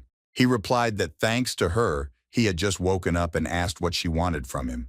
He grimaced, not wanting to wake up and irritated by the sun. She said that she wanted to ask him to meet and asked if he was okay with it. He grabbed his head tighter and answered her that he was fine and could meet. She informed him that they would see each other in about 2 hours and quickly hung up. Sungho started asking her again where they should meet and whether it was by any chance at his place, but it was already too late and the speakers were silent. She jumped up on the bed trying to understand their conversation, wondering if anyone else would come besides her. But that didn't change things. He looked around and swore loudly, realizing the work ahead. His room was a complete mess. All his things were lying around everywhere. Everything on the floor was also scattered and piled up. He didn't understand how to deal with this mess so quickly. He carried bags of garbage out to the street to the dumpster and encouraged himself that he could do anything. But he was still very indignant that he had to clean right now. Walking back to the apartment, he thought about why he couldn't refuse Sunmi. If he had, he could have stayed in bed. He didn't understand why it was necessary to come to his house, especially to him, and especially on a day off. Laughter and many voices were heard near Sungho's door. Sungho opened the door, thinking it was Sunmi who had come in. The door creaked slightly and Sungho peeked out from behind it. He raised his eyes, grimaced, and looked questioningly at the girl. In front of him stood all the members of his team. They addressed him as a YouTuber and began to thank him for his contribution to the work of the club. Sungho grimaced even more, not understanding what was happening. Sungho sat on a chair in his room, frowning heavily. His arms crossed in front of him, and his eyes closed. He certainly didn't look happy. The others tried to find the camera, ignoring the boy's mood. They were making noise, arguing with each other, trying to figure out who had held it in their hands the last time. And almost in despair, they decided to take a photo with their phone. Sungo could barely hold on. He squeezed his eyes shut to somehow reduce the growing irritation. The guys were still actively solving the issue with the camera and test shots, but he couldn't contain the anger that surged through him, and he lashed out at his friends, shouting loudly at them with reproach that they had broken into someone else's house and were behaving disgustingly. The guys stared at him. Sunmi, who seemed to have gotten used to his emotional nature, was silent for a moment, looking at him, and calmly asked if he would like to join them. Sungo explained that they needed to talk about the club's activities that week, and they wanted to cover it all on YouTube. Sunmi smiled widely and happily confirmed that he had understood everything correctly. Sungo got even more angry and emphasized that they should have told him about this beforehand.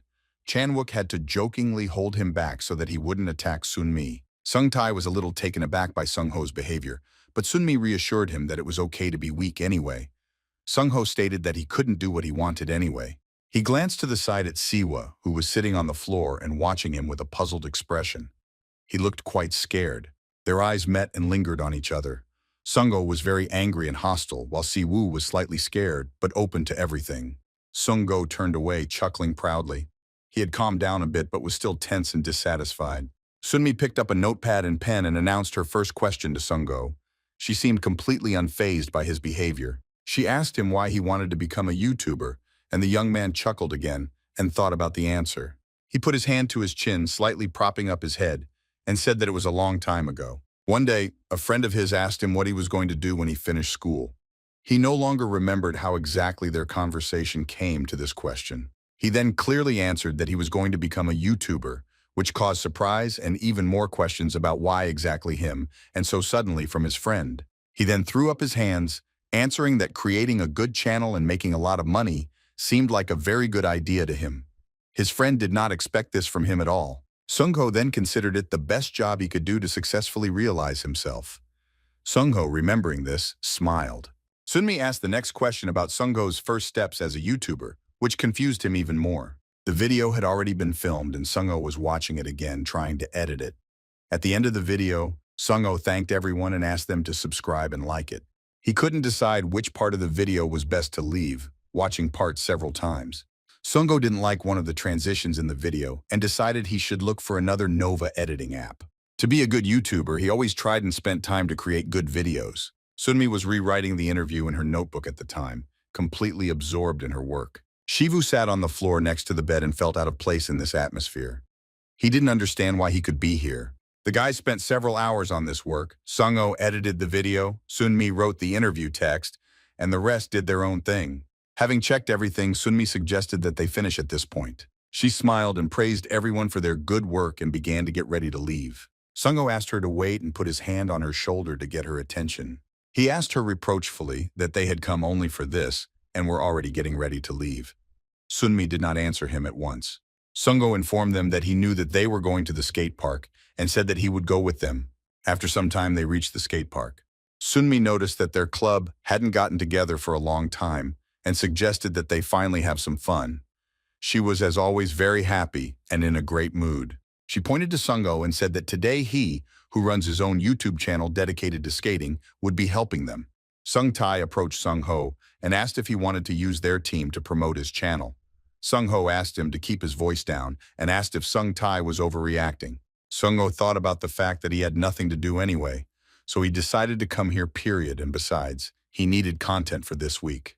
Yumi stood on her skateboard more confidently than during the last training session. She yelled to Sunmi that she thought she had finally gotten used to the feeling of standing on a skateboard.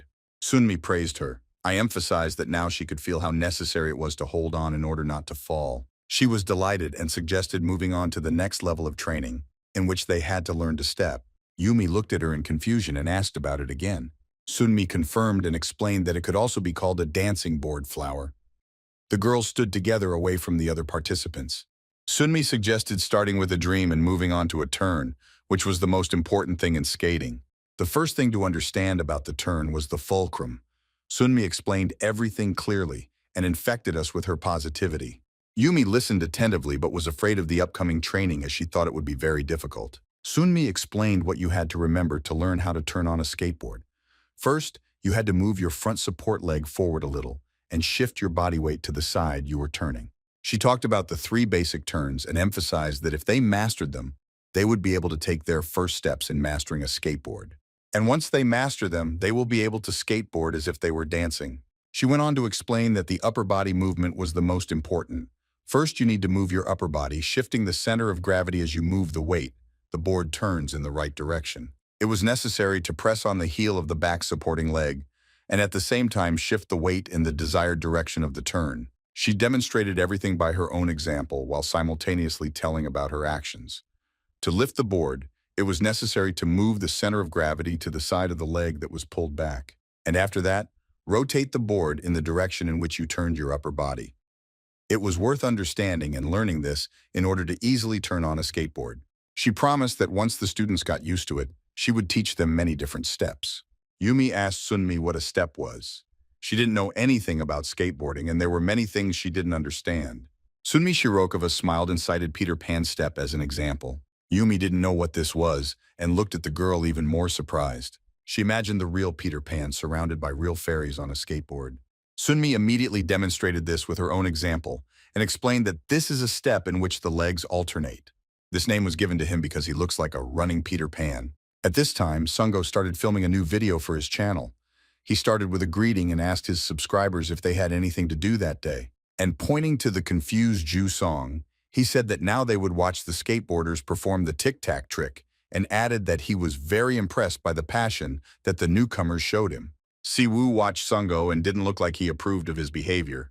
Sung Tai, standing not far from Siwoo, mockingly said that Sungo speaks like he breathes, and he immediately suggested to Shivu that they go skateboarding together. Sungo stopped when he saw Siwa and Sung Tai passing by.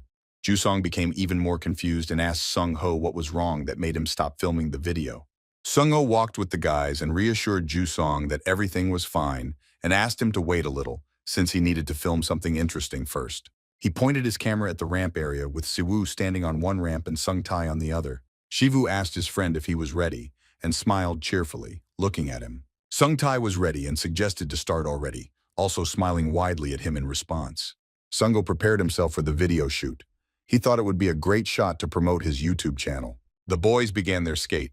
Sivu threw the board at his feet, after which she deftly jumped on it with her prosthetic leg. Sungo caught every moment with his camera. In any of Sivu's tricks, the one that attracted the most attention was his left leg. The guy does incredible things on a skateboard, but the knowledge that he was missing one leg added to the emotion of watching him.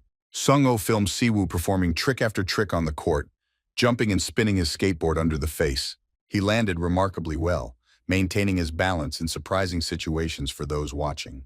Sungo watched him silently and was completely amazed by the training. He kept his camera on him, trying to capture as much footage as possible.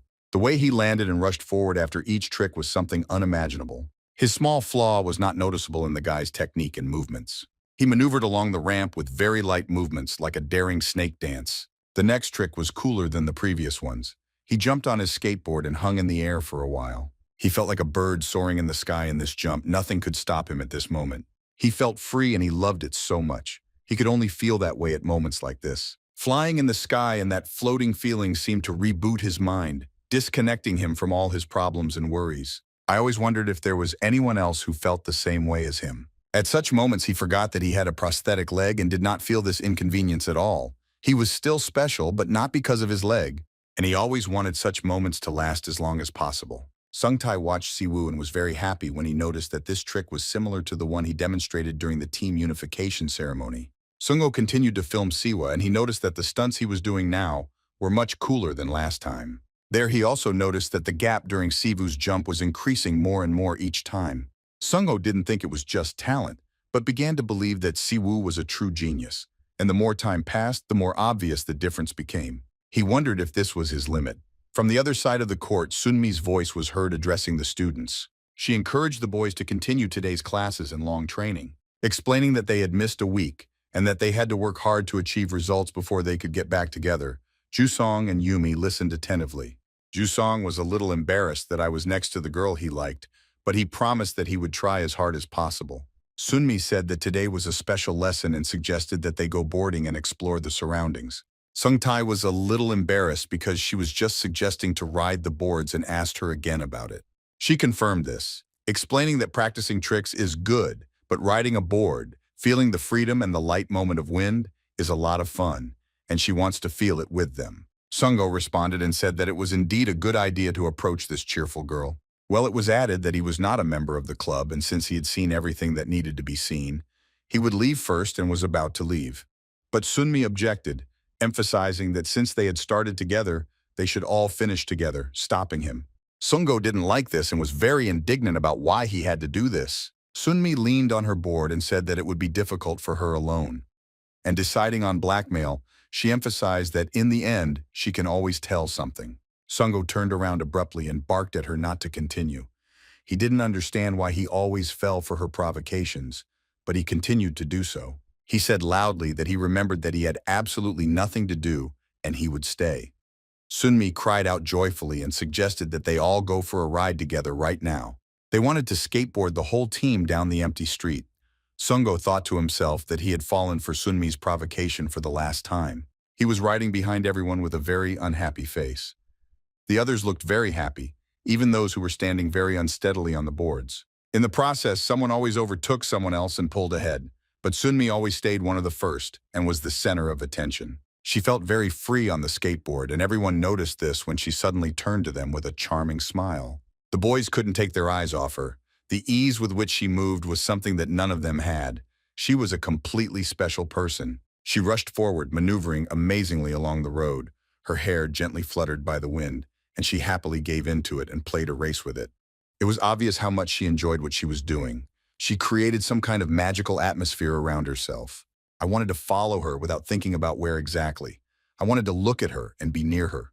She emanated an incredible, attractive energy. She looked very graceful in her skateboard dance. Her smooth movements, filled with lightness, were mesmerizing. The boys couldn't take their eyes off her. They were completely captivated by her. And everything would be no exception. He watched this girl radiate light and convey her mood with just the movement of a skateboard. She was the life and soul of the party. Besides, the existence of this team would have been impossible without her. She got along with people easily and found an approach to everyone. And even now, if she decided to leave, everything would collapse in an instant without her cheerfulness, desire for activity, and gorgeous smile. Sukungo was still riding behind, watching all the members of his team. He did not feel comfortable. He watched as Siwoo and Sungtae rode with each other, talking about something and laughing loudly. They looked like real friends. He looked at Changwook and Ju Song, who were also talking about something and holding each other. He saw Yumi and Sunmi riding ahead, also laughing loudly.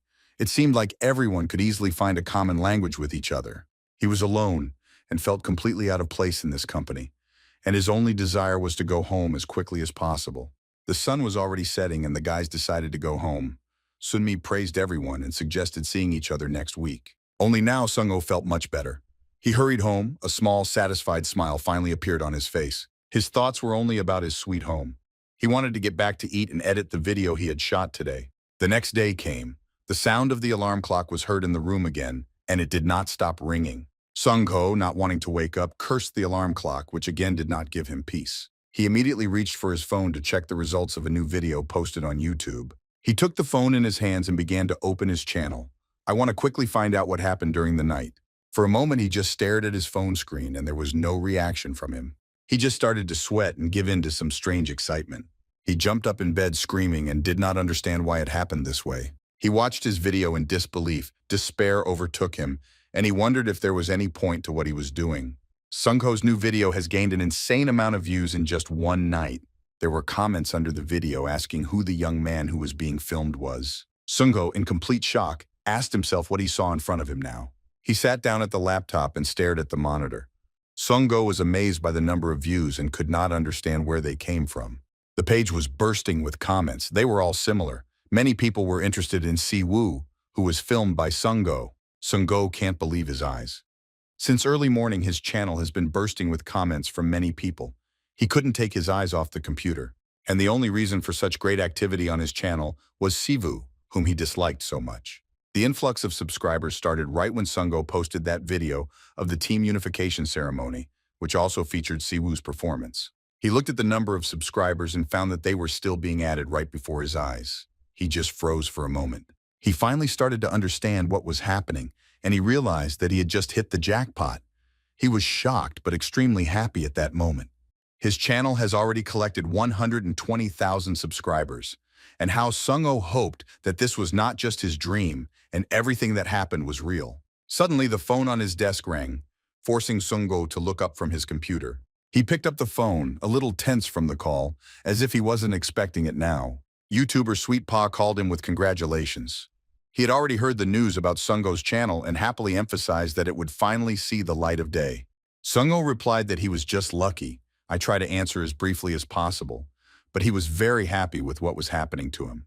Sweet Pa agreed that it certainly had an impact, but pointed out that the video content itself was very unique and fresh. A skateboarder with a prosthetic was really interesting for YouTube. Sweet Pa advised Suho not to waste such content because it will be very successful. The guy thanked him for this advice only out of politeness. Suho hung up the phone and looked at his laptop screen again, thoughts swarming through his head. He looked back at his phone and then in front of him, trying to process the whole situation. He tried to understand why Siwoo's video was so popular. On the one hand, it brought fame to his channel, but on the other hand, his personal content was not very popular with people. Suho. Yu is very puzzled at this moment.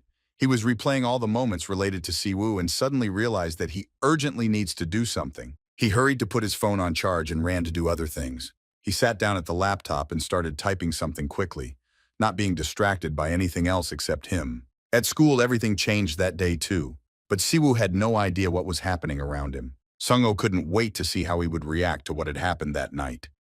Siwoo walked down the hallway and could already notice something strange. Everyone around him was looking only at him. People he didn't know at all didn't take their eyes off him and followed him along the corridor. He walked to his class and couldn't understand what had happened, why everyone was staring at him. He had already managed to get worried. We took him to the class and saw the guys who were happy that he had finally arrived. It was obvious from them that they had been expecting him. Sung-tae ran up to him and started dancing and asking how he could do it, but today he had no idea what he was talking about. Sung-tae explained to him that right now he was a real YouTube star and continued to dance around. Siwoo became even more confused and could not reconcile YouTube with himself and his supposed popularity. Sunmi roared and pulled Sung-tae's hood back towards her, telling him to calm down. Sung-tae whined and asked him not to pull. Jusong approached Siwoo and handed him his phone with the video open, asking if he had seen it, emphasizing that it had recently appeared on Sungho's brother's channel. Siwoo immediately realized that it was when they were meeting with the club last week and told the guys about it. Jusong said that the video has been trending since it was uploaded. Now Siwoo understood why everyone was looking at him so strangely this morning. He asked his friends if it was such a good video to become so popular. Sung-tae started shouting that Siwoo was a star, but Sunmi jumped up and laughing covered his mouth with her hand and said that the video was not bad, but he could do much better and his friends who were next to him would help him with this. Siwoo was stunned, but happy with this news. Well, he was embarrassed that everyone would continue to look at him like now. Siwoo received a notification on his phone which distracted him for a moment. It was Sungo, asking him to come to his house for a moment after school. Siwoo, after reading the message, wondered why Sungo wanted to meet him and whether it was because of this video. Finally, the school day was over. The sun had already begun to set and the children were already heading home. Siwoo was already walking along the road when he was called out by Jusong, who asked him to wait for him.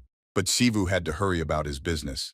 He told his friend about it, apologizing and saying goodbye until tomorrow.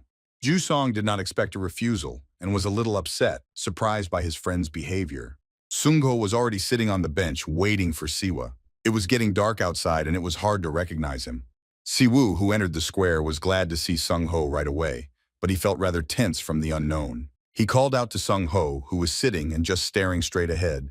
He looked mysterious but creepy. Sungho raised his head to Siwa and immediately asked him not to stand but to sit down. Siwoo tried to shake off his excitement, but he was still confused. He sat down next to Sungho and put his hands on his knees, not relaxing them. They were silent. Finally, Sungho broke the silence and asked Siwoo if he had seen the new video yet. Siwoo replied that he saw it if we were talking about that video on YouTube. Sungho began to say that there were many reactions, likes, and reposts on this video and a large influx of people. And after trying to explain what he was getting at, he added that he thought the role of the channel creator was to understand the needs of his subscribers and mumbled something and fell silent for a second. He put his hands out in front of him so abruptly in a pleading gesture that the sound of his palms touching could be heard. And he begged Siwa to agree that he would film and upload a video of him on his channel. He jumped up in fright at the suddenness of his movements. Siwoo waved his hands and refused, trying to explain and distance himself from Sungho's request. Sungho continued to persuade, offering to split the entire proceeds equally between them. Sungho was shouting something his first and last chance in his life as a YouTuber to go back to the beginning and start over. He sincerely begged Siwa to agree to his proposal. Siwoo didn't know what to do, but he assumed that it might help improve his relationship with Sungho. But he doubted very much that it could be the right decision. Siwoo said he didn't know if Sungho could help, but they could try. Sungho, full of hope, asked Siwoo if his words were true. He himself didn't believe in everything that happened today. He jumped up to Siwoo and hugged him tightly, thanking him for agreeing and hugging him even tighter. Siwoo froze in awkwardness, and from that day on, Sungho and Han Siwoo filmed a new video almost every day. In one of the videos, Sungho introduced Han Siwoo as the main character of YouTube, a guy who shows off his first-class skating skills. Siwoo smiled and greeted his subscribers. In the video, Siwoo said that one day he instinctively thought that he needed to somehow drag the board to land. So when he extended his leg, he accidentally caught the prosthetic, and that's how his trick came about. Sungho's channel began to grow rapidly and increase its subscriber growth. It already had 230,000 subscribers. One day he received a call. The person on the other end of the line asked if they had reached the right person. Sungho confirmed that everything was correct. He got a call asking for advertising on his YouTube channel. He was discouraged by the offer, but also very happy that things were going well. He talked to his mother, and she was indignant about the money that Sungho needed. Sungho tried to explain everything to her. It wasn't just money. He needed it to develop his YouTube channel. He tried to calm his mother down and assured her that everything was going well. Jamon was watching YouTube on his phone, with that kitten sitting next to him as always. He asked the commander if he had seen Sungho's video, emphasizing that it was a success. Suho was surprised and sat closer to Jamon, asking again what he meant. Suho looked closely at what Jamon showed him. He was very surprised that Siwoo and Sungho were old and so close, and the question was, what could have happened for this? He thought that he had probably been worrying for nothing since the teams had merged, and decided to watch some more videos from this channel out of curiosity. In the video, Sungho explained that it was just a coincidence that started the legend, pointing to Siwa, who was stubborn about this status. Tae-Ji-Woo also watched the video, curious about Sungho's affairs. The guys promised to show something very interesting and funny next time. Tae-Ji-Woo carefully studied this video. The computer club was surprisingly not crowded. Only a few tables were occupied. A rather pleasant, calm atmosphere reigned. A few guys got together and sat at nearby tables to play their favorite computer game. They were shouting loudly as they played, trying to win another game. One of them laughed loudly, leaning back in his chair and letting his headphones hang down around his neck. He was bragging about his victory because he had promised his friends that he could do it. This guy picked up his phone and looked at the notification feed. He saw something and was happy, and then asked his friend if Sungho had called him. The friend was surprised and asked if this was the guy who pretended to be good and ran away only because he thought he was caught cheating. The guy didn't answer. He apologized for having to leave now and meet someone, and promised that next time he would definitely win over him. After thinking for a while, he also asked his friend to call Tae-Ji-Woo. His friend was perplexed by the guy's requests. Sungho was sitting in a cafe and trying to call someone. The phone was ringing long. No one was picking up the phone like that. The guy was nervous. He heard someone's voice next to him and raised his head to see the approaching guests. These were the same guys from the gaming club. He was waiting for them. One of the people who came up said that he was disappointed in Sungho and was saying this just so that he would know. Sungho smiled and raised his hands up, starting to justify himself by saying that there was a misunderstanding between them, and asked them to just sit down and listen. And then he asked if Tae-Ji-Woo would come again. The guy sat down and said with displeasure that he had already answered whether he would come or not. He crossed his arms on the table and twisted his face in irritation. Sungho fell on the fool, but to himself he already regretted many times that he came here to meet them. The boy's voice was heard again behind them. He greeted the boys. Sungho swallowed a lump of excitement. It was Tae-Ji-Woo, and Sungho was happy in his own way because it was him he was waiting for the most. Tae-Ji-Woo stood in front of them. Just like last time, he was wearing a black business suit and had a slight smile on his face. He looked very confident and unwavering. One of the guys checked with Sungho after everyone sat down. that he had prepared content that could hit the jackpot and told them that he had hit the jackpot before. Another of the guys said that there was no point in this conversation. Suho answered the questions. He mentally encouraged himself that he could handle it, and he actually held up well. Tae Gyu, judging by his appearance, not believing his words, asked about the number of subscribers on Sungho's channel, thinking that he would catch him out again. Sungho smiled widely. The boys were not aware of the latest news given their reactions, which meant that Sungho would be able to defend his reputation. He handed them his phone and suggested that they check it out for themselves. One of them reached for the phone, not believing at all in Sungho's words, much less in his success. And then his eyes widened considerably and he let out a loud exclamation of surprise. Sungho's channel had 300,000 subscribers. He couldn't believe his eyes. The guys started making noise, saying that they couldn't believe it, and they decided to check it out on their phones, asking what the channel was called. They found this very channel on their mobile phones. Sungho was waving at them from the avatar, and next to it was indicated that 310,000 people subscribed to the channel. The guys were shocked by what they saw. They asked him what he had done that his number of subscribers had increased so much. They did not understand how he had achieved such success. Tae Gyu tried to catch him in the fact that he could have resorted to cheating his YouTube account. Sungho felt confident, and mentally he urged Tae Gyu to ridicule him the way he had done up until now, and mockingly wondered why he was silent. Tae Gyu laughed and ended with a wide smile on his face. He let out a round of applause and expressed congratulations to Sungho, sharing that he was very nervous about their last meeting. Sungho was taken aback. He could not have expected such a reaction. On the contrary, he thought that they would be embarrassed and feel like fools. But everything went according to Sungho's unforeseen plan. The guys were really happy for him, cheering him on and praising him for such a great achievement. They didn't think he would be able to rise from the bottom, and for them such news was very unexpected. Tae Gyu asked Sungho how he manages to find content that people would find interesting. Sungho smiled, feeling his moment of glory, and began to tell that he had an idea about this before, but it all started with the fact that he had a new friend on the team who rides with a prosthesis. Tae Gyu asked again about his friend's prosthesis, greatly surprised. Sungho confirmed that his friend was indeed riding with a prosthetic, and so this content was quite new, and the video of him riding the board while performing a new trick became very popular. Tae Gyu smiled and agreed that it was not bad. Then he asked that he remembered that Sungho also skated, but since his friend's video was in the top, he probably skated much better than him. Sungho quickly lost his temper. He grimaced in irritation and blushed. His hands clenched into fists so tightly that the veins in his arms swelled with tension, and he asked aggressively if he could have done that himself. And then he started screaming, admitting that he was using his video to at least attract a little attention to himself, and was using it because it brought him money. He justified himself by saying that nowadays many people were focused on earning money and forget about the content and essence of skating. He agreed that he was pathetic, and that's why his friend was helping him. The guys looked at him with pity. There was a phone on the table, and a voice recorder was playing on it, recording Sungho's words that this was nothing more than temporary help, as he needed money. One of the guys pointed out that Sungho was already drunk and began to get heated with his expressions. He suggested that they wrap it up, thinking that if Sungho drank some more and got even more drunk, he would fall asleep there. In the morning, Sungho could not come to his senses. He felt very bad. He lay in bed and grimaced from his disgusting state. It was difficult to even slightly open his eyes as the light burned them without mercy. Sungho groaned in helplessness.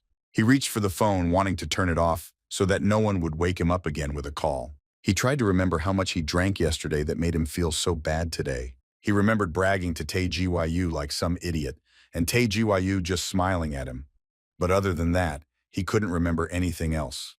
What happened next was erased from his memory. Sungho's head was splitting into pieces from pain. He could not get himself in order.